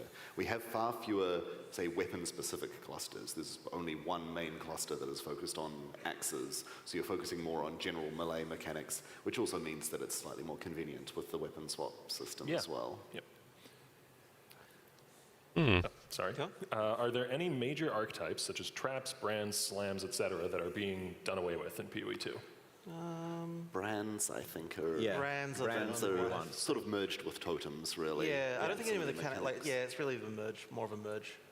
I don't know if this means you can stick a totem on a monster yet, but that's what support gems are for, We've right? kind of unified traps and mines. Yeah, that's important. So yeah, the way that works, I suppose you probably explained it in the item store. Basically, like we've got a trap it's just a base type that determines whether it's a trap or a mine. So then any skill could be a trap or a mine, depending on the base type you're using. But all your favorite trap or your favorite mine skills are probably going to exist if they can exist in PoE 2. Just now you choose whether they're a trap or a mine, right? Okay. How will I think I'm gonna play a miner this league. Or no, well, we haven't I'm probably gonna play. The way, but it, like, what was it? What was the name of it? In each of the first 3 acts. I wrote it down here when making the video. Corrupting Cry. And make a sing barb, singer, marauder, or whatever. Cool. Probably. It's not the labyrinth. It's not the labyrinth. And I'm probably gonna play Trade League this league, Confirmed, at least so I not can make labyrinth. content. What do utility flasks? Because I'm look focusing like on in making YouTube So videos utility flasks more are nowadays generally again. going to be more reactive to things. Like for example, the flask might say you become immune to burning if you use it while you're burning, which is similar to some of the mods that appear on flasks. So that is what the utility flask itself is going to do. So it's no longer just flask piano. You have your buffs up kind of all the time. It's more of a when something happens to you, you then use the flask in response to that. All right. We also have effectively a guard flask. Yes, yes. Taking the place of guard skills in most ways. And there is your emergency, I'm about to take a lot of damage button. And I suppose that one is proactive, but it's like a short burst of like a shield where the guard flask absorbs a percentage of the damage that is happening to you. So you can use it as like a oh shit, I'm standing in the slam, I shouldn't be. Press the flask. And Yeah, it's not something you're going to want to be pianoing. Yeah, So yeah, if that was exactly. the concern. With the changes to caster weapons, will wanders still exist, like attack wand builds? And if so, in what form? Some of the wand inherent skills are actually, now yes. effectively the wand skills. So, and there'll be ways, of course, because it's part of Exile, there'll be ways to focus on specifically your wand or your staff's spell and make that into your main damage spell somehow. There's always a way. In those cases, though, have those skills been ported into being a spell themselves? Like a kinetic blast is now a spell on a wand, so it's Absolutely. not. Yeah. Okay. But you still get to do the. Yeah, you still It's still kinetic blast. It's just a spell instead of an attack. It's just that it deals spell damage in a sense. But will it be any easier to respec your build during the campaign in PoE 2? Sorry, I didn't quite hear that. Will it be any easier to respec your build in the course of the campaign in PoE 2? I mean, I don't think we haven't really thought too much about it. I'd say it's probably similar. Yeah. I mean, I guess at least with the skill gems, it's a bit easier to change those over due to the way that the uncut stuff works. But as far as like passive goes, it's probably fairly similar. Like we'll give you some respec points, from time to time, things like that. You could always save some of your split passives to try out something, but then, then you need to respec them afterwards. Yes. Yeah. All right. This is the most upvoted question I've seen ever on this, is will there be fishing in PoE 2? Yeah. Well, is there even fishing in PoE 1? I'm not at liberty to say. What? Wait, did you not hear? No. Okay, Shit, no. Don't worry about it. What is fishing? Yeah. So we don't have, it must be a non-New Zealand thing. I'll explain it to you backstage later. Since the sockets are now moving to the skill gems themselves, will we know the number of sockets an uncut gem will give us on the gem it's generating, or will we only see those after we've cut it? So every gem gets 2 supports as a starting point, and then you use Jeweler's Orbs to increase it by 1. There's 3, there are specific, like it's a lesser and a normal and a greater Jewelers. I don't remember the exact names, but there's 3 tiers of Jewelers basically, and then that takes you from 2 up to 5 sockets, which is equivalent to a 6-link. So effectively, like that's they don't drop with more. They don't need to. And you should have. It's likely that by the time you're getting later on, you'll probably have just a stack of the lesser Jeweler's Orbs, so that you can increase it immediately as soon as you get it. I can't recall if we've locked in whether they start with specific colors when you first cut them. Or if they did, you would see what they would be before you would cut Yeah, it. Yeah. But I believe it was locked in per skill. I believe that's what we had in the last discussion. But the thing is, they're easy to change now with the way that chromatics work. So that's just easy to do. I think as it currently stands, it generates random colors, and I know that because I was very worried it was going to generate colors that I couldn't use in the demo. But yeah, I believe that the intent is that it's a fixed per skill as a starting point, and then later on you can change it. A lot of these are repeats. Are channeling skills like Divine Eye are coming to PoE 2? Yes, we still have channeling skills. I mean, there's a few on the demo characters. A lot of them have a lot more specialness in them, that some have a minimum channeling time, some have more of a longer channeling time, but they also have the ability to change direction. You can always dodge roll out if you've made a mistake where you start it, and some have mobility built into them while you're channeling. Some special ones. Yeah, I mean, if you want to play with a channeling skill in the demo, then pick the Warrior. He's got the supercharged slam. Okay. It's one of the best things to cover your Mason. I will take your word for it. Are jewels still in the game? Oh, yeah, I haven't thought about that even. I haven't even thought about jewels. Yeah, okay, cool. That's nice. Is the Quicksilver flask still in the game? No. Ooh, ooh, ooh. Die, Quicksilver.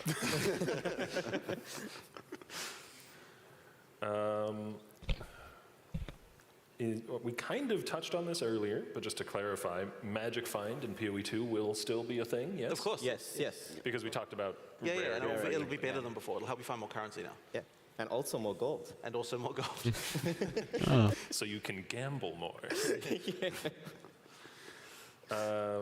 What is the overall, this is a big question, but touch on it a bit. What is the overall design philosophy for mana costs and mana sustain in PoE 2?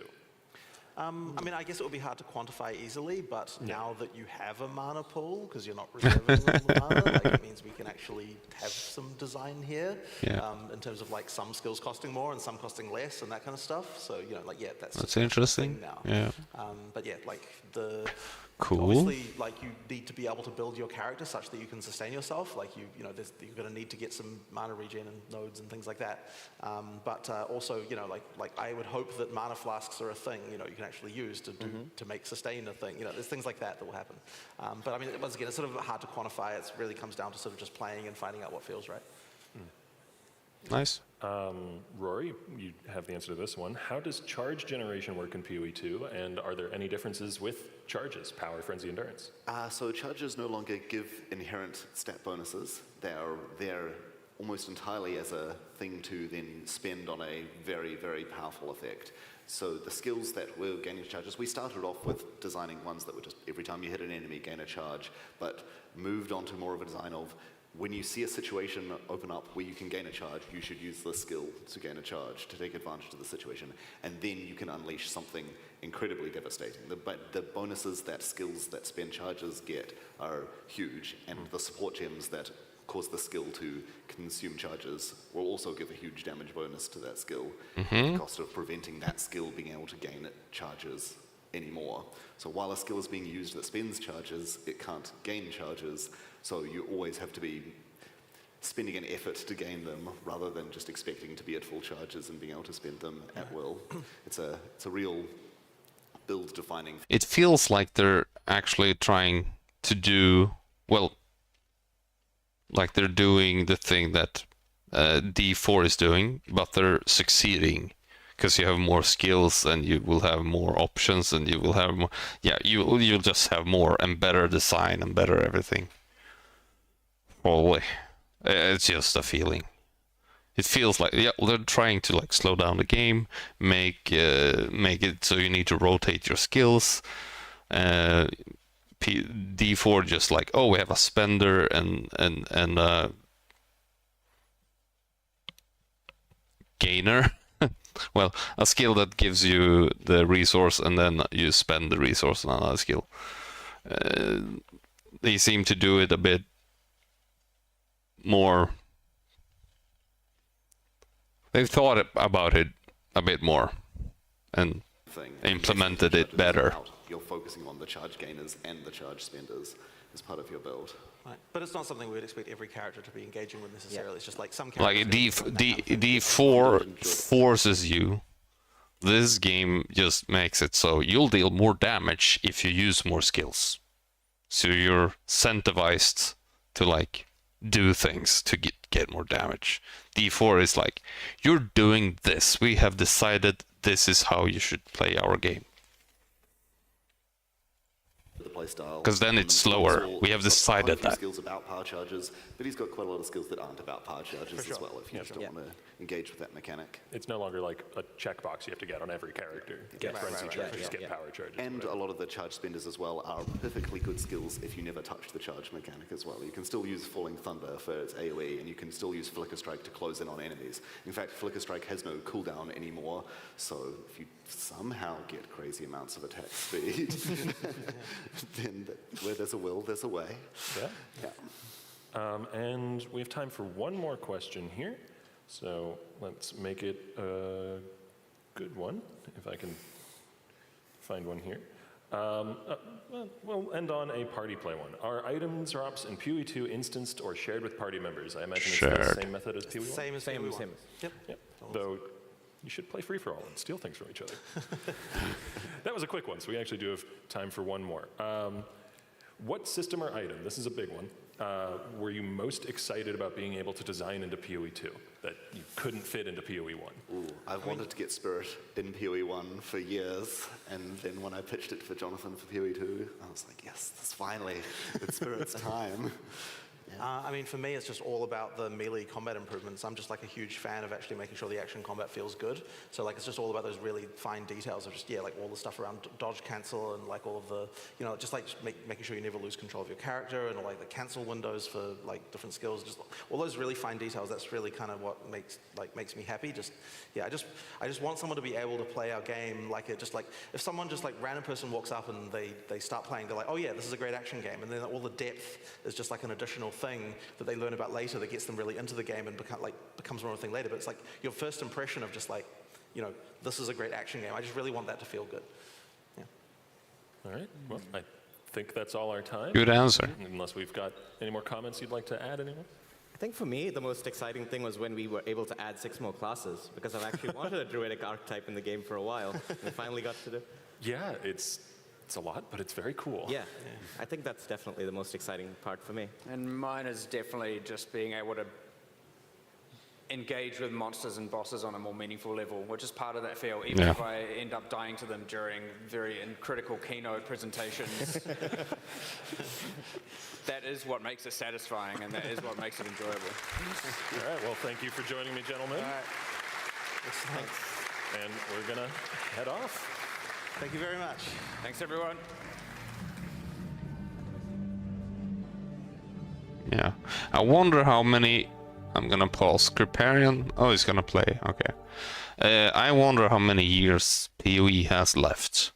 Because when Chris and Jonathan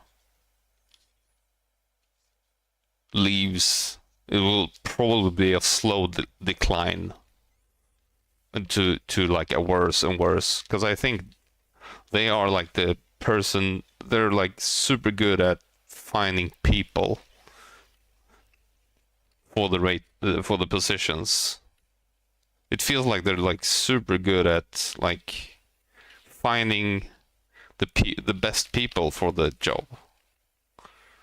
Or there is something, or maybe it just comes with them actually caring about the game. The game, not the money. The money just comes. Of course, they care about the money. Why? Yeah, you should care about money, of course, but there's like they're so good at walking the line, like thinking about the game and also monetizing the game in a good way. I don't know. Wonder how many years it has left until it like implodes. Is it 10? Is it 20? They're getting old. And the sad thing is there is no offline. So we can't just download the game and just have it when someone comes in and maybe destroys everything. Which is one of the best things with D2. D2 is just still one of the best action RPGs. And you can play it still. And it's still super good. And I think PoE might be one of those games too that you would want to be able to play in like 40 years. It's still be having a good gameplay thingy. Because AI won't take over the world. Not yet. It's far away. We don't have to worry about that yet. They might take over our computers and the internet, but they won't be able to take over the world. Not yet. Now, I'm gonna go and grab something to drink, because I'm out of water, I have no Pepsi left, I have no energy drink, I have no coffee. I need to go and get something to drink. And maybe something to chew on as well. So I'll be back in a few secs and I'll continue to watch.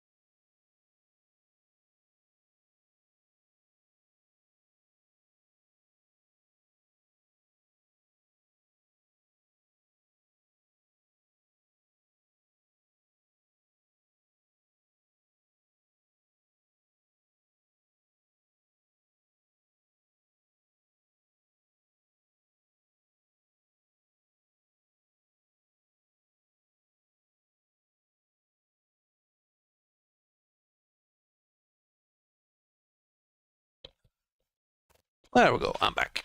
I have to eat something. I'll just eat these meatballs with some ketchup while watching Kriparian play. Okay, let's have a look. I can jump forward a little bit here.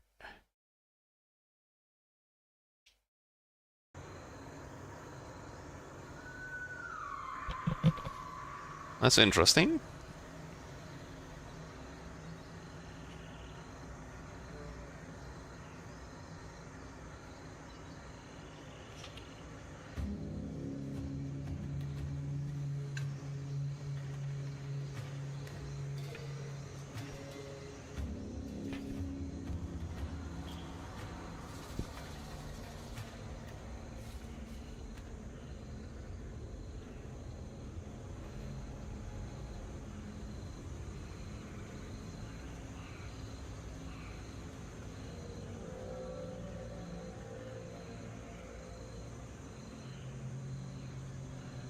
I really hope this doesn't grow into like something too big.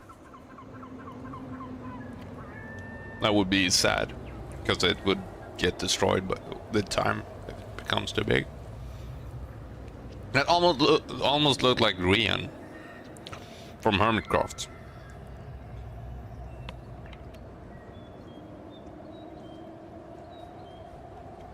Oh, Slippery Jim. Slippy Jimmy.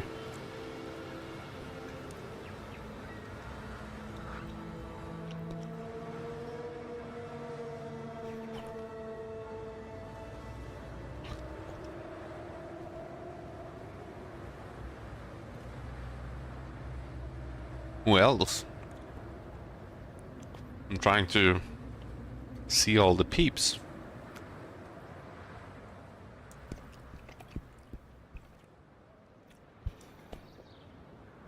I don't think Tarky Cat is there, but I think he should be there, in my opinion. I think he should. He deserves that. He helped them find Octavian.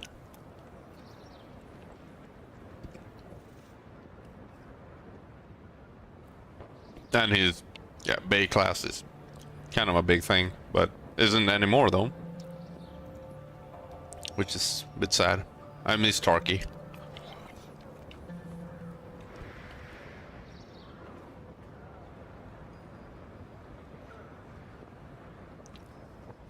And lifting Nerdbro too.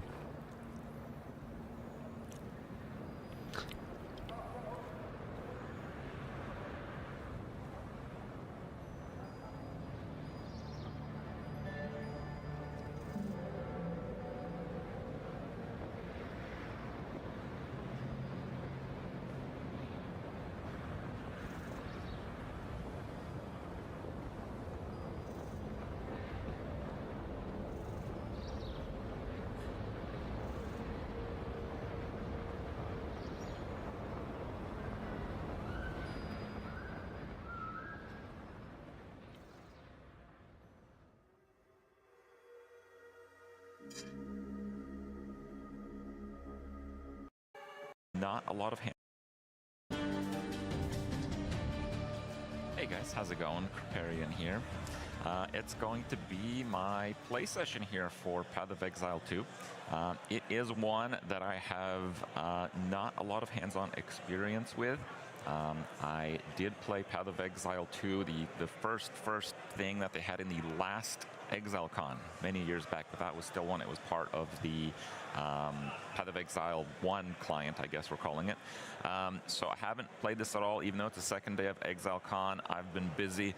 I had maybe a small chance to play at the end of the day yesterday, and Rania kind of held me back. It's like, oh no, that would tarnish the experience of your first playthrough. So yes, absolutely, she was right.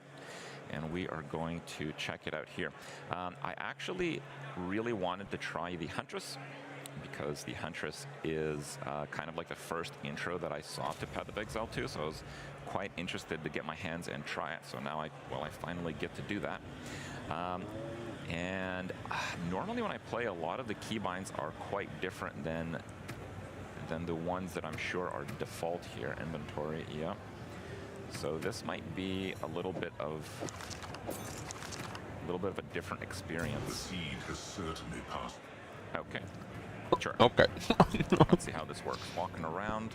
I have been told that, you know, the feel for the game takes a little bit of getting used to because playing feels a little bit different than Path of Exile 1. And I've also been told that generally the hardest characters to complete their kind of 45-minute campaign run or so. Daughters of the Sand. You are seeking. We're getting quests Perhaps here. the Marrakech Defeat will the be open Sun to Clan ferrying us Hyenas. across these sands. Sure. If I can help them. Oh, let's see what we actually are using. Rapid Assault. Okay. Okay, what's that? Whirling Slash. Oh, so that just kind of stays on there. 11 mana. Extra lightning damage. Do we get lightning damage from the skill? Oh, no, we have the lightning damage from the weapon. Chance to maim.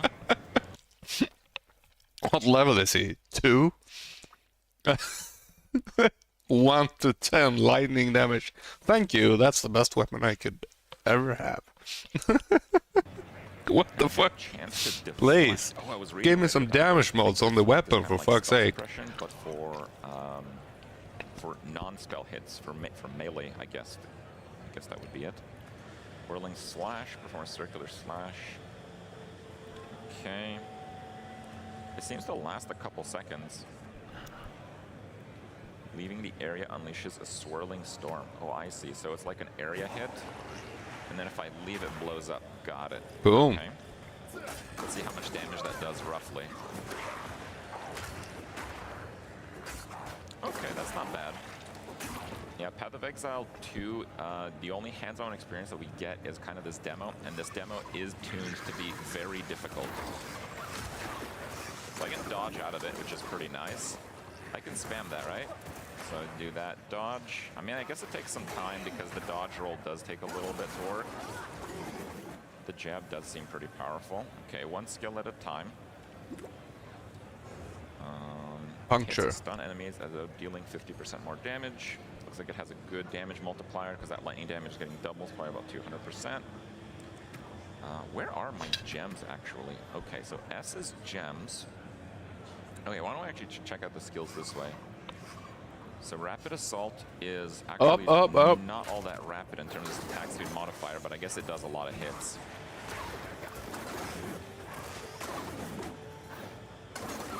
It does seem to do quite a bit of damage, though. Looks Final strong. Strike does 288. Oh, I see. I see. That's why it has that. So that's pretty good, actually. The Whirling Slash. Blind effect? Reduce the blind effect. Slaying enemies and blinding them in its area. Oh, I see. So you're going to get that accuracy bonus. Might be good to use for the damage, but at least per stage. Oh, I see. Using an attack in the storm as one stage, the maximum of 3 stages. So you want to put this up, do some combat in it, and then run out. But that's a little bit counterintuitive because usually you want to open up with AoE to get rid of the weaker monsters in the area. Okay. Spear Field. Oh my god, that looks cool. I like that. Yeah.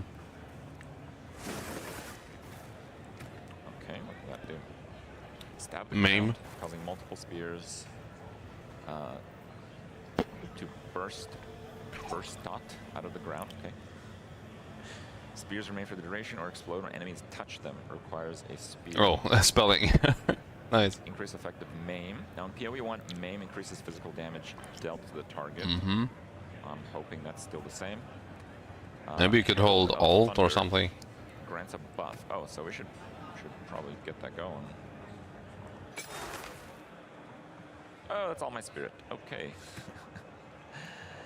Converts 100% physical to lightning. Interesting. Is that all of my skills? Yeah. No, that's just the damage from the Herald of Thunder. You don't want to take things for granted. I mean, I haven't never played before. What? Killing shocked enemies is kind of the same. Okay, that's good. Actually, I want. Fuck. In the regular game. Storm Spear converts Fizz to lightning, 6 extra projectiles. Spears cannot split. Okay. Modifiers the number of projectiles instead applied to the maximum number of lightning. Try the Storm Spear, please. That sounds awesome. Oh my god, That is slow. Okay. Javason. That's quite a wind-up time. When it hits an enemy, it bursts, firing bolts of lightning at multiple other enemies. That seems very nice. And Puncture. Puncture. Do we have puncture? Yeah, but you deal lightning damage now, so. Oh, that's the cue. Okay. Lunge forward, melee damage, more powerful, it requires a spear, causes bleeding, 200% more damage based on the distance traveled, hits stun as though dealing 50% more. That's probably really good for single target. And impale, jump back from the target, dealing melee damage and attempting to immobilize them cannot be performed without targeting an enemy. Immobilize as though dealing more damage. I guess the immobilize effect is based on the damage. A lot of the effects seem to be based on the damage. Let's just try some of the skills here. So puncture. Okay, well, it still died in one hit. That's pretty good. Let's see how these work. Is that like getting hit? Oh, I see. Yeah. So as it's like a D. Towards Oh, okay. by the spears. It's not a lot of damage, but it does add up. For one attack, it probably adds up to quite a lot. Let's try Storm Spear. Oh, it looked. Oh my god, it looked so good. Storm Spear does quite a bit. I like that.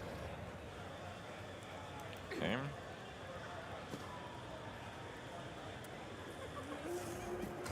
Yeah. Oh. Juice. Oh my god. A chain on that. Sheesh. Like no movement speed right now, so I gotta be pretty careful. So far, I'm digging the lightning skill quite a lot.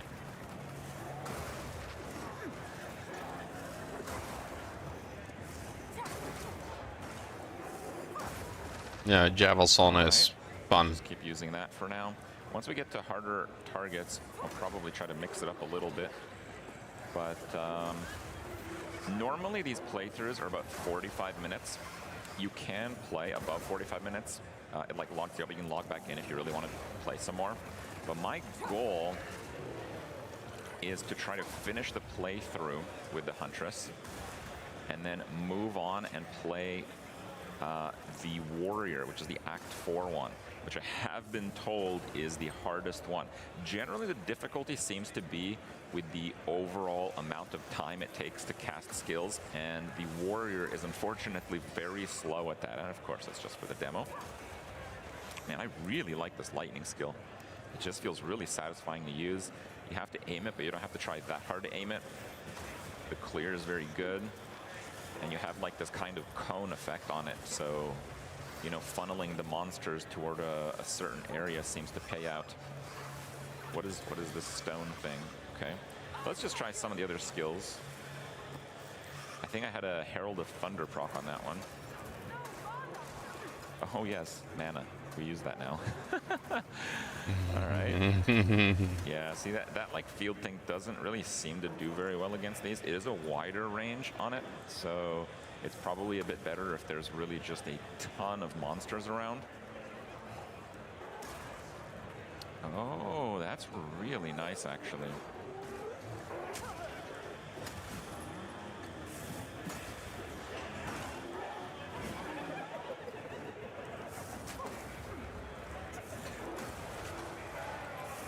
They're quick. So jumping back with that does seem to be a pretty effective move.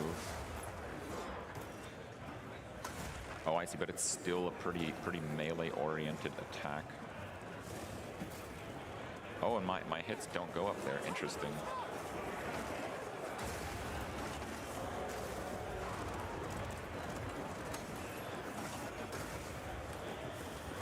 Wrathbreaker. Robes. Ouch.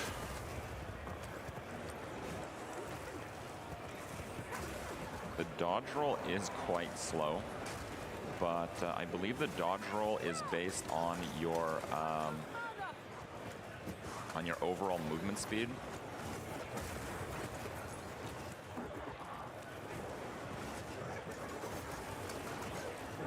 Let's just try to go for it here. So we're getting kind of pelted by the monsters around.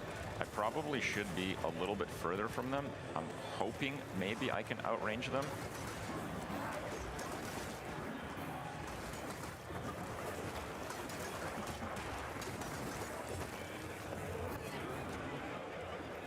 Oh, yeah, he triggered something there. Oh my god. Oh, We are gonna die here, I think. yep. It's difficult.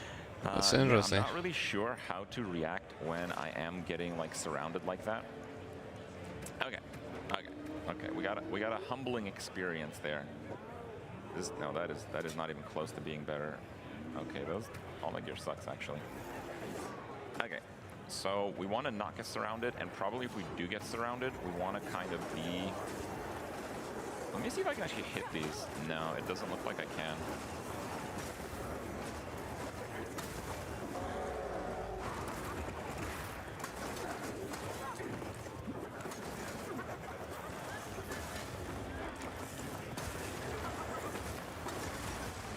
Try to use puncture a little bit. Yeah, that's probably a really good idea. Oh yeah, puncture is doing tons here. If he moves, I think it's gonna do a lot.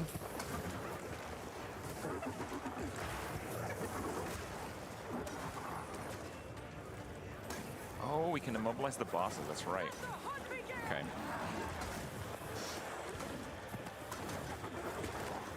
Now there's probably some negative synergy with puncture and immobilizing, but as long as we're not getting hit. Puncture and... Wow, I should not have got hit by that. How the heck would you...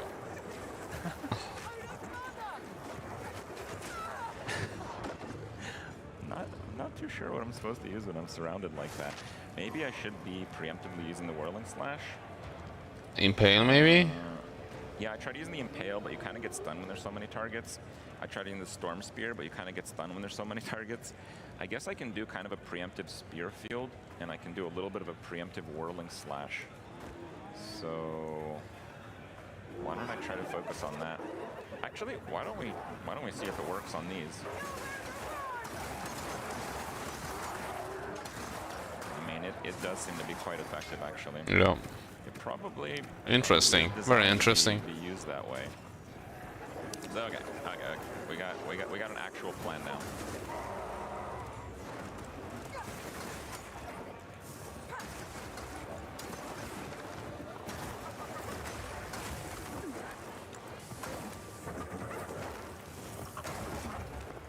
I would use the regular attack. Bam, bam, bam, bam, bam. Seems to be really strong.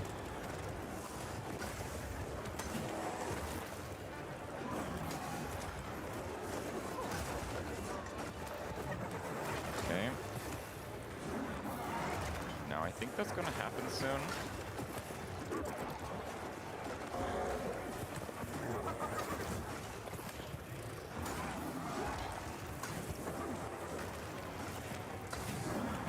Maybe it's time-based, the waves. I tried kind of dodging towards the boss. It does seem to kind of get me stuck around him.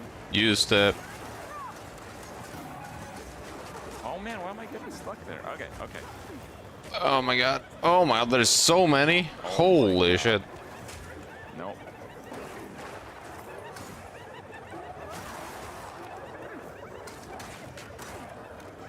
Oh, he's healing up. Okay. So I probably could have done that way better. I wonder if I leashed the boss though. That may have been not the best move. Yeah, we leashed the boss. Of course, we leashed the boss. Well, that would have been too easy. Oh, he leveled up. Yes, we have to fight in this arena here.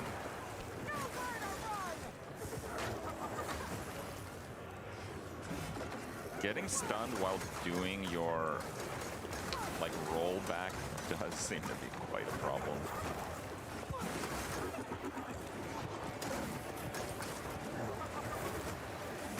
Okay, so we kind of have to do what I just did, except way better. Okay, just be better. We can do that. Don't be sorry, be better. Okay, so that didn't immobilize.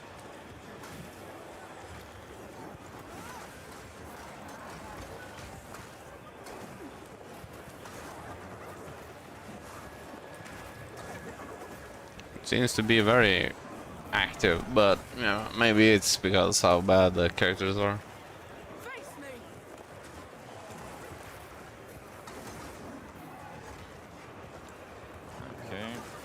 The wave is not... It's gonna happen soon. It happens not quite when he's at 50. It should have happened already. We want to maybe start setting up a little bit here. I think you already cleared that, but he... Maybe it does happen when he's 50. No. Or did we skip it because we killed them all earlier? Yeah, probably. But it will happen again at like 33, maybe. Oh. Or maybe those spear throwers jump down and attack him. That would be cool.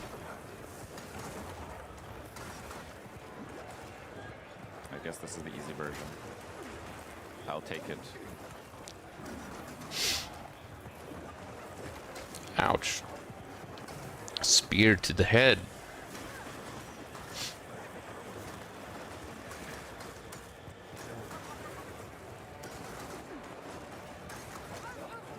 I think there's a wave incoming soon. I think it's just... And this is one of the easier bosses, I think. The swirling area. If there's three tiers of bosses, this is probably the easiest one. Cost quite a lot of mana. Or maybe 4 tiers, like this one, then a more difficult one, then almost act boss, and then act boss. Now they're coming. Well, that's not good. You did it too late. I can't move. No. Use the spears.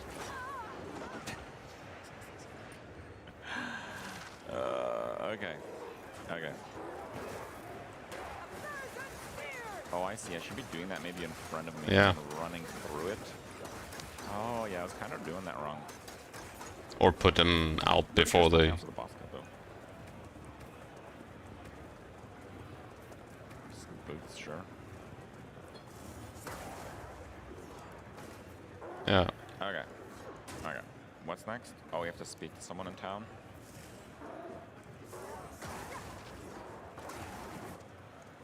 Yeah, as fun as the lightning thing is, it's very much a skill that you want to be using to clear at range. Like that kind of stuff. Otherwise, it's not particularly useful. So I guess that's kind of the idea of having like a multitude of skills. What did I do?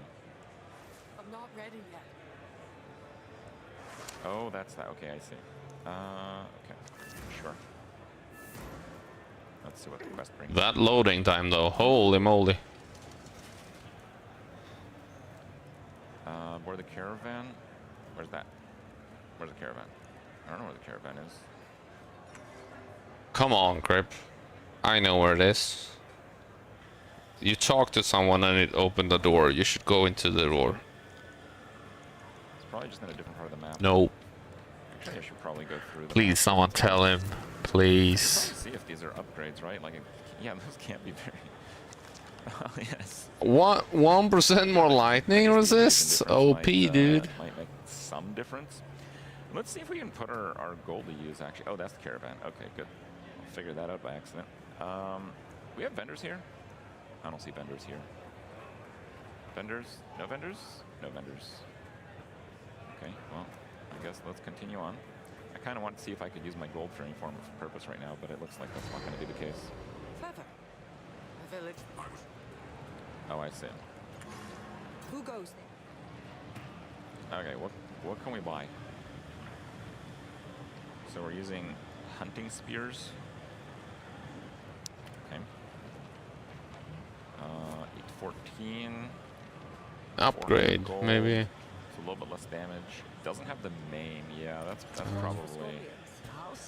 probably a no deal. Okay. Flasks. Flasks here. Are these any better? There's a ring. 150. Resists. The life flasks are a bit better. 150. Check the ring, dude. Gain Grip, authority, check the killing fucking target. ring! That seems pretty good. Check the You know what, I'm ring! just gonna- Seems like you have one ring that is not... 1,000 gold. We have rings. We do have rings. Yeah, that one. Probably. Check your resists first now, Crip. Okay, why not? Click the well. Sell. You get gold for selling, no transmutes. save that and see if we get a 3-1. Nice. So we actually got gold for all of our vendors here. Identify items. Okay. Here we are. You may disembark from that side. Guards, lower the ramp. Oh, I see. I think I actually remember this a little bit from one of the highlights they've done for PoE 2. Okay, we finally get to play it. We shall wait here. I mean, look at the environments. It's crazy. Carried on the winds. So good. Is that a rare? Whoa, those spiders look really creepy. Eesh. Oh my god, satisfying. The lightning. Seems to be a strong attack that like main attack is doing. Bum. Okay. Shoes. See if these have any base stat. Oh no, those are horrendous. Okay.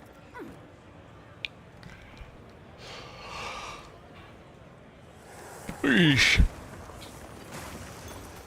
I think it's the Herald of Thunder proc that's really doing a lot of the AoE. I think the actual lightning skill, the lightning spear thing, I think that itself is not doing that much damage, but it seems to be hitting a lot of targets, which ends up proccing the Herald. Wow, those spiders look really creepy. I think that's why the clear is quite good on that. It's not quite the skill itself doing the damage. That's why it was so poor when I was doing it on the bosses, and that's why sometimes it performs a lot worse than other times. But overall, it seems to be pretty effective. I guess Herald of Thunder is quite good in general.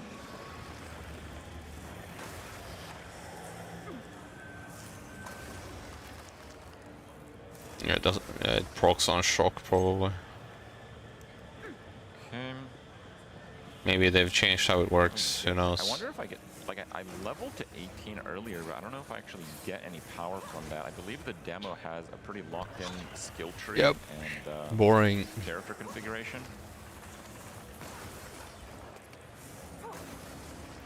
Yeah, so the dodge roll is much slower when I'm getting snared by that web thing. So I actually want to maybe not be using the dodge roll very much because I can get kind of locked in it. Because again, I believe the dodge roll works off of your movement speed. Well, that's what I heard, and that is a little bit of confirmation.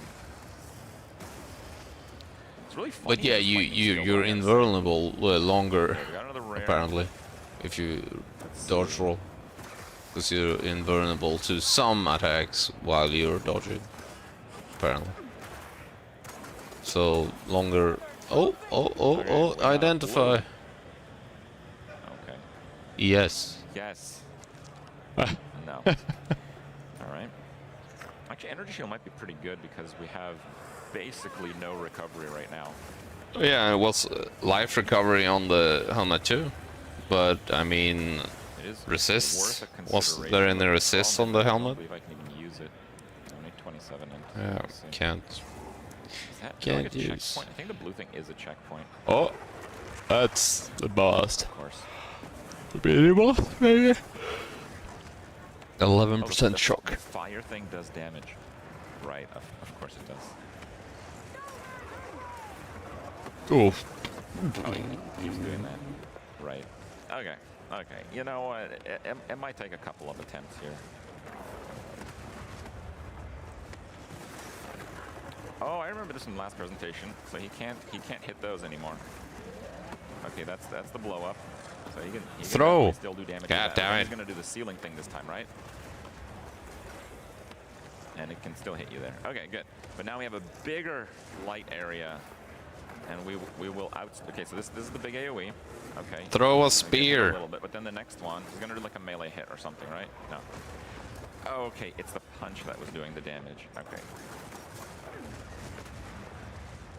Oh, he's spicing it up. He's trying to. Good. Okay. So we can get behind him.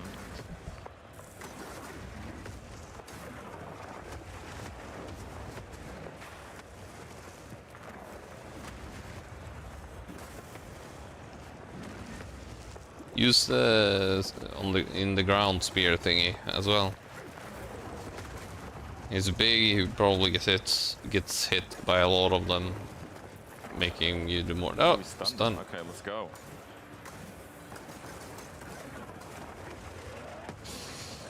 Okay, let's not go.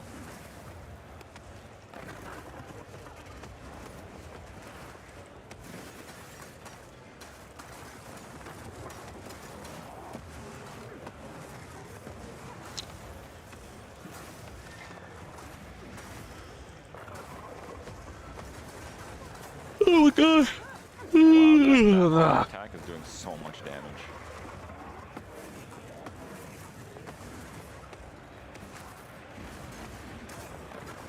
I bet I can just like go toe to toe with him. Bet. Yeah, doing a lot. That attack does a lot of damage.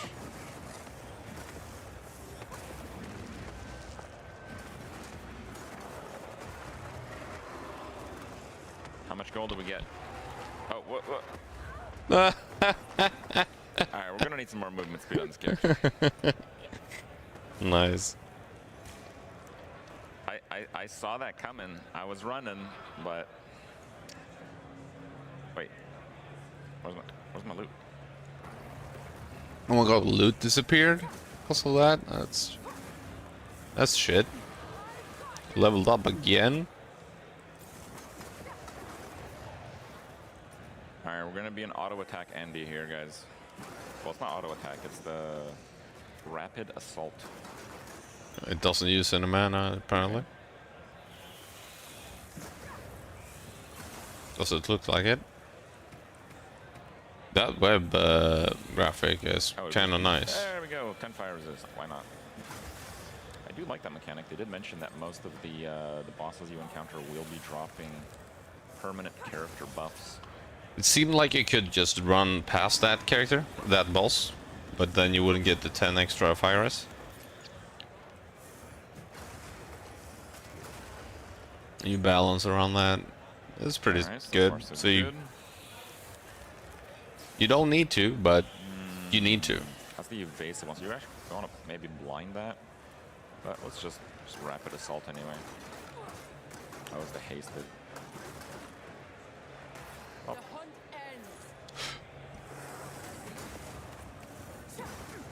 Oh, so the minions get the buff. I see. Getting a lot of axes. Not sure we're going to be able to use the javelin-like attacks. Like the environment is crazy. 6 seconds. What happened here? Open the chests. Okay, that was a really bad idea. Poison damage is actually doing quite a bit. All right.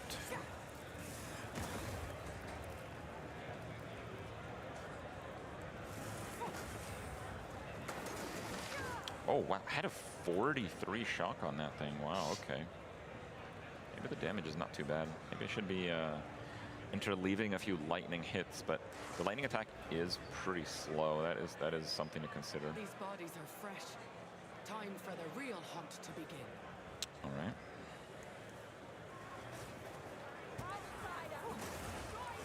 Got a gem. I wonder how long he's allowed to play Crep on the stream, that is. Frozen Nexus? What is that? Yeah, check it out. Supported skills create chill ground for 2 seconds when they freeze an enemy. Yeah, damn it. No freeze. Yeah. You had the cold spear in town. I guess we'll just keep that in inventory for now. How did your people even build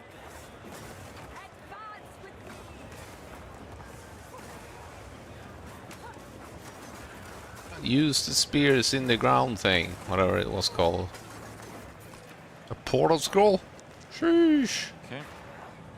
Getting that currency. So really the game we're playing here is don't get surrounded. That's the game. Okay? We get surrounded, we die. Seems like it.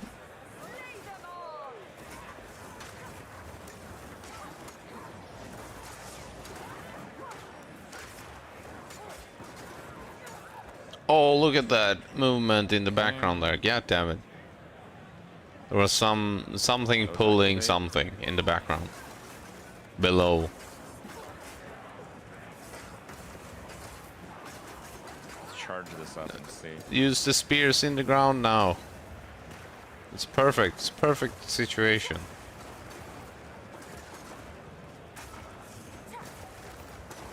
I kind of want to see just. Well, it's easy for me to say. I'm not trying to stream for like 100,000 people or more, I guess. Maybe it does. At a convention, at a computer I haven't played. Baby, speaking is hard. Yeah. At a computer that is not my own. Oh my god. Stones? Wonder if they do damage. There is actually some reason for all of these skills on this character, which is kind of interesting. I do wonder, though, if that will remain as the character levels up, or if we can specialize it a bit further. I think you'll be using all your skills, but also all your 6-link. Quite a lot of mana. There you see, something is moving. Over here. Up there. There was something moving. Please. Go up. Go up. Please, grip. Okay.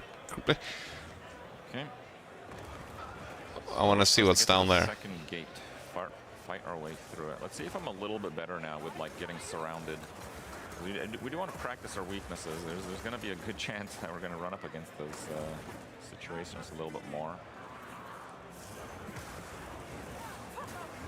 He has 13 minutes left.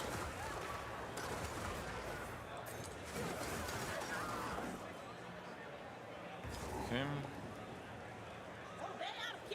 Oh.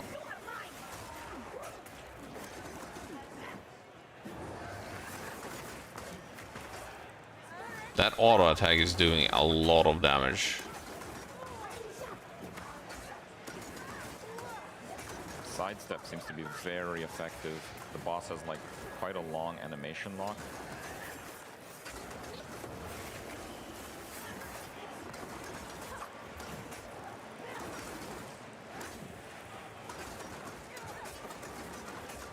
Yeah, that does a lot of damage, the auto attack.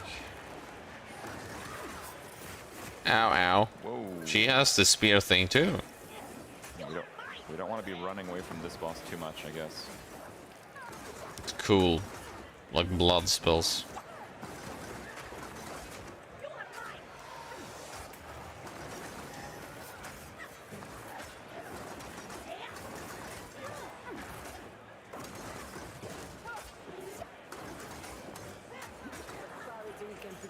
A glaive.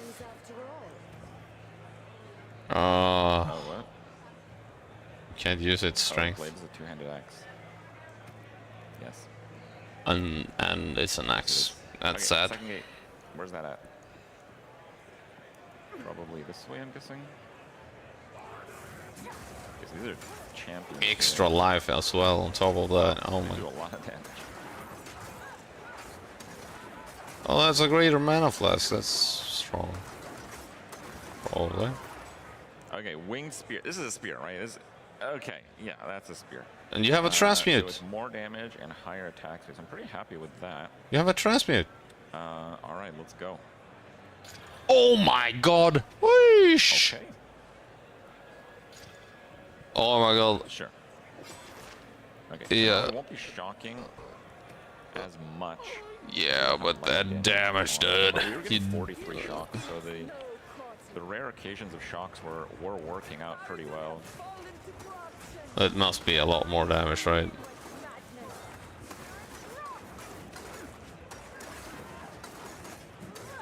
Yeah, that seems to be a lot more damage.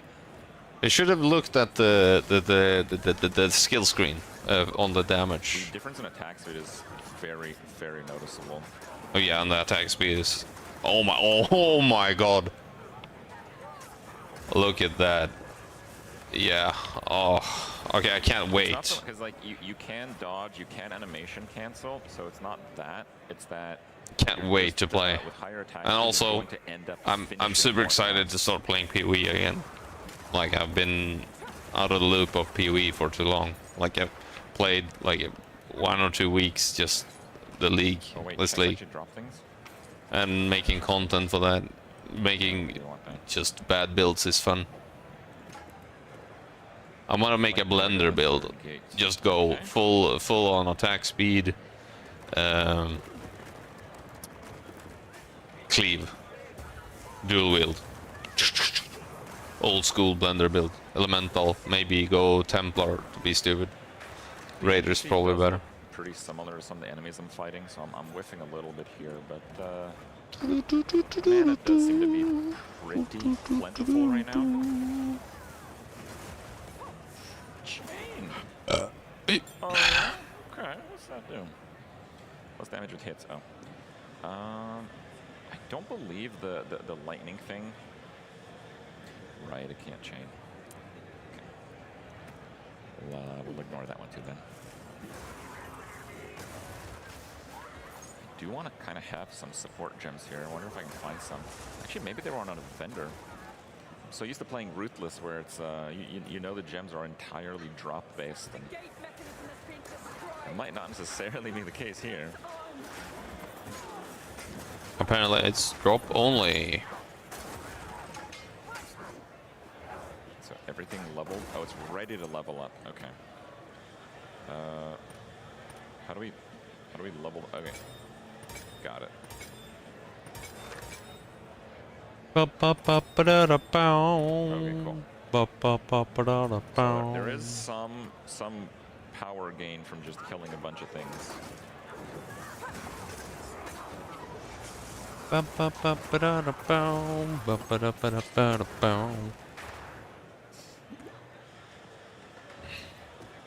too bad. Got a checkpoint. I played through quite a lot of areas. I wonder if... Oh my, the attack speed is... And look at the damage compared to before.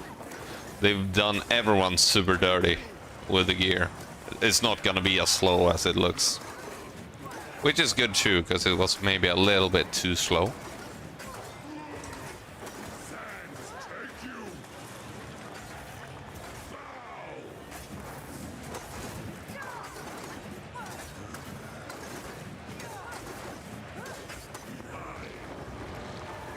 Die.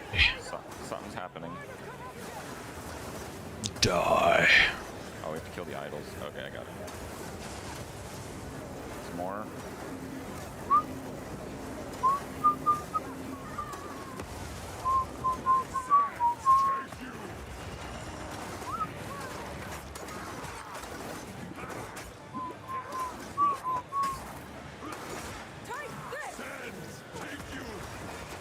Try to go for a stun there, but looks like not quite. He must not escape. Chase? Where are we chasing? All right. Quickly! He conjures the very sands against us. Okay. Do we get more mobs, or are we just still in the boss fight here? I mean, that's just how I say hi to people. I throw a giant spear at them. I should talk to Asala. She must this. Okay, can we buy anything good? Chance to block. Oh, that one actually has block. Oh, that has some pretty nice stats on it, though. The claw, that's a nice claw. Fizz. Better? Okay, I want that. Okay, cool, cool. Spears, look at the spears, look at the spears, look at the spears! Movement speed. Oh my god. No, those are pretty good. Okay, do we have the gold for that? Barely. Look at the spears. So all this stuff, that's the old gloves. Kind of wanted the helmet. Let's see how much gems actually sell for. Yes, chain? 1 gold. Whoa, okay. Use the chain. That's not gonna happen. Okay, so that gives you some life regen, which is pretty nice, because flat life regen when you don't have a whole lot of life adds up to quite a bit. Oh, ice spear. From what you All right. Ice spear as in icy spear, or ice spear as it is currently in game.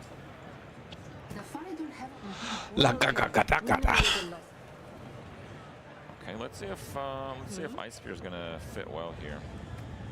What does Ice Spear do? Throw an icy copy of your spear as cold damage after short distance, massively boosting its damage. When the spear breaks, it deals damage in a cone shape behind them.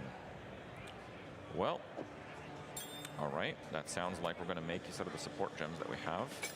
So we do that. We're doing Chain. And we're doing Frozen Nexus. What are we getting rid of? I feel like it's very AoE. And I feel like I'm not using Spear Field very much. How does that work here? I just kind of pick.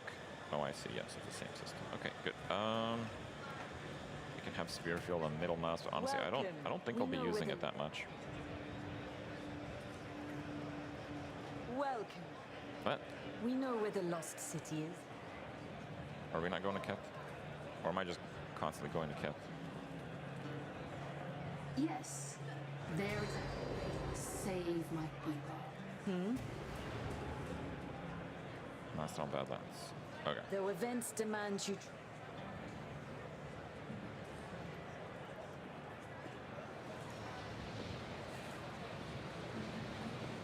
Oh, I see. Okay, because we're on like the moving caravan. I see.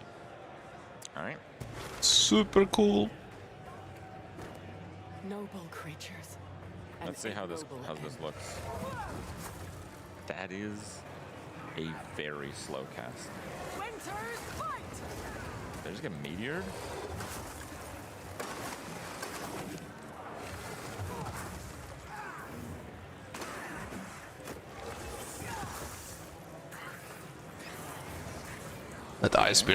That ice spear looks pretty cool.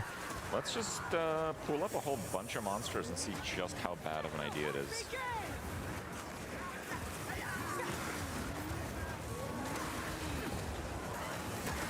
Maybe not the worst.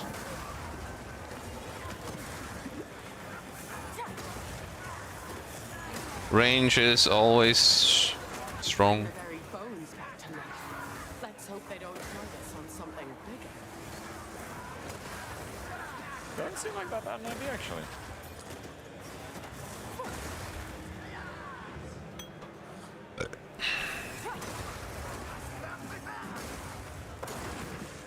Okay.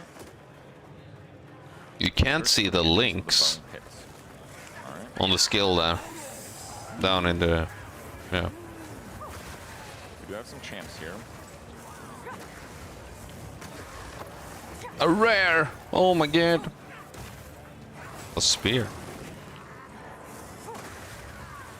That Necromancer is resing a lot of guys when he's choosing to. Okay, that spear base type does appear to be a bit worse. That looks bone pitsy, possibly.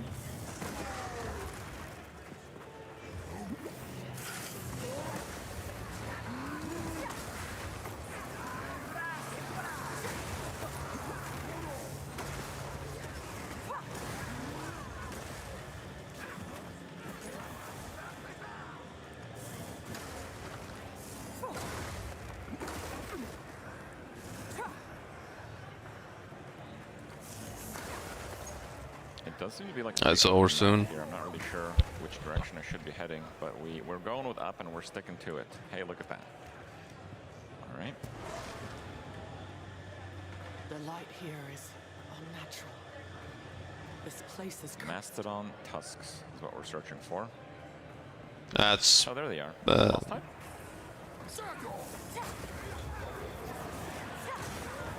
Holy shit. That's a big boy. That spear skill looks very fun.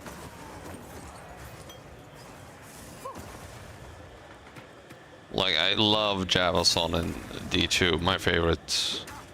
I can play Javason. You can farm nightmare cows for like months. You don't need to go to hell. It's so much fun. Farming Grand Charms.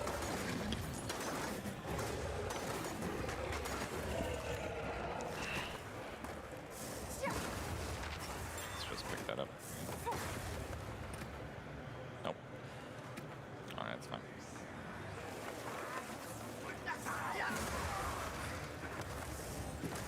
Hey, Bone Golem.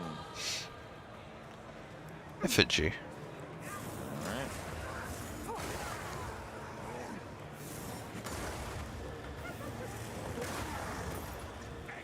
Bum ba dum ba dum ba dum bum. Bum Very bum fun to bum just ba dum. run around, throw lightning spears. Yep.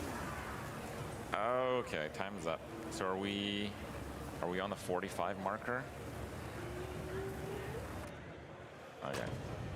So if I go back in, is it like a fresh run? Oh man, I guess I was slower than I thought. Yeah, rip. Okay, fine. Let us try the warrior. Apparently, slow makes everything hard, and the warrior is certainly slow in this playthrough. Let's see what it's like. That is an action RPG rule that you can't get away from. Movement and fast is always better, because you can avoid damage. Not really what I want to be like. Okay. I have a charter. What is this gear like? Let's see about that ship. I mean, it's got extra damage. I mean, this gear looks... Whoa, what? Holy moly. That's actually pretty good. Okay, yeah, this gear looks... But yeah, like Grimrose said, if it's like Act 4, it's like Act 7 currently, and if you have 30 resists, you're fucked at that point. You'll die to everything. Not a lot of damage, but it breaks armor. So I guess it's got Ruthless, impacting Shockwave with splash damage. Okay, so we get like a splash armor break, and we get a stun because of the Ruthless. Herald of Ash, Infernal Cry. 20% damage as extra fire damage per 5 power, so we basically get 100 of Fizz as extra fire. We get the Combust effect. We do get the Combust effect. Oh, this looks fun. Sunder, Slam, Ruthless is just a strike skill, so it wouldn't work on Sunder. Leap Slam is a slam skill. Rolling Slam, it's a slant slam again. And a supercharged slam. So I guess Ruthless can only really go on the armor breaker. We're looking for work. Okay. Where are we going? Prison. Kedge Bay. Let's do Isle of Kin. Why not? Again, I haven't really seen a whole lot of the gameplay, just very surface level stuff, so in terms of direction here, this is very much the first time going for it. How do we get off the ship? I see. As you normally would, I suppose. Let's just see some of the attacks. So that's the armor breaker. That's pretty slow. Rolling Slam. That looks fun. Does that do damage? 390.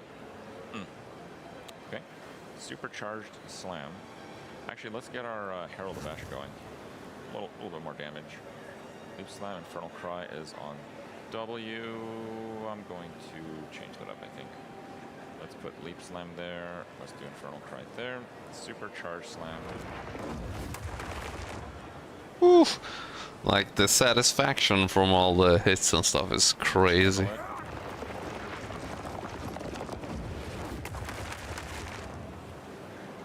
Pretty cool. Wow, Leap Slam does a lot of damage. What's that about?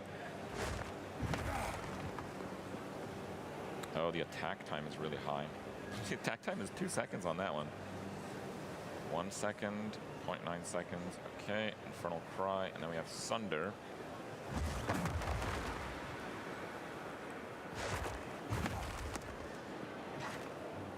Okay. Well, let's kill some stuff.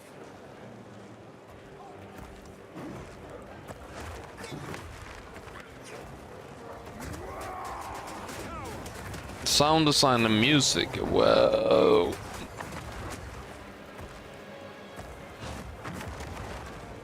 Half of the reason why it sounds so satisfying is because of the music. It does seem like the armor debuff that I'm doing makes quite a big difference, at least in those big guys. Rolling Slam. They are mining this substance.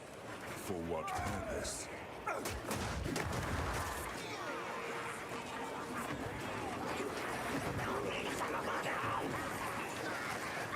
We got Infernal Cry. You guys know how this works.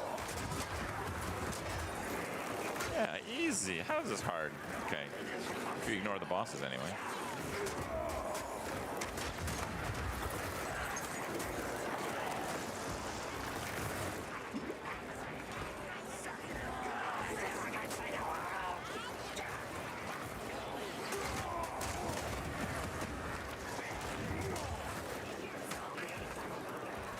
Don't need that.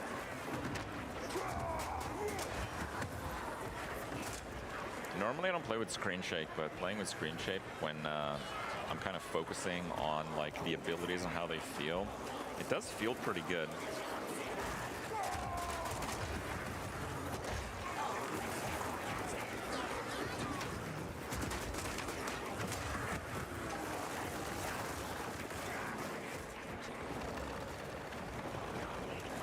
These are okay. Those are not rocks. Well, they're rocks, but they're not rocks. Oh, now they're definitely. Whoa, they're exploding on me. That is a problem. Oh, they break free and become. Oh, that's cool. Holy moly, that thunder feels slow. We're definitely gonna have to be using the strike skill quite a lot here, just to not get animation locked, really.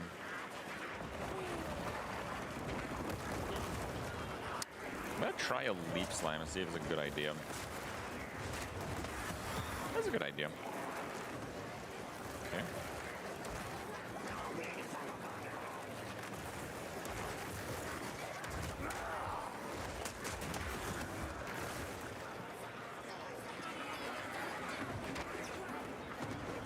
Let's try leap slam without infernal.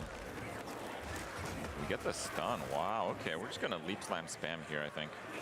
It's maybe not the best use of damage, but it's not bad.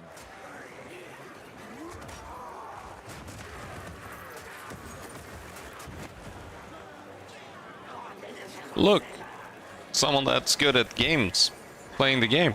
Wow.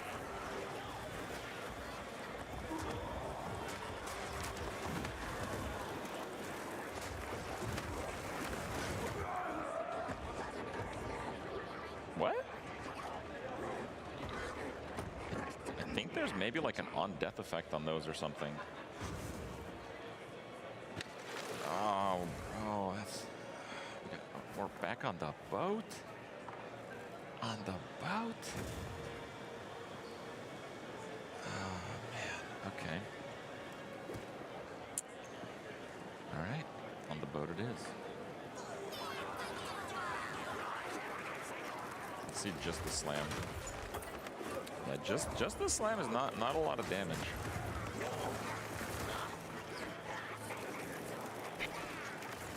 But the slam is pretty good because you get the stun effect. Oh, so satisfying. When he does the infernal cryo jumps and everything just explodes. You're very much moving when you're doing it. Now, I think I'm gonna have to run exactly to where I was. Yeah, I have to run exactly back to where I was. I think we were on the very edge of the next zone.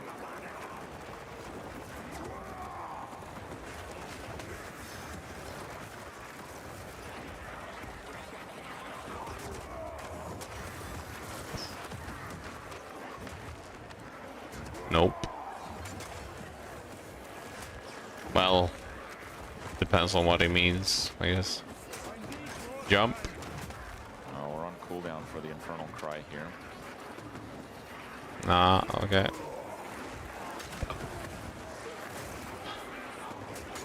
Stack the rocks.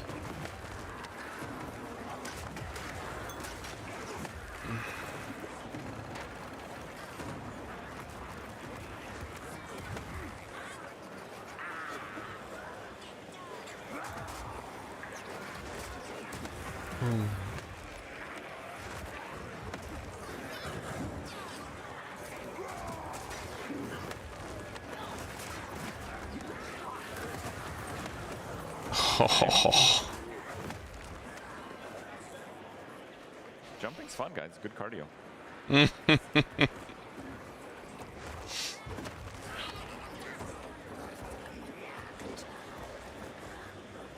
Yes, the checkpoint. You should enter the area where you should Okay, that is most certainly a boss area there. Yeah. All right, see what we got. This doesn't look good.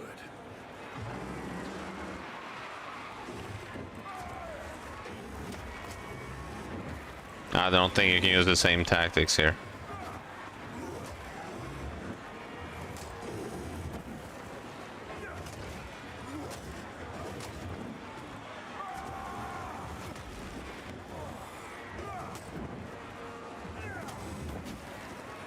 The damage is a little low. It's a little low right now. You should use your armor break. There we go. Jump or You should be trying to use like the range attacks a bit more. armor break and then sunder. They use so much mana though.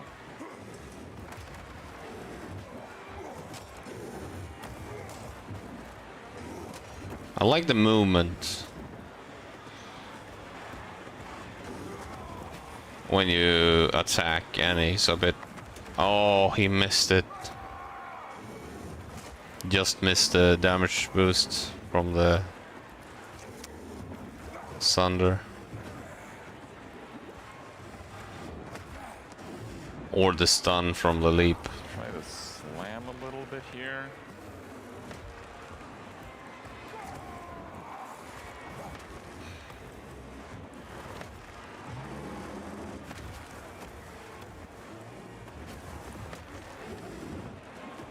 It's fine, guys. It's alright. It's alright, not a big deal. Yeah, I don't think this is gonna go down. We're gonna need a few more potions. Well. I died in the air. Alright, I'll take it. Well, I think my little segment here only has another minute or so, so I think I will call it there. It's been pretty fun.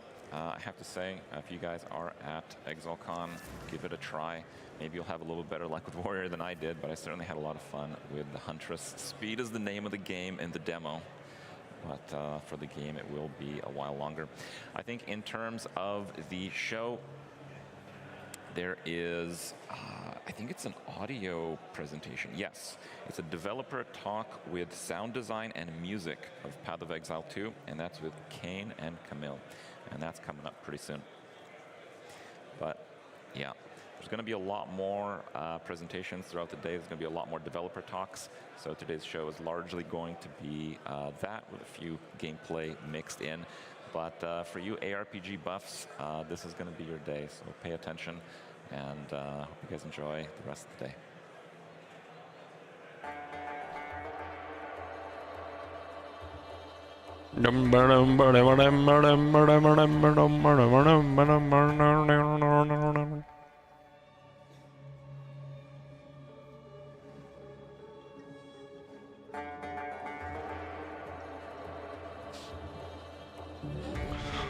Audio. Okay, let's have a look. It's starting. Nice.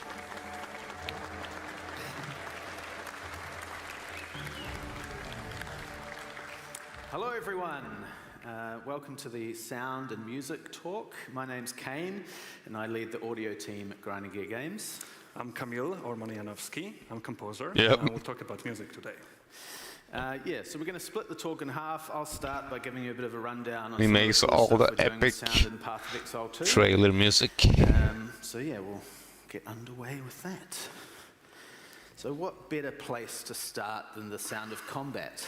So for PoE 2, there's a lot of lessons we've learned from PoE 1 and things that we want to try to do with the sound of combat in PoE 2. Obviously, things can get pretty hectic, you may have noticed, with sound, with attack speed and all that kind of thing. So we're trying to sort of control that, not control it, you still want a bit of the chaos, that's what makes it fun, but in little ways control things that can pop out more in the mix.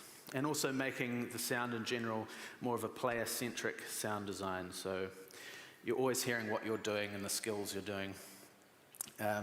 So this sort of one thing that was a huge job that we've done is completely overhauling the sound of weapons in PoE 2. In PoE 1, there was sort of shared sound sets between the weapon base types, so a sword might sound the same as an axe and things like that. But we wanted to completely redo all of that and find the fun in every weapon. So one poor soul on our sound team, Dominic, had the task of designing sounds for every weapon type in the game. So a sound set for us is the swing, the on-hit sound of the weapon hitting a monster, and also the drop sound of a weapon, and equipping the weapon. So now when you equip a sword, you'll have a nice satisfying unsheathing sound. But I just want to give you a little clip here of how that is all sounding.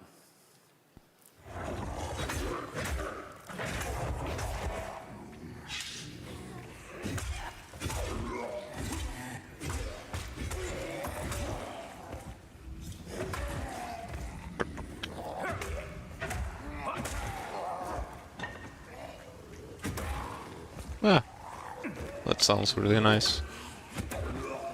Makes sense. Sound is super important. Oh my god, that was satisfying.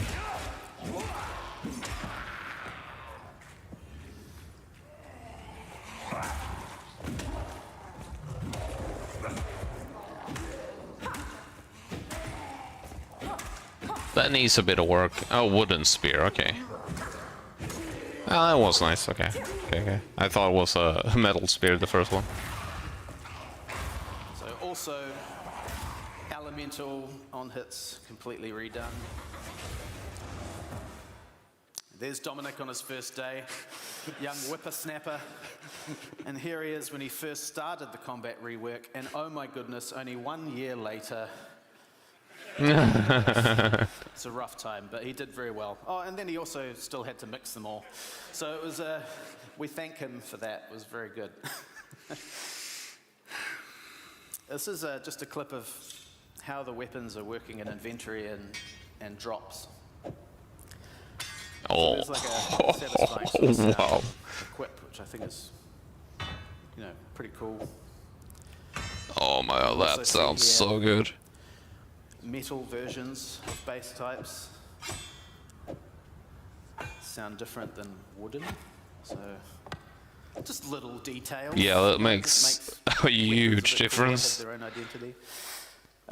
So dynamic mixing is how we're trying to control some of what you can hear at any given moment. So monsters are split into groups. This is just for us. You know, we have like low tier fodder monsters that you're just killing all the time. A notable monster is something that might be spawning less, and then obviously bosses and player stuff. So all of that has a hierarchical sort of mixing setup. So each of those things will slightly dip the volume of something beneath it. So it's a priority order, really. So that means players always on the top and the boss. So no matter what's happening, you should be able to hear the telegraphing of what's about to come. So here's a clip showing some of that. You'll always hear what the boss is up to.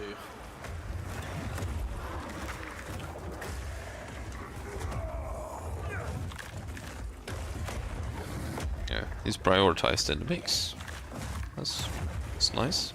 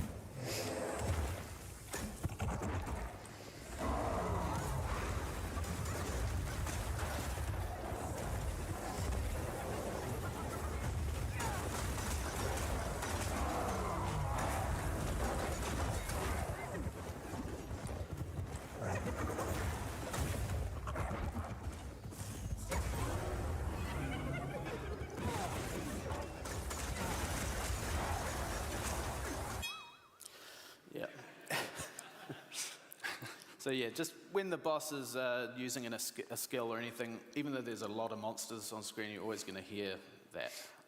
So you may have seen yesterday 600 monsters, 100 bosses, It's kind of like a dream for a sound design team, but also a bit of a nightmare. It's like the dream is, oh my god, we get to work on so many monsters.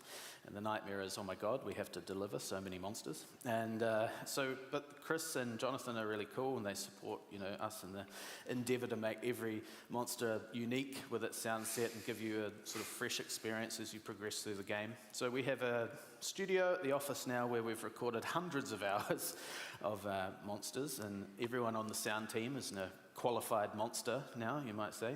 So there's a vocal performance on every monster in the game, which is to the animation, and it gives them a lot more life and variety. So I just want to give you an example here of a before and after for a monster. So this is before processing on this bloater here.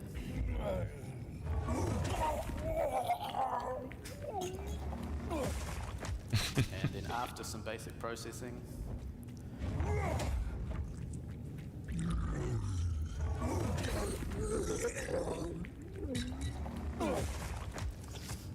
Yeah, so that was just me and my face and this gross bowl of water and a banana skin. So yeah, we get up to some pretty weird stuff. And in that vein, I'm just going to give you some clips of our whole sound team getting up to some pretty weird shit in the booth. But it's looking in the mirror. We even have guests sometimes. 7 sets. Oh my god, look, it's working, it's sick. What a powerful voice.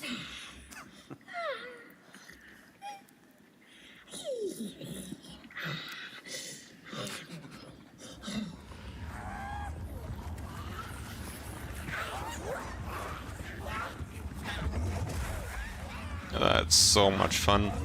Oh my god. Out of focus, it's weird.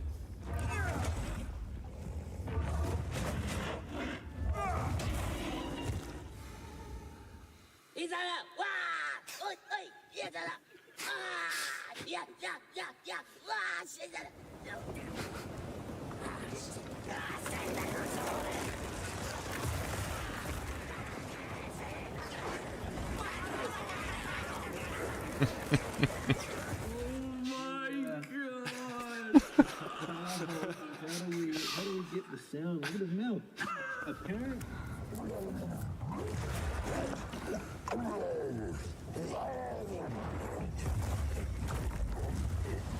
Was that his attack? The arms there? That was super cool.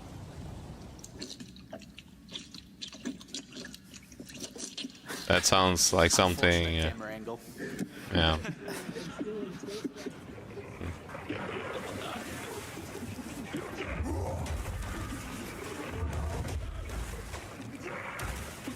How do they do the sound of like the charge up on the maze and stuff? Like very out of context, weird recordings end up sounding quite cool in the game.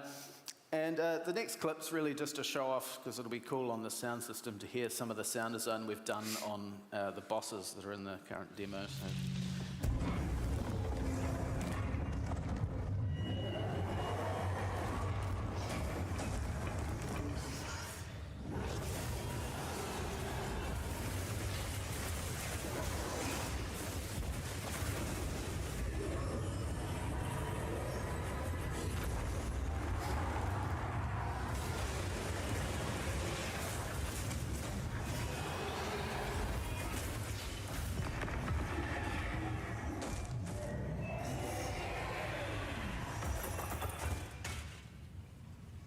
Nice.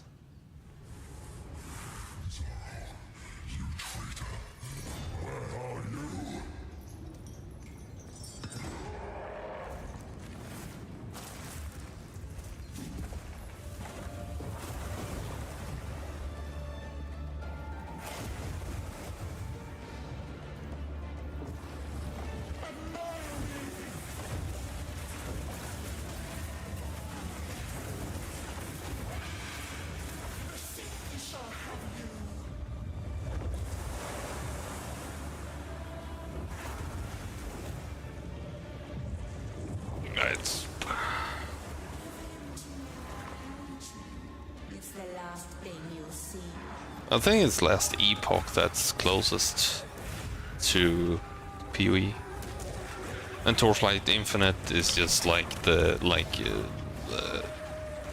if you scale down the gameplay more than Torchlight Infinite, it's more like a bullet hell Vampire Survivors type of game, and not a action RPG in the sense that Diablo and PoE and Last Epoch is. I haven't played much Last Epoch. Maybe I should do that. Also, Minecraft Dungeons is a have more interesting gearing system than D4 in my opinion. I try to play it again now after D4 just because I remembered it. It was much more fun to gear up the character in that game than D4.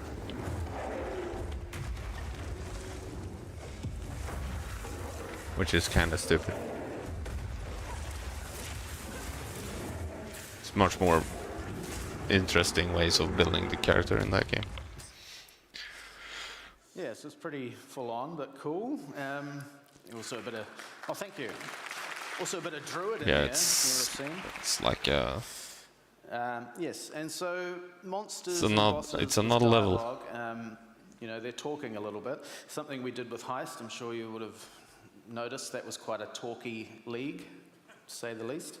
Obviously that in the context of the league is cool.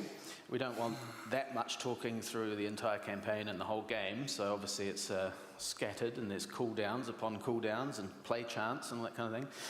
But it's just this little thing on monsters that sort of injects a bit of atmosphere and personality in the area that you're in, like, you know, just very occasionally hearing a monster yell something at you is pretty fun. So this is a Carver area.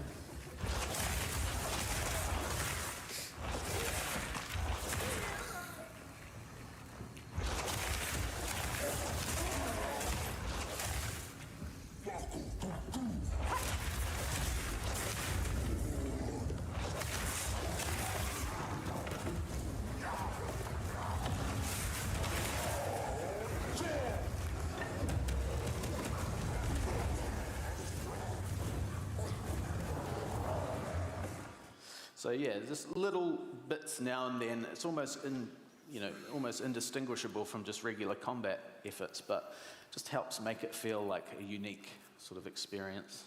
And also player characters talk a bit more, which you may have noticed in the teasers that we did for the Summer Games Fest. You will have seen they were commenting on more things than usual. So that's really quite fun. Jonathan was super keen to get some more outside of the box moments. So how do we do that? You know, like quirky one-off things that they might say during a boss fight. But, you know, once again, controlling how often that happens and not having it all the time. So each character will have something they might say in one moment and not another character in that same moment. So it just adds to the variety. But we have some super cool voice actors here, so I just want to show you a bit of those. Eve, she calls to me. She has been dead for years. Come to join, my beloved. You will join them. You? How dare you use her voice? I will tear it out of your throat. Perhaps the Karui will visit this place once more.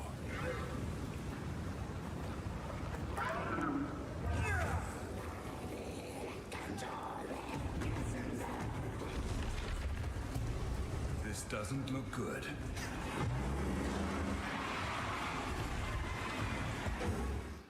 Yeah, so pretty fun, I think, like little scatterings around. Yeah. And the last thing I want to just touch on before we pass to Camille is environments and ambiences. So in Path of Exile 1, ambiences were pretty dense, you might say, and loud and tonal, right?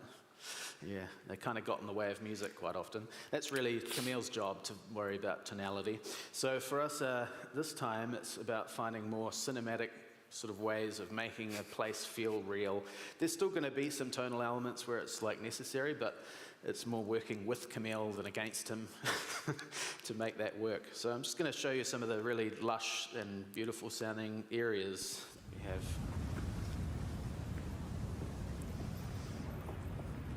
It's so impactful for gameplay. Sound design is so undervalued. I think. Don't think. That's why it's so powerful. You don't think about it. It's like so important for how the game feels. Like the footsteps here.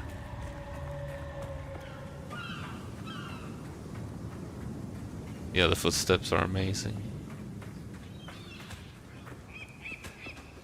All the ambient.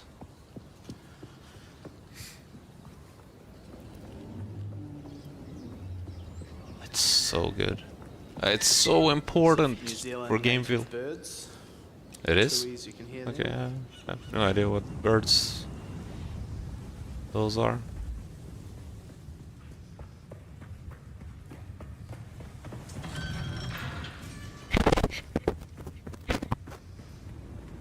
Is this like the old labyrinth? The old lab? Kinda looks like it. So yeah, just a lot of effort has gone into making each place feel dynamic and alive. So yeah, thank you very much. I am super keen to hear anyone's feedback. So if you see anyone with a sound shirt on, I'm sure they'll feel the same way after you've played the demo. If you have any thoughts, please let us know. And thank you very much. Thank you. Guys. Hello again. Let's talk about music for Path of Exile 2. So, what is the best inspiration for music? At least for me, it's a video game itself. There are 4 aspects, the most influential. First one is environment, then we have a culture, we have characters, NPCs and bosses, and events. We're not going to talk about events today because we want to avoid major spoilers. We also have 3 distinct civilizations. Vastiri in Act 2, Val in Act 3, and Karui in Act 4. Might be more. Considering those 4 aspects, we'll talk about all those 3 civilizations and music for them. Let's start with Vastiri. So here we have a very first aspect, the environment. So I was thinking how I can depict desolation and vastness. I used some synth sounds, mostly long pads with a lot of reverb to match that vastness. I also used some ethnic instruments, which I will talk about later. We also have another element of environment, which is day and night. So if, let's say, a specific area has daylight, we can expect brighter tones.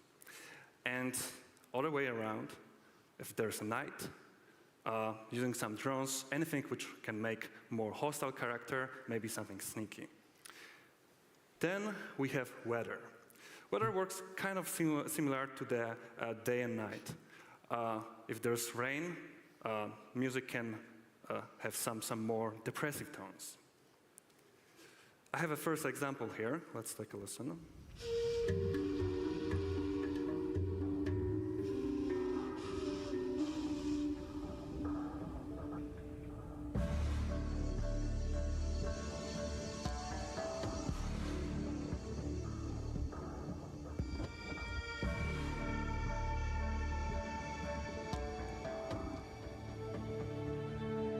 He's so good. Fucking stupid.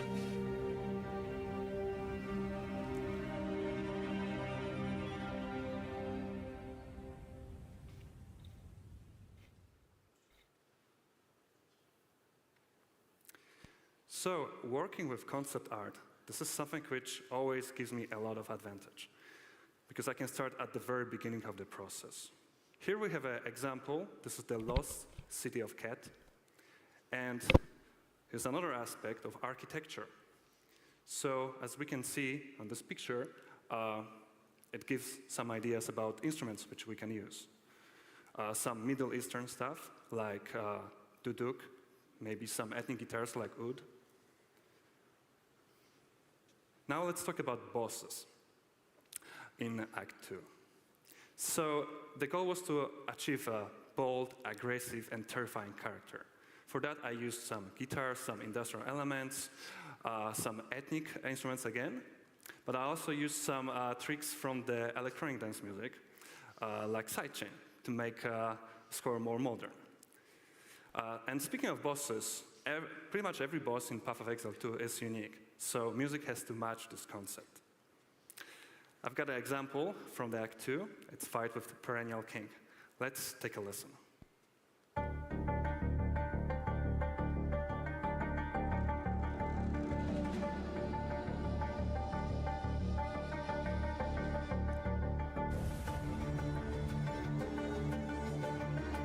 He has he has like a style. It's so distinct. You immediately hear that it's his music.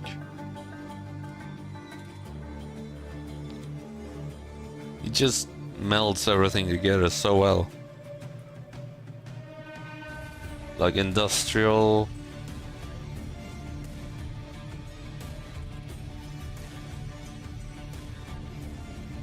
He just uses all the tools and it just works.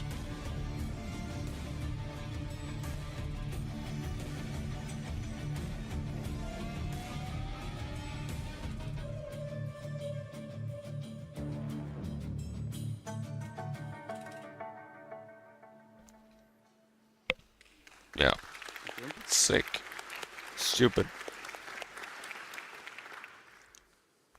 Now let's talk about Val and Act 3. One thing which is always tricky is finding the right pace for music. Instead of trying to catch up with density of monsters, music in Path of Exile 2 is tailored for the specific environment. And in this case, we have a lush jungle, very much alive environment. So that gives some ideas about maybe we can use some complex patterns of percussion. We have also culture as influential aspect here. And since Val is partially inspired by civilizations like Aztec and Mayans, I use some ethnic woodwinds. Since Path of Exile is a fantasy universe, we mix a lot of stuff. So in this specific case, I use some Japanese taiko drums for jungle environment. Let's take a listen to the example.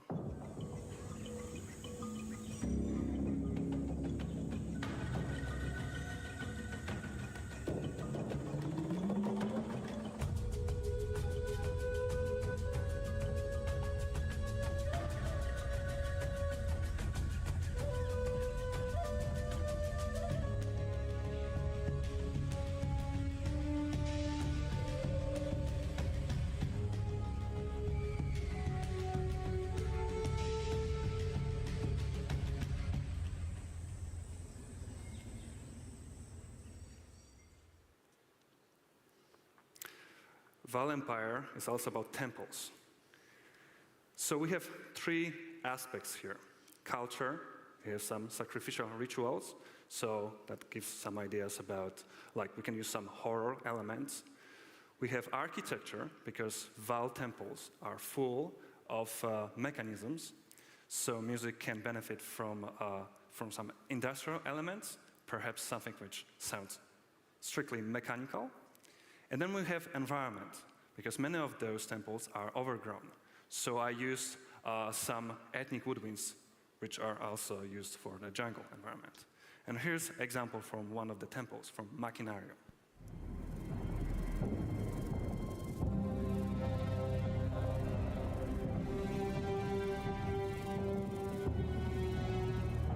Yeah.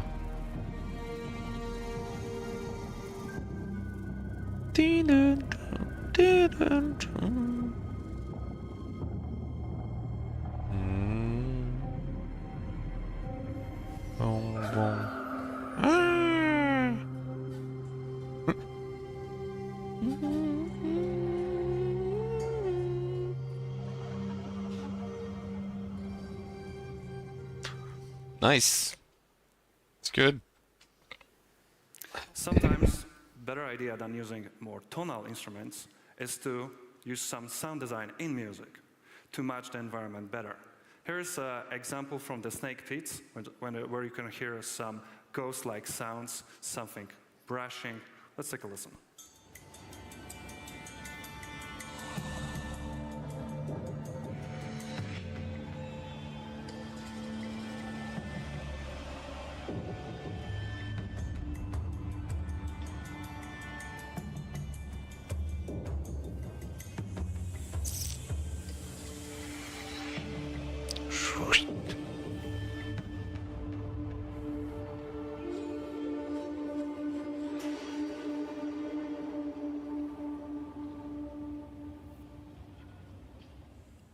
Wow. Now the fun part, bosses, which you saw yesterday in the Val Temple. So here, character, ancient, terrifying. So I used for terrifying, for something horror-like, I use orchestra, some synth, some high strings, also some organic synths, and something more signature-sounding, death whistle, which has that eerie sound, and it's almost like a scream. Yeah.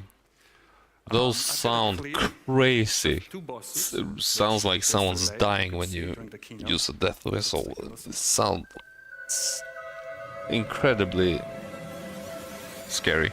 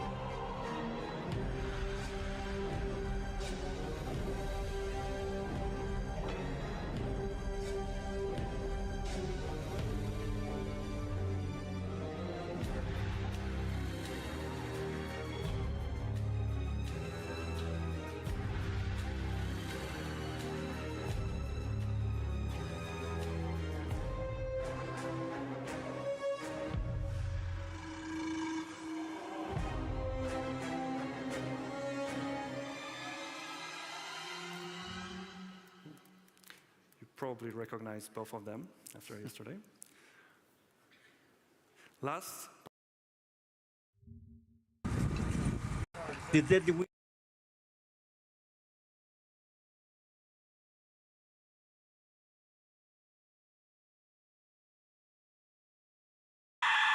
That's a death whistle.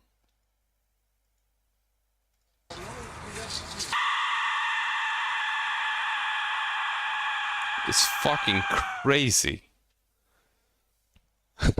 So like someone's dying. So creepy. I didn't hear it in the music though, but that's how it sounds. So this is like a perfect example of how culture influences musical choices. I was thinking about what's the right tool, but the answer was pretty much obvious, which is human voice. Expert helped us to develop unique language for the battle phrases. Instead of just recording tailored content for specific tracks, we recorded the full toolkit, like chants, battle phrases, textures, shouts, and other sound effects. So we have plenty of content for future Karui-related music. We recorded that at Kenneth Mayer's Center here in Auckland, which is actually not far from here. Let's take a look at a clip from the recording.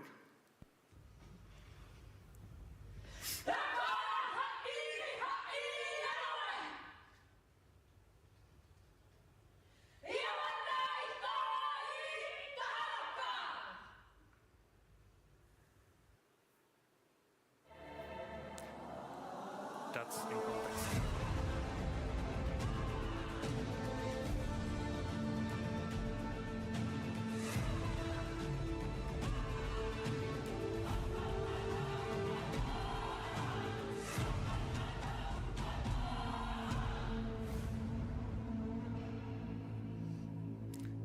there's quite a bit of difference between recording and context. As you could hear, I also use other instruments like large percussion group, organic synths, some brass section, but also a lot of ethnic woodwind instruments like seashells. I distorted them a lot to make them sound more aggressive and bigger than live. And now let's talk about town music, my favorite section. This is the place where we spend a lot of time. We trade, we chat, we build our characters. So the music has to stand the test of time. It also has to be memorable. We have 4 aspects, which I mentioned at the beginning of my talk. Environment, culture, we have characters, because we have all NPCs, and we have events, because we get quests from those NPCs. And all those 4 aspects together gives us a lot of inspiration for musical choices. As the last slide, I have a music clip from the King's March, which is Town in Act 4. It's a little bit nostalgic. There's also a live recording there of violin. Let's take a look.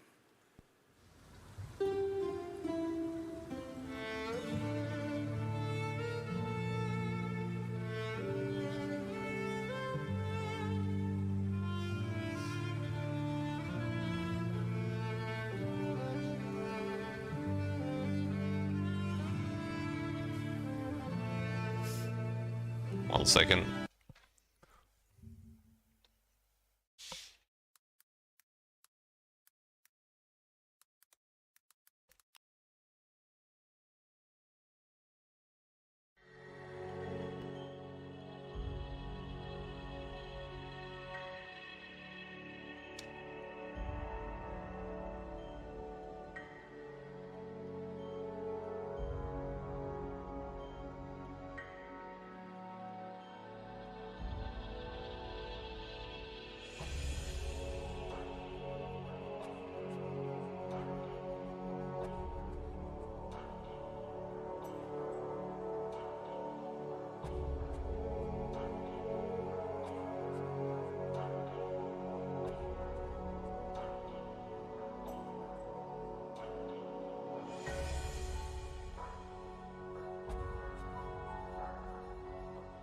This is how I don't like what he did.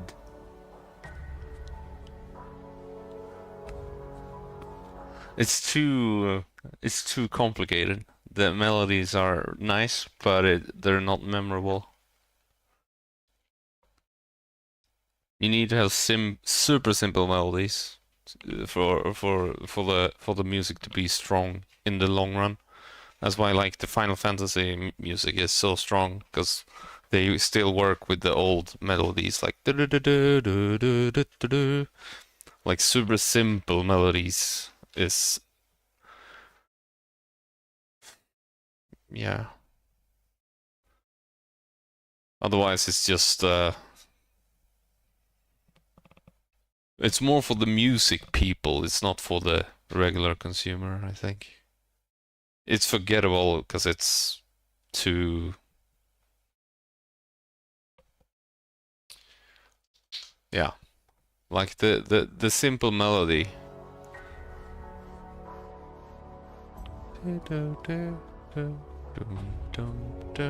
It's so... When you hear that, you just know.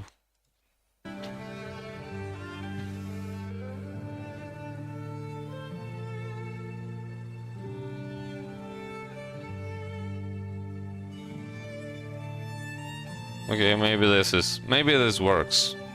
Maybe I was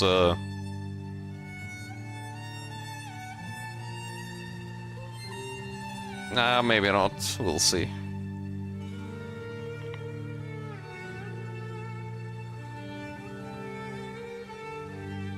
Like strong, simple melodies is...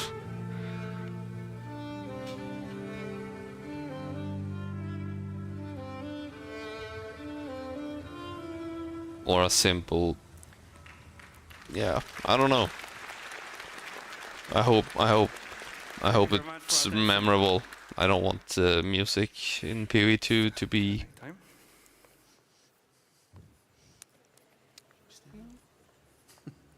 Hello, forgettable. everyone. My name's Jin. I am one of Kane's minions in the audio team, and I will be asking some questions today. As you can see, there is a QR code on the screen here. If you just scan that and send in questions, I can vet them and then answer as we go. We've actually already got some questions here. I'll just get this going. Kane, what is the weirdest thing you've ever personally done to get the sound? Oh my God. This is an R16 thing, right? No. Well, I mean, the banana skin was pretty weird. Yeah. Like, you kind of, to get like the real wet-sounding monsters, you kind of almost half waterboard yourself. So that's pretty weird. I've also had, I don't know if you know the, is it the eater, the boss with the drowning orbs? So when you get into one of those orbs, you actually hear the sound of your character drowning, and there's a male and female character, so I drowned myself and my wife,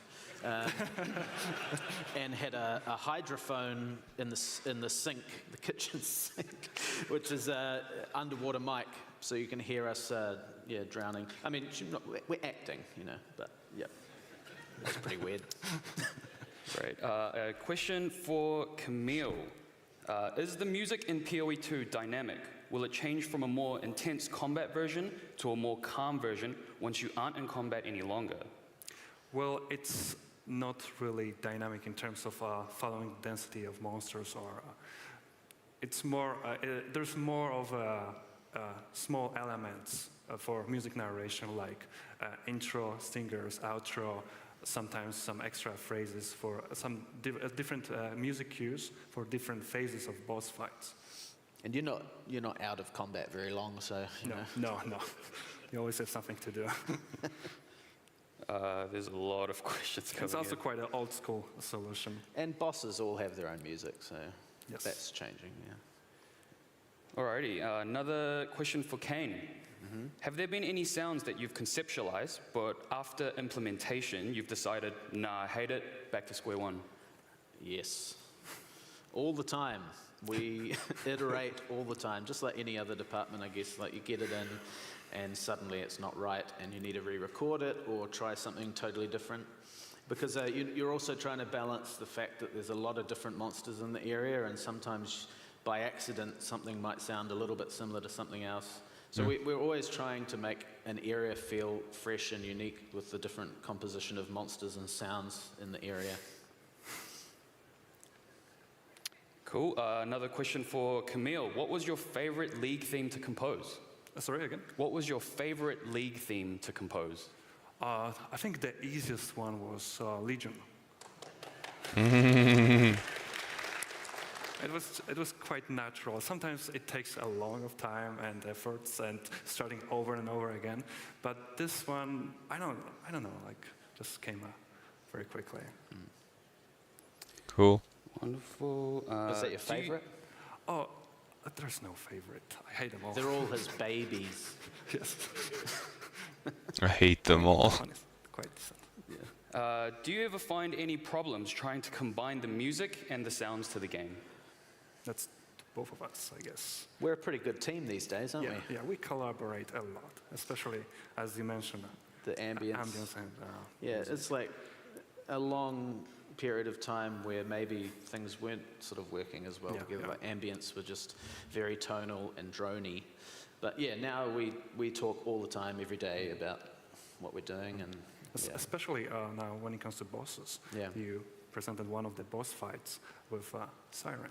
Yeah, that's true. The Siren fight, where she comes up in the center during the petrification phase, where she can turn you to stone, that whole thing is sort of a combo of us working together. How do we cue the sound effect of her singing at the same time as music, and making it like a really unique moment for us to sort of stick out a bit? It was pretty fun to work on that together. Oh, every time she does that, she'll have a different vocal melody. Oh, yeah. Pretty cool. Side note. Cool. Does the music you create have crossover over with what you listen to in your downtime? Yeah, I think so. Yeah.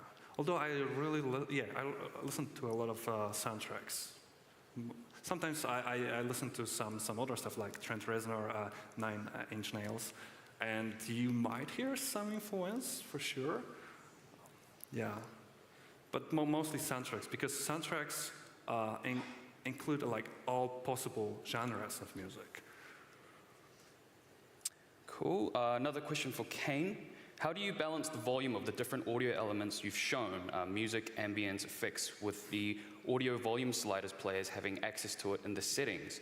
Are you targeting a particular volume for these elements? Are you resting with a variety of different volumes?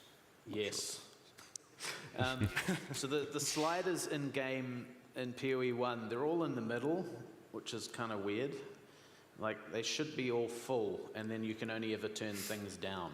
So that's what we're doing in PoE 2, because it makes more sense. You can not get any weirdness with reverb sends and things. So balancing volume in areas is hard, and that's something, a lot of my job is just making sure every area is consistent and sounds good. But that's the dynamic mixing I was talking about. We do a lot more of that now. So there's also parameter-based stuff, you know, how many monsters are on screen. If there's a lot, we'll turn down the basic monsters so that the other ones can come through more and the player skills come through more. It's, it's a lot of work that goes into mixing every area. But we still support players changing sliders and things. You know, hopefully everyone will play with the sound on. At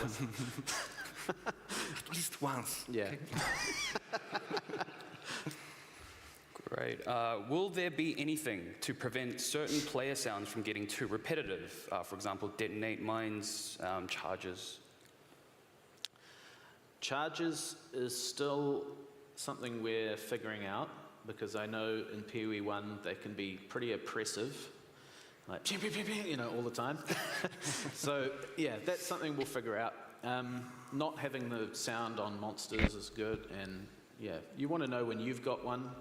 But this is, these are questions we're still figuring out. Our main goal right now is getting through the whole game and getting monsters right, ambiences and everything, and then those integral mechanical things are things that will change probably over time as we get a better idea of it. But it's definitely things on our radar for, importance. Cool. For both of you, was there a particular boss or area that either of you found extra challenging to work on? If so, what was it? That's a good question. I think the main challenge is how many of them are. Yeah. They all present their own challenges. But one challenge for us is just keeping up with iteration. You know, like the departments are working on this stuff all the time, and we need to sort of pivot to make sure we, do the right thing for the gameplay.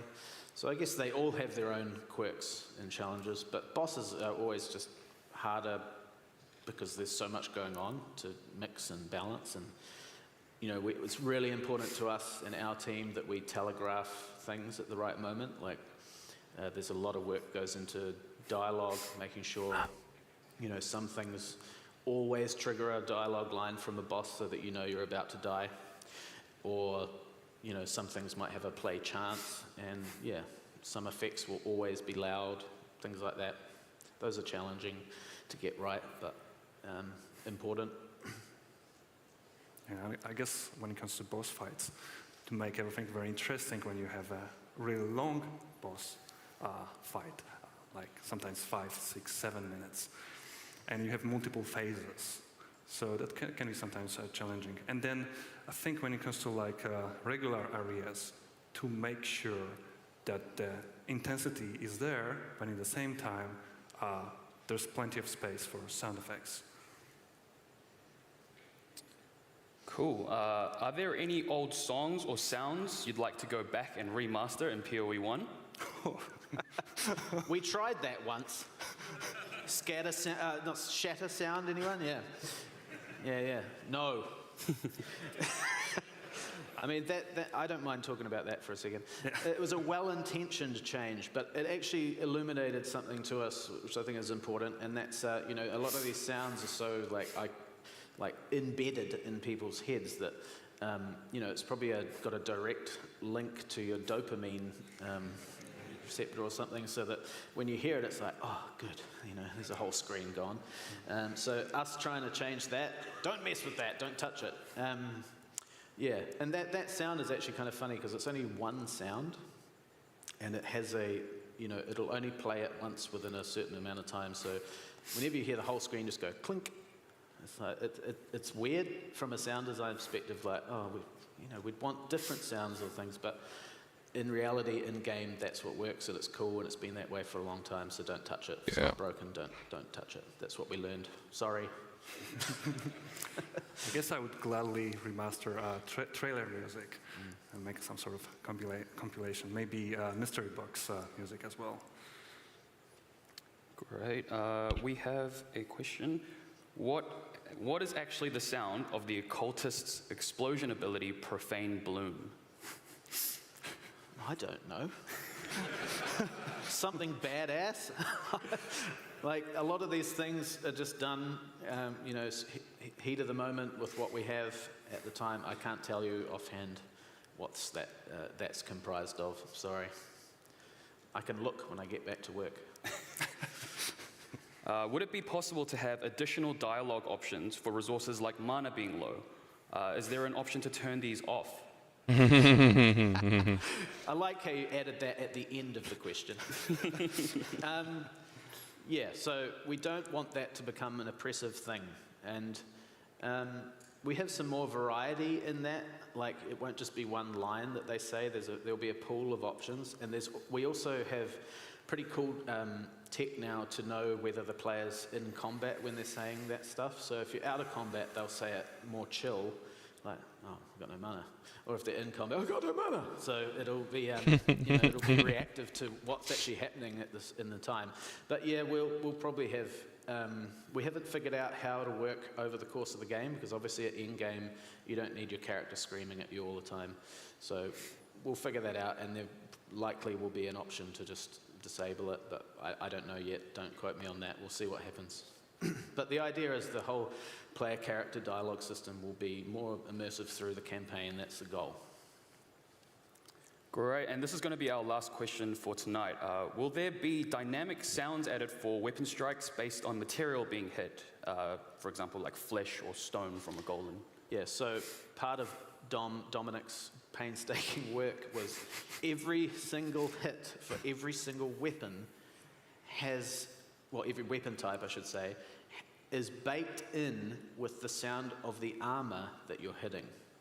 So flesh, mud, wood, water, you know, like some of them share mud and water are the same, but yeah, every single one has to be baked in because we don't want to play too many sounds at once unless we have to. So yeah, that is a thing. And also crit sounds are also baked. So we've redone how crit sounds sound by making more of that armor layer come out when you hit it to know that you've crit, rather than just having a massive explosive sound. It's still satisfying, that's the goal. Every on-hit sound should be satisfying, so yeah. Cool. Well, that's all the time we have today. Please give another round of applause for these two. Thank you. Thank you very much.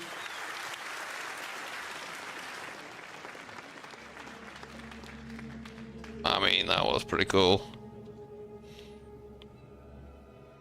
Cizron, Ed Tate, Sam Jinx. Right? Oh my god. So much more to watch. I'm so tired. But I'm gonna watch everything, because that's what I'm gonna do.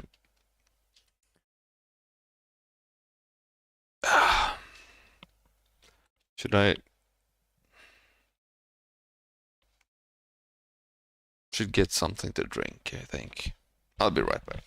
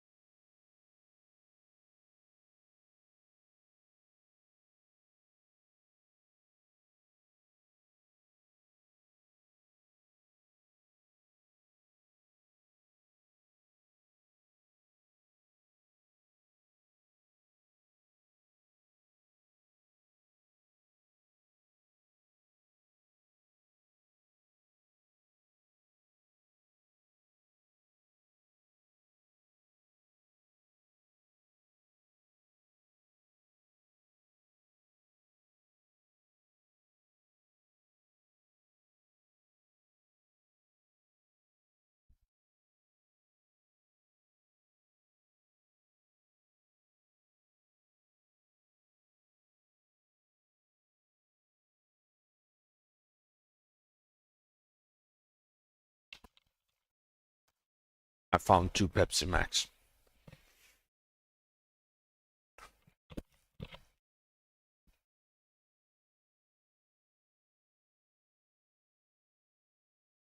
Come on.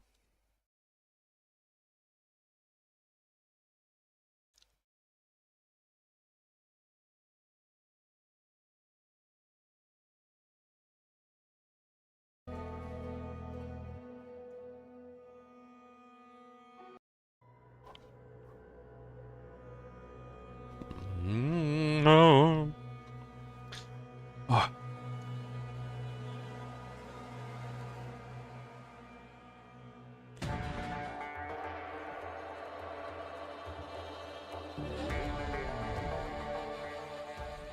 My name is Isrin, and I am joined here with Sam and Ed from the animation team, and that's what we're going to be asking about today. And these are the people that make all the animation look amazing.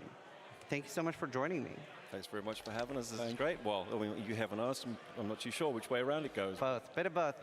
I figured we could do like a quick introduction with how long you've been working at Grinding Gear Games and how much you've been working on PoE 1 versus PoE 2. Sure. I've been here for about 7.5 years. We started just before Fall of Oriath, and we've sort of been here ever since, and sort of really started to put our feet down. Bit of the furniture. He's been here even longer. Yeah, I've been here 8 years. I started, I think, the week of release for Act 4 was, so I started a pretty hectic time. Wow. There's certainly a lot of work that's gone in before since then. Yeah. There was a small period where I was the single animator. Wow. Yeah. And that's then a lot to do. Yeah. There was 2 guys when I started, and then they both left, leaving me behind. And I was just like this junior being like, how do I do this? A lot of overtime then. Yeah. And so how much have you been working on PoE 1 versus PoE 2 now that like both are being worked on? Well, I'm full-time PoE 2 now. There was a bit of like crossover, but yeah, now it's just strictly PoE 2. Yeah, and so for myself, it's sort of like I have a combination of all of it, really. I take care of all the bosses and monsters in PoE 2, but obviously we have a lot of content in PoE 1, which is still needing to be maintained, and we have a lot of microtransactions and that kind of stuff that also needs maintained. So, it's sort of, split across all, really. That makes sense. Yeah. So, Sam, what's the favorite thing you've like designed so far? Oh, I don't know, man. There's a lot of content to go through, but I have to say creating the PoE 2 bosses has been my absolute favorite. We've had a chance to create, much more character in all of the monster performances from all of them. We've really tried to really hone in on who a character is, where he comes from, where does his magic come from, how is it created? Is it, is it from the gods? Is it from the earth? Is it from his catalyst? It doesn't matter where it's from, but we have to know that. And I think people really start to get the idea after seeing some of the boss fights or experiencing some of the boss fights that they're not just quite so vanilla. Yeah. And it's really important that the bosses feel unique. We have over 100 or about 100 bosses, and so each and every one needs to be its own thing. The monsters are a different category on their own. Well, Ed, what about you? I mean, I've just been on characters this whole time. Just trying to make sure that they feel punchy and flow, and I think my favorite at the moment is the monk, but also the warrior. I like the slams. Yep. Yeah. And you were telling me for PoE 1, you designed like pretty much all the animations on Kitava. Yeah. Yep. I was all on Kitava. That took me about 3 months to animate. He was crazy complicated. Yeah. And at the time, it was something that was completely unique. I had never animated something the size of a building. Yeah. Before. Yeah. And that took a long time to wrap my head around, like just how fast that thing should move or how slow it should move, and there was a lot of iteration that went on trying to get him feeling right. I can't even imagine.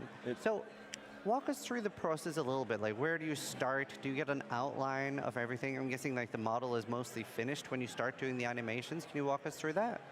I mean, sometimes it's actually all the way back, and actually more often it's actually all the way back at concept stage. Wow. So the drawings come in, and you get to see them, and you're like, it's really, really messy at the top or down the bottom, and we was just like, can we balance this out a little bit here? And it's sort of like, this would be the biggest shape that we want to make use of. But our concept team over the years have just gotten so good. They understand what the product is. We obviously have, a top-down camera. which is quite difficult at times to animate to.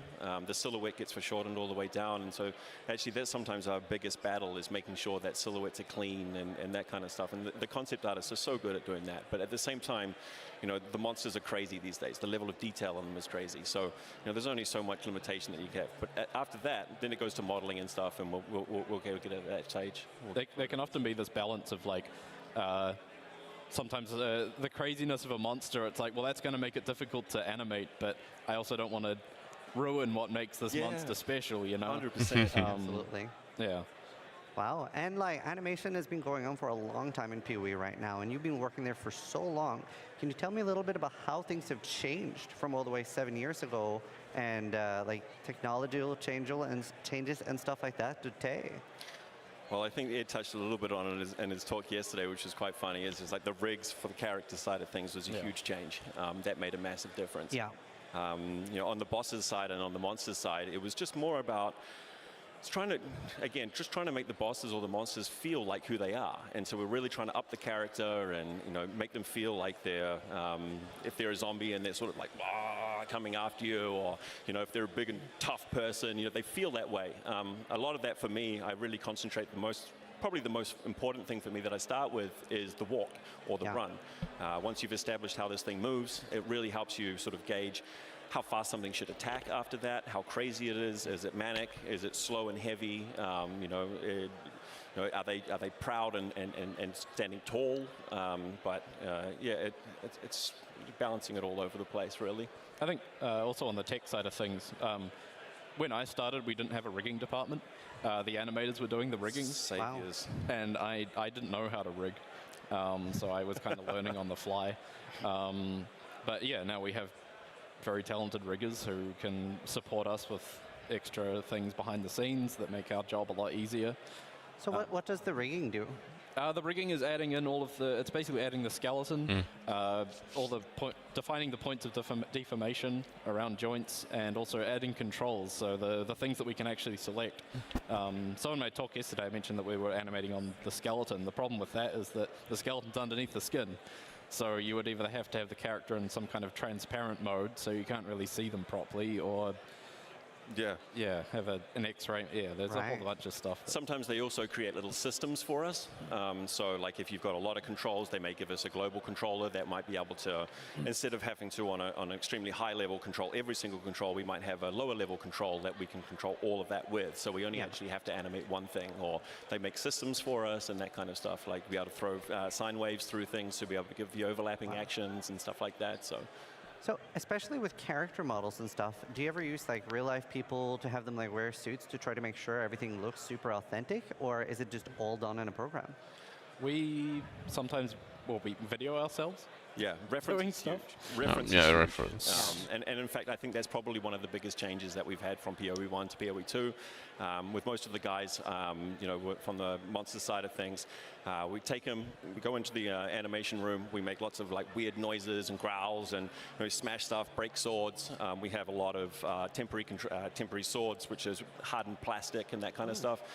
So you can actually stand in pose, look at your body, take video of it, and then you can be like, oh, really? He does that?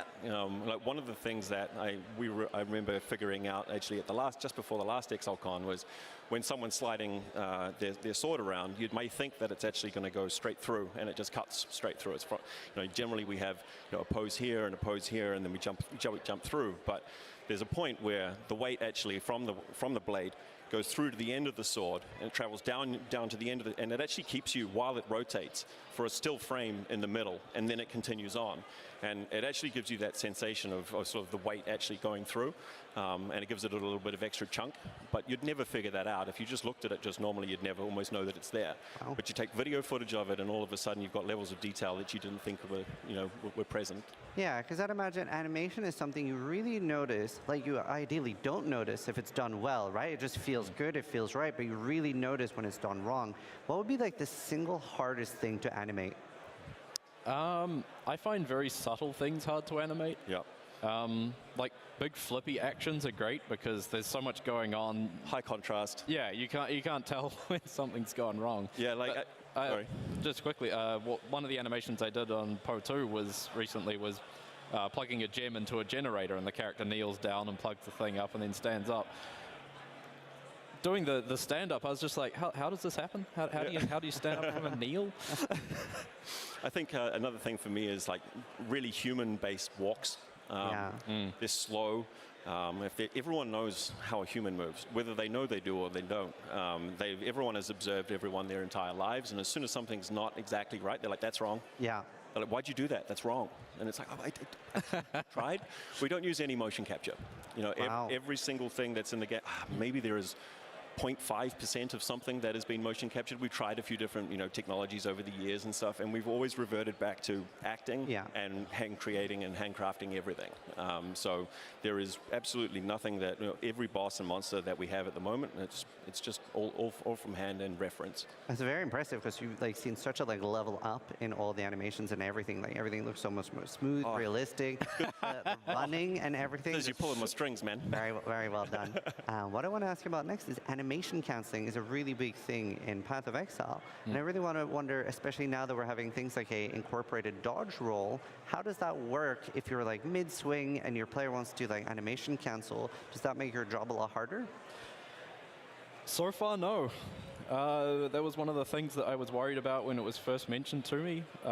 But seeing it in game and testing it out for myself, it's just kind of worked. Which has been a relief.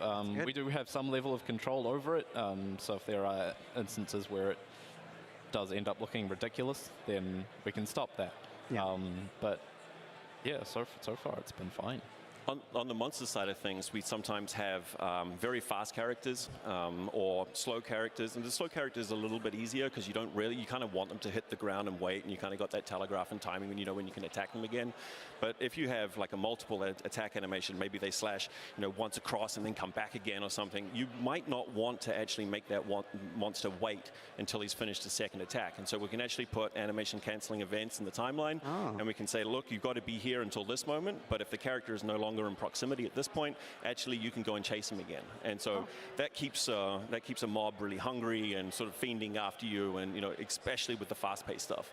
Yeah, that's what I was going to ask you about next. Obviously, in Path of Exile, a lot of people like to stack both attack speed, cast speed, and movement speed. How does that interact with the animations you have to make? Do you just speed everything up with a linear timeline, or do you have to make different animations for different thresholds? Yeah, so the characters have the ability to now to switch animations as their attack speed increases. Basically, I just try and find a threshold where the animation starts looking ridiculous, and then I have another one where usually I cut a bit off the head and tails so that the actual slash itself stays the same. And it's awesome. And obviously, there's a lot of teams that are running your games. I imagine you guys have to work very closely with sound, visual effects. Can you talk a little bit about how does it work to collaborate with other teams, like a back and forth, and if things need to be changed afterwards? I think that's probably my favorite part of the whole job. You get to talk with everyone, everything in the whole pipeline. It's very linear. First of all, you have the concept stage, and then you have modeling, and then you have rigging, you've got animation, you've got VFX, and then you've got audio. And it's all one big collaborative thing. So quite often, because it's linear, we come in, we'll do a pass, we'll maybe get it up to about 80% somewhere, we hope, around about 80%. We then send it off to a VFX, they'll do it, and then sometimes I'll come back and they'll be like, hey, I was really trying to make this lightning ball up, and then I wanted to explode at a certain time. Can you give me just like half a second more? Just so that they can form the effect, and then we'll go back and adjust it for them, and then they can do their effects to it. Audio, they're at the end of the pipeline, so they kind of just wait and pause. They might put some sort of dummy stuff in, and they'll just wait until we're completely polished, and then they'll do their pass afterwards. But it's really cool to make an action and then pass it on, and just kind of see what another artist does with it. It's like different sets of the puzzle, right? It's very cool.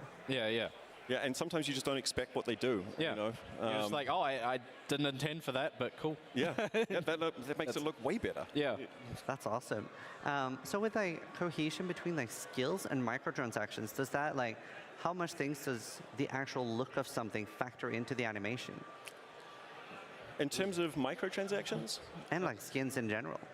Right. I mean, sometimes I think we're kind of bound with microtransactions specifically because we don't really create the microtransaction itself may have a unique animation, but it's usually getting played on top of something which isn't unique. And so we don't really go ahead and create new character animations for those microtransactions, especially in Po1. Yeah. I can't really tell you what's going to happen in Po2, but in Po1 we have a predefined, we have the characters there, they have certain rigs. Because they didn't share at that particular point in time, it made it very difficult to go and customize anything. Whereas we have a lot more options, I feel like, coming up in PoE2, where we actually could potentially do some certain things. And although there was the exception of there was a supporter pack or something recently where there was the armor set that when you got it, you floated. Yeah, that's right. That was probably like the first thing we've added to the characters in ages. That's my favorite thing. I wish you could have that on just like once you've unlocked that MTX, I wish you could have it on everything. I love floating. So cool. Well, we added it to the Mana Tempest on the info too. Yeah. It looks so cool. And we got a 10-minute warning here, and I've been asked kindly to remind everybody that we have a PoE2 gameplay showcase with Anugi and Mark, which some of you know as Neon. So that'll be coming up after our segment here. But as the next one, I wanted to ask, do you have any pet peeves when it comes to animating? Like something that like comes up that bugs you, annoys you, that's like maybe a hard thing to solve? I don't know if it's pet peeves in the overall animation itself, or maybe just the process and making sure that the workflow is correct, making sure that animation isn't too noisy, I guess. I don't know if it's more of a pet peeve, it's just something that we really concentrate on. The only thing that really comes to mind is being asked to do something quicker than it can possibly be done. Timing-wise? Yeah. Like, we want this big epic thing to happen and we want it in half a second. It's like, well... Yeah, takes time. It's definitely one of the most difficult things in Po, is that everything is so fast. Yeah. You don't get a lot of time to create this massive thing. You have to try and get that feeling across, but in a really tiny period of time. But that's part of the territory. It's not really, I don't know if I'd call it a peeve. But. Yeah, that makes sense. And that brings me to my next question about visual clarity. It's obviously super important in ARPGs, and I want to really ask you about the differences in PoE1 versus PoE2 there, and yeah, how does visual clarity factor into everything? I mean, for me with monsters, it's just making sure that the animations are clean, like really clean. The flow is really important. You can't have something that's just going to run really fast and then attack really slow. You can't have animations that are coming this way and then suddenly just bounce out and go the opposite way. Rather than matching a particular pose, which we often do with bosses and with monsters, it's more about matching the flow of something, especially with like wings and things like that. They have a certain action that they're doing. If you suddenly just change that and go the opposite way, it's going to pop. Even if the pose is exactly the same, the flow of the motion is too different, and you'll get a knock. And then when people are seeing it, they won't know what they're doing, but they'll feel it. They'll feel this, and it will become that when you've got packs and packs of monsters. It's like click, click, click, click, click, click all over the screen, you know? Yeah. You're just like, no, what's going on there? That's wrong. Yeah. You know, that's bad. Yeah, reducing visual noise is a big thing I focus on. When I'm making character skills, I'll often just run around an area and just kill lots of monsters with that skill and just make sure that I'm seeing it from all different angles and just trying to catch any weird little pops and also using it alongside other abilities as well. So I'm not just focusing on it being spammed, but also how does it work with everything else in your toolkit. Awesome. And obviously bosses are particularly important to be telegraphed.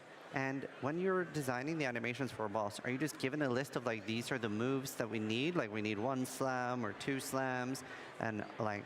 That's a really interesting question. So that kind of happens in many different ways. Sometimes we have a design to begin with. We're like, oh, we really need this to happen. It needs to have circle, circle, rectangle damage, or maybe other times they'll just get a boss and we have a look at it and we have a look at the biggest shapes that it has, what kind of character it is, and be like, okay, well, he's got a massive axe. It would be an obvious thing. So we really need to make sure that we're emphasizing on this. But other times it may be just choosing a different part or making sure that the lore of the magic or whatever is coming through. Yeah. And do you ever get given a boss and you see it and you're like, I want this boss to do this. Like this would be a really cool move to put in. Yes. Absolutely. Yeah. 100%. Yeah. And what about, do you ever have does it happen often that you have an animation, you've finished it and you're like, no, it's just not right, and you just scrap it entirely? Yep. A big part of my process is if something's not working, just don't try and force it to be good. A lot of the times it's good just to delete it and start again. Yep. Yeah, rework it, you know, like from scratch. Yeah. There's nothing wrong with throwing away stuff that's not working.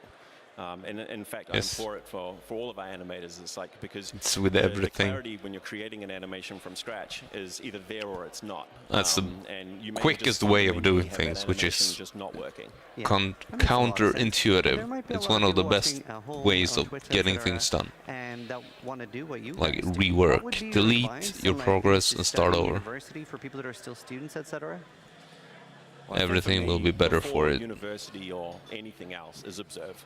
Just observe people, observe life, observe animals, observe nature, observe everything, and just absorb as much as you can, because that's the stuff that you're drawing on when you're creating something. You know, Ed, he's got a little bit of history in martial arts and stuff like that, and obviously that comes through in a lot of his animation.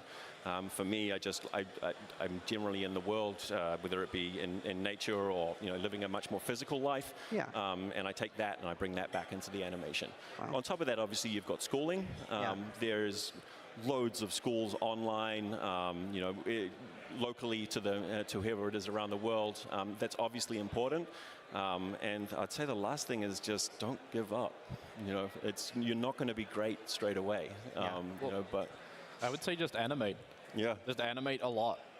I mean, artists will do the same thing with drawing, like just draw a lot. It's the same thing. Animate, just animate. Animate a lot. Yeah. And get critique. Get other people to look at your work. Very much so. That's the most important. And I mean, even at a professional level, that's the same thing. Like you can create an animation. I can come up to Ed and I'm like, Ed, help me. What's wrong?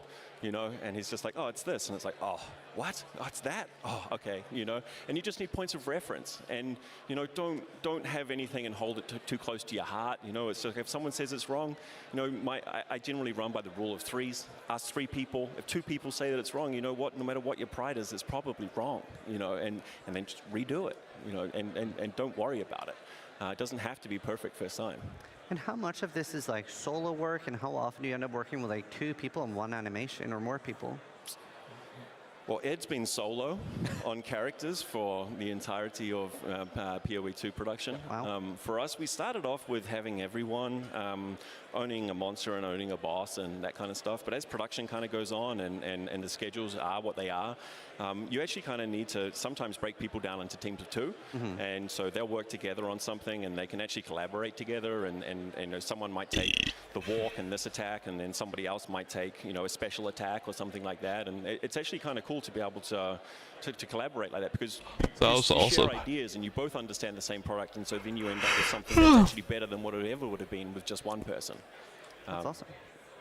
How often do you go back and rework something that's been in the game for a while, like maybe a new technology came out and that you can upgrade something, or is it like hard to go back? I think it's quite rare to go back. I think the only time we've gone back and really changed stuff is when we started adding physics to armor. Yeah. And we started having problems with that.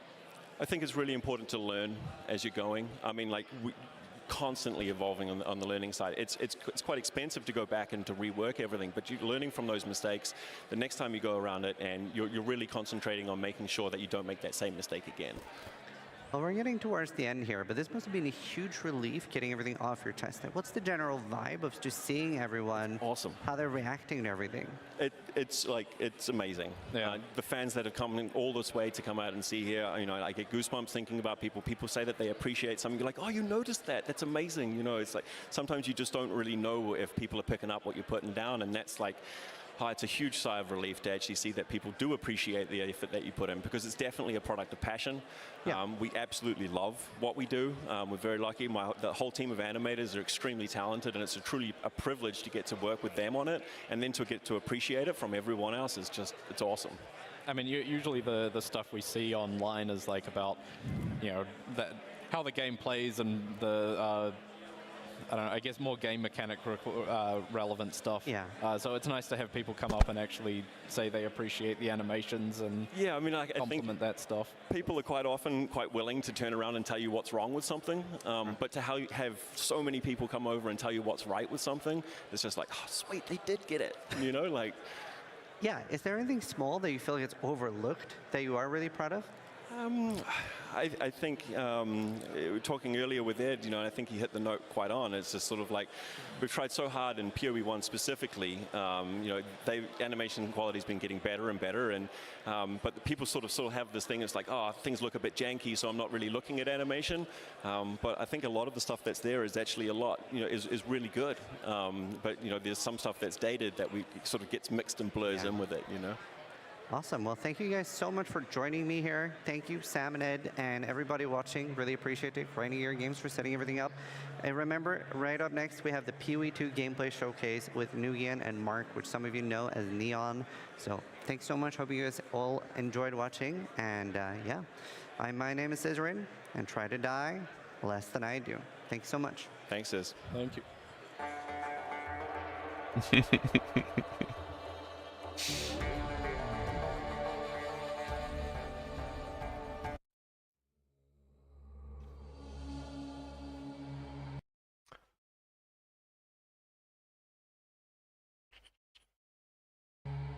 Moving into the next part here, quickly, come on. There we go. Noogie! Noogie! Hello and welcome. I am Noogie, or Nugian, and I am here with Mark/Neon, or as you might know him with his gamer tag that you might have seen upstage, Ruckus. We're going to have a bit of a gameplay session here where I'll be playing and he will be adding commentary or just general feedback to whatever I'll experience in game. Sweet. Yeah. Sounds good. What are you going to play? I am playing a warrior. Oh, awesome. Okay. Yeah. I've said you played the rest. Yes, I have played a bit. Really enjoyed all the different characters, but yeah, now we're gonna try out Warrior. I've heard from other people that it's really difficult, so hopefully I'll manage to get through maybe some new zones. I don't know. It is pretty rough, but it is also the highest act we're demoing here. Right. With the worst gear. Okay, let's see here. King's March. I really will say, since I've been playing this for a while, like 3 playthroughs, well, 2.5. All the audio design has been like really good. Oh yeah. It is on point. The audio team are incredible. Find out more about the metal the Kalgurans use. Okay, I'm just gonna check out the different. What do you got? Armor breaker. Got armor breaker here. I've heard that you're supposed to swing this on things. That's kind of, yeah, you kind of start with that. Right. Especially tougher enemies. Okay. Debuff icon will appear below their life bar once they have broken armor, which means they have no armor, and then there are the other skills that benefit from it or interact with it. So in that case, Leap Slam and Sunder being those two. Okay. So those are the ones that benefit from armor breaker? So, yeah. The main combo, which you'll try and get the rhythm of, ideally would be kind of armor break until they've got no armor. Then either Leap Slam in for a heavy stun, or if it's too dangerous to get in, then Sunder from a distance. Okay. If you land a heavy stun, then often it's good to do a you're looking for a ship. Infernal Cry straight into a max-powered supercharged slam. Okay. Lots of steps to remember there. Good luck. But if you land that, you can probably take off a good third of a boss's life all in one big go. Okay. Right. Maybe a quarter, sometimes more. Okay, we'll see. Set sail. And I'm going... Where am I? Where are you going to pick? You've got a number of islands. This act is in particular very different because as opposed to a kind of... There is a linear progression to it, but we really start the player off just going, where are you going to sail? Which island you're going to go to? Oh, okay. And each is a... Like, there's a kind of consistent Karui theming amongst kind of this whole area as you're in the kind of Karui archipelago. Okay. But each island has its own theming and biome. We went to the highest level one. I actually like this act the most as a result of this. Yeah, it's my favorite act by far. Yeah? Just because it's not... And this isn't necessarily bad, but it's certainly not my preference, where you have like kind of Vile monsters followed by Vile monsters followed by Vile monsters, and they're all different, but they're all kind of got that same correlation, whereas here it's like go to island 1, you've got birds, the other island's got goblins, the other one's got undead, like ghost piratey, nautical themed things. Right. And so you've gone with Shrike Island here. People risk death for these eggs. Oh, I understand them less. So lots of birds. That is quite a swing. Okay, let's see here. Yeah, that one's channeled. The longer you hold it, the stronger it'll be. So you want to seize opportunities that present themselves, especially on bosses during heavy stuns. Okay. The armor Fun break. fact about shrikes, which that's named this island is a bird that this island is named after. They like to take rodents and impale them on thorns or branches to eat them. And you can see there are humans that have been impaled on spikes around this island to I see. Yeah. match that. Oh. So is that the thing they would like? Is it from the real world? Like, would they do it? Yes, they do that. The shrikes do that in real world. Oh shit! Kind of a bit savage, those birds. Oh yeah. In this case, it's mostly Karui because the Karui come here to take the eggs of the very large birds for both food and for kind of trophy hunting and proof of. Proof of warrior kind of, the strong vibe. Not sure what the right word is, it's slipping my mind. Yeah, lots of species of birds here. You've got, including the ones you're fighting right now, are kind of more towards, they're kind of bipedal even. So a little bit of evolution that's gone on here. Or corruption, whatever caused it. It's so odd because, like, as someone who play a lot, I have all these ideas where my key should be, and this is like all. Change it if you want to. I'll just need to get used to it. I'm the same situation. I don't play. I'm a move-only left-click player for sure. I don't use middle mouse, and on that keynote, I had so many skills to use that I had pretty much every single keybind taken, and it takes a serious amount of muscle memory breaking to be able to. Do that. So yeah, it really does. I do like all the. I like the weight of the of all the attacks, but it's such a different experience from. Maybe that's lucky. It's such a different experience from what we're used to in PoE 1, where everything is. I mean, it's not as involved. You just kind of like fire away and it works. Here, you really have to think about how does the wind-up times, the area that the skill will be, the direction. Yeah, for sure. You're probably on the low end of attack speed on this character. Oh yeah. Not that it's able to be changed in this current build, but it does cause you to have what we can do now, especially with this kind of pacing, is think about how every single attack really feels, and you can hear it, like the bass coming from these slams is so satisfying. Oh, absolutely. And you don't get that level of satisfaction, at least not to the same way, when you're thinking about how many tens of sunders can I have on my screen at once, or how many tens of ground slams. But it's you really just get to feel everything. The satisfaction is so much higher. I think I'll have to watch everything else later tomorrow because I'm getting super tired. And it's like the race and everything. Really, like, just change it as you're rolling through. That's really cool. Yeah, that is cool. I heard you could also, like, let's say if I'm. Yeah, I can watch the race final. You have a limited I might turn stop rate. it after this Oh, one. that's how that works. And different skills have, I believe, different rates. Yeah. So you can, turn certain amounts as you are using the skills.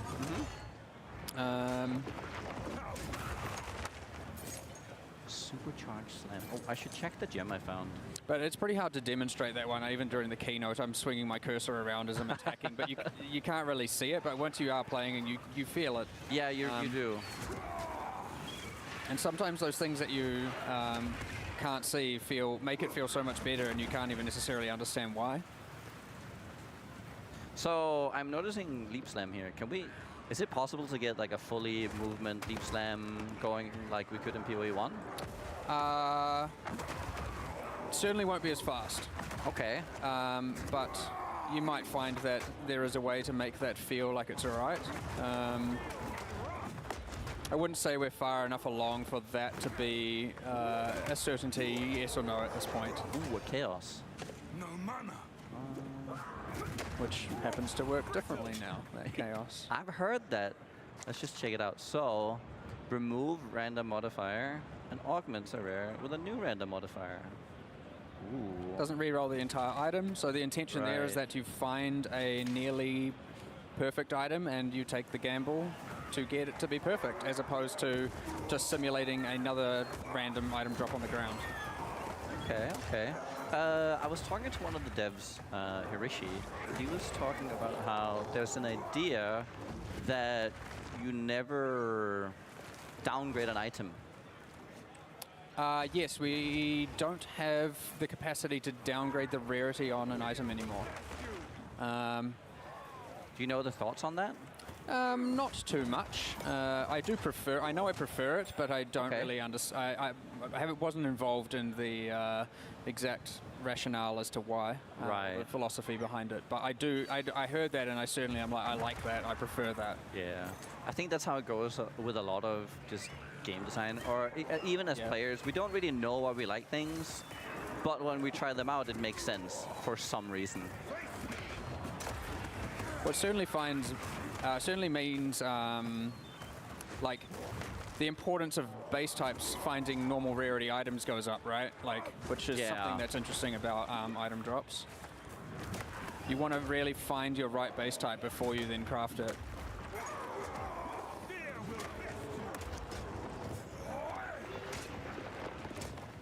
What?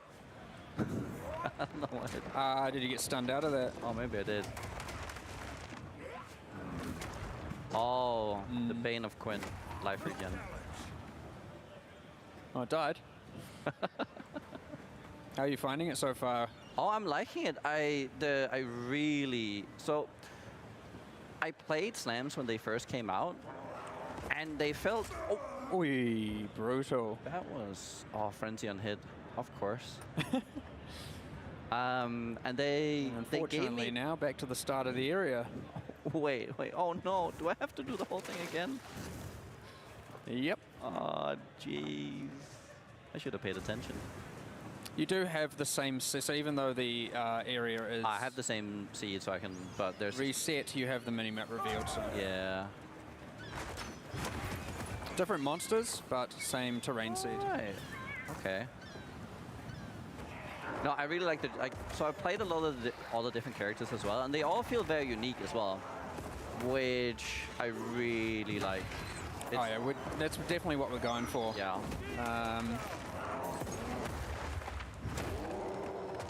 We are thinking about that when designing them, is how special does it feel to play, how does it feel different, how does it feel unique, and so far pretty good success, I feel. Oh my goodness! It's a disaster. Keep rolling. Jump out. Buff. Ah! Oh, am I stuck? You're surrounded, yeah. It does try to pathfind, but if it can't find a way, then you do get stuck. Oh my god, smashed. Okay, I'm gonna focus. It's hard. It's just difficult. Yeah, and have to talk at the same time. Ooh, I like that. Okay. I mean, everything feels like it feels as if every choice you make on the battlefield matters a lot more now. Yeah. Like if you commit to a thing. Well, normally there's this kind of just keep moving forward, keep moving forward, keep DPSing, and now you're just like, okay, I need to retreat, and that is such an abnormal thing to have to do when you've got the PoE1 muscle memory going on. And I use with the other game playthroughs I had, I tried doing that, but the thing is, the whole running away. But once I realized that you had tools to both in and out of combat, it feels after playing for a bit, it feels a lot more just natural. Yeah, for sure. One thing I do think feels pretty unnatural is the rolling. I like it, but in almost all other games that have a similar mechanic, it gives you a burst of speed somehow. Like you get extra movement out of it. But here it's you maintain the same speed, but because PoE You don't maintain the same speed. Distance. Over the total time, you travel the same amount of distance. Yes, but you do travel the first part of it faster and the second part of it slower. We just didn't want it to be that you were traversing zones, literally holding space, spamming spacebar the entire time. But yes, it does feel a bit different as a result. Like I do notice your playstyle here, and it is not to critique it, because it is the exact same thing that I see almost everyone do at the start, is that it is a matter of like keep pulling large and large and large packs. Oh yeah, Such a quick way to get yourself in trouble now. But it is exactly what like everyone does at the start, because it is exactly what you do. I forget I need to armor break these. Hold on, so... Yeah, it's left click. Yes. And then I sunder them. Yeah. Sunder will always crit with a lot more damage. Ooh, it's interesting because it turns Sunder both from a very powerful AoE into a single target skill as well. Oh, did you see? Wait, 47. What level am I? 45. Okay, I need to XP. If you have to keep re-clearing this level, you'll get there possibly by the end of this stream. Well, people do call me a bit washed up, so maybe there's something to it. I mean, I am for sure dying to the boss on stage, you know, like it's brutal. Yeah. Difficult content. Yeah, it really is. No! What the? I'm stuck. Yeah, that's unfortunate. Can I go to a different island?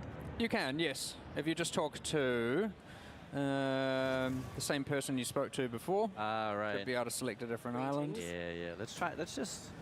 I'm the type of person I don't like giving up, but I also want to just show more. Yeah, understood. Do you know there's apparently a goblin island? Yeah, Isle of Kin is that. Let's try that.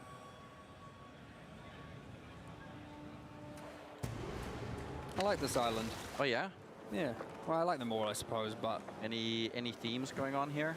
What do we got here? It's it's an island, it's kind of meant to be like White Island, and it is very much... so with sulfur... Sulfur, and volcanic vents. That is so cool.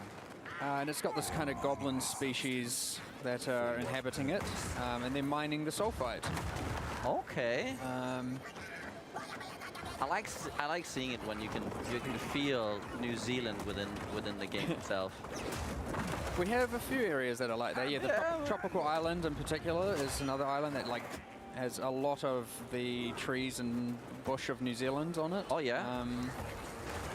So tropical island, not to be so quite different from the one you would see in PoE 1. Yeah, not the same. Mm-hmm.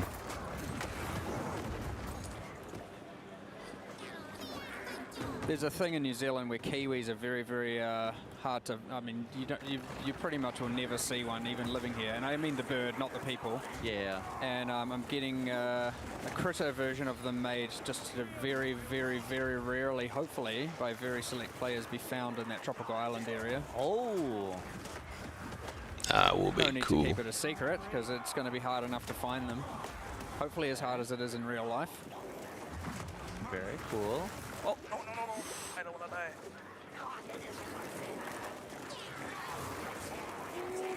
Infernal, Leap Slam, Smash. Oh, hard to think of questions on the fly. No, I know.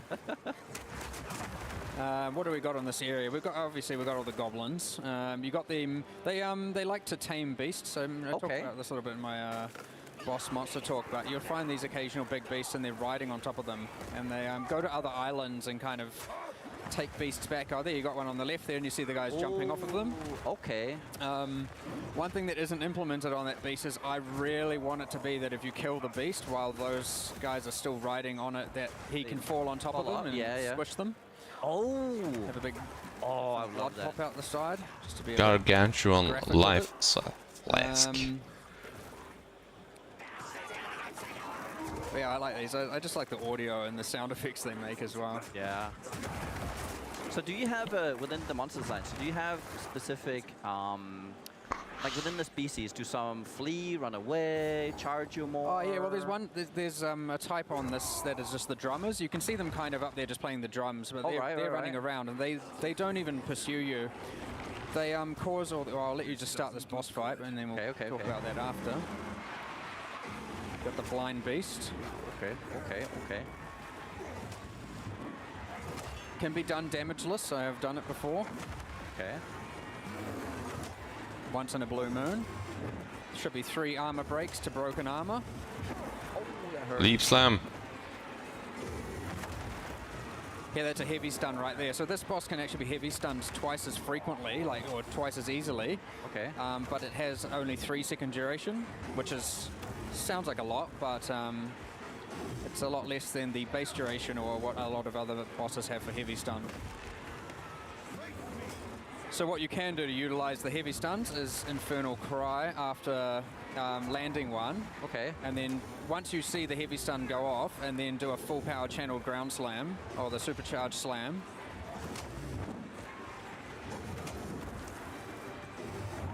Oh, no, don't use that. I wouldn't do it now, yeah. So No. Yeah.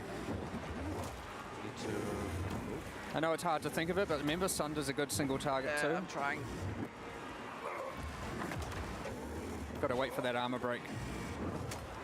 Okay. Oh, get away! And Sunder here. Oh, maybe. That was a heavy stun on him. Yeah, if you can get a full powered one of those going, it can be a little bit difficult, but... Slam. I liked this boss fight. When, hopefully you don't lose too much concentration me having a rant here, but once the boss dies, all those goblins, they're so shocked that you were able to kill this untamable, ferocious beast. Of course. That they just flee. They all just jump over the sides and completely get out. Okay, action RPG roundtable. I'll sleep and watch that later, I guess. Because, yeah, I need to sleep. I can't watch everything I like the today. dodge on this fight Sadly. a lot. Yeah. You can quite perfectly get armor break, dodge, armor break, dodge, armor break, dodge. The rhythm is just like so nice.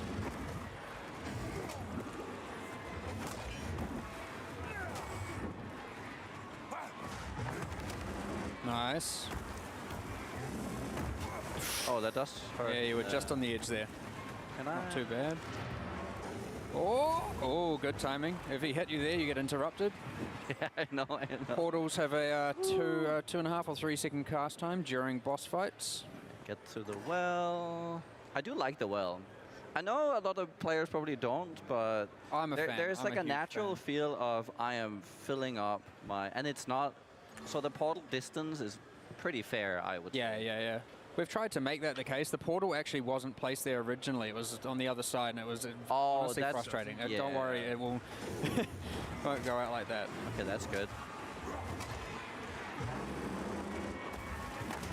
Oh, get up. Nice. You got this. Not a problem.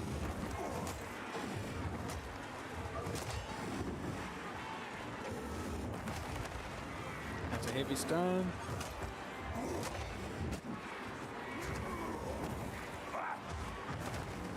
Yeah. Careful. Nice.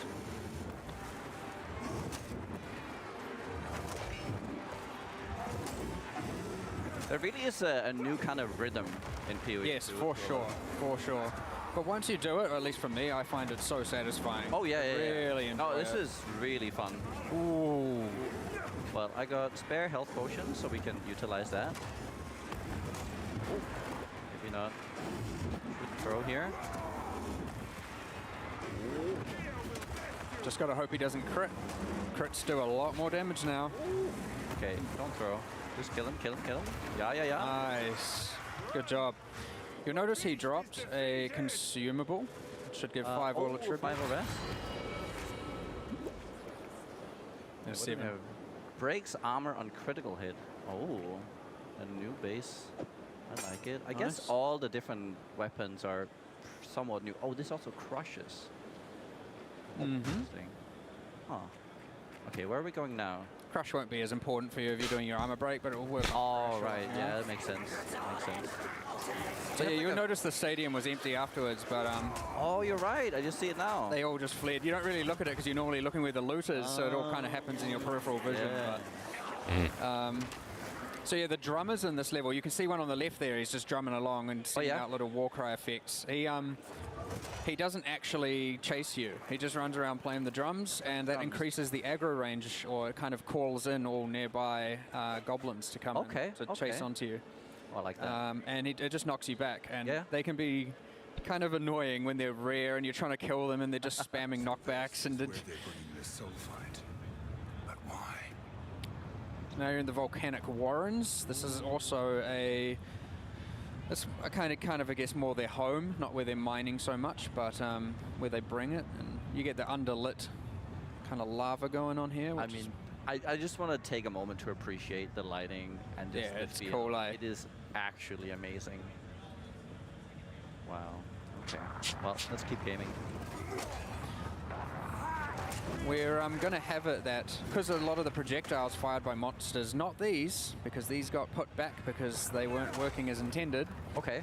These,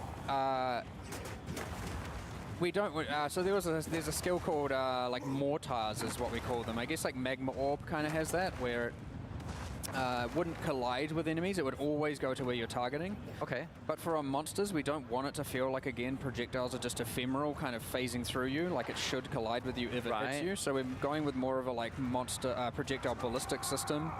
And in areas like this, it can end up really cool, because the projectiles will then succumb to gravity. The mortars will fall down into that underlit bit and go all the way and fall straight down to the lava. Oh, really? We will eventually also have those harpies if they've... In fact, it might be in there. I'm not too sure. It's hard to get to happen. But when those take a flight form, they will fly over top of the gaps in the level. And if you kill them above, they will also fall down and fall straight into the lava as well. Their loot will drop at the closest point of walkability. Oh, so no... okay. So you don't get lost loot falling down. Yeah.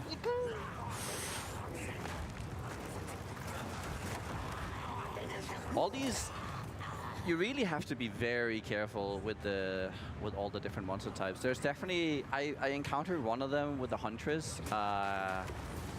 It reminded me of everyone's favorite boss, the guy before Eater Worlds. I forget his name. Yeah, fuck, excuse me, man. I'm sorry. Infinite Hunger. Talking out and loud. The belly, or where he does the out. And I pretty much just got one shot by that one, so that was fun. Sorry about that. I actually like this mod combination on this drummer. I find quite appealing, because I can foresee the nuisance if you can get to it. This is totally one of my favorite mods ever in the game. Thing is, this guy's just going to constantly knock you back into the... Are you serious? Thing is, you'll be trying to melee him, and he's just going to be constantly mana pushing. with a drummer. Okay. Yeah. Neon, come on. It's randomness. It wasn't my fault. Blame the random number generator. Oh, jeez. Okay. I guess we know we're in it now. What else is there going on with some of these? We have an interesting thing with monster behavior now, where we have what's called like secondary AI files. Okay. So normally an AI file is just, it comes with a list of skills, with weights, with conditions, and where they can use them. And we can have second ones that tick now, ones that are constantly ticking in the background, so that a monster can better react to what you are doing. And it can even interrupt its skills, so we're going to even have monsters dodge rolling to avoid your stuff as well. Oh, wow. We're not quite there yet, but... I think as a warrior, I would really hate that. But there's anti-ranged ones as well. It's more of an anti-ranged mechanic, to be honest. Okay, okay. We'll have them, like for dodge rolling, it's more of a dodge projectiles kind of thing. Right, okay. One example we have is it was in the keynote, there were these kind of ghosts that are going around kind of half invisible. And they do that when a projectile is flying at them. So they'll interrupt whatever ability they're doing unless you're close to them. If you're close to them, they won't do it. Oh. So it is an example of how we can make it better for melee. Ah. Right. Smart. So we're getting pretty close to like the end of our gameplay through here. Is there anything that you've been particularly proud of with all the monster design and everything? Oh, it's always bosses. Everyone who asks me what I'm most proud of is always bosses. I love them. I love designing them. I love making them. I love seeing them come together. The process of working with animators, audio, effects artists, concept artists, everything, modeling the whole way through it involves all of it, and it's such a cool process just going through all that. And then they come together and they're so epic. And then you get to make them kill people. Right. We do have to wrap it up here. Neon, it has been an absolute pleasure playing the game with you. Watching you play, yeah. Yeah. No. Final death to send it off, yes. Yeah. It's been an honor. I am Noogie, joined with Neon, and yeah. Awesome. Hope you enjoyed the game. Oh, okay. We got a few more things.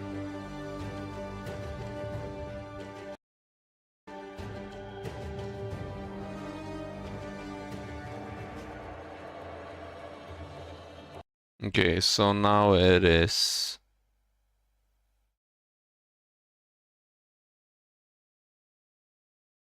Yeah, I need to watch that when I'm not tired. I'm gonna watch that tomorrow. I can't continue. I'm so tired right now. Yeah, things happen. I'm old. It's 6 in the morning here, so I really need to go to bed. I'll continue tomorrow. Have a good one. Stay awesome. Bye-bye. God damn it.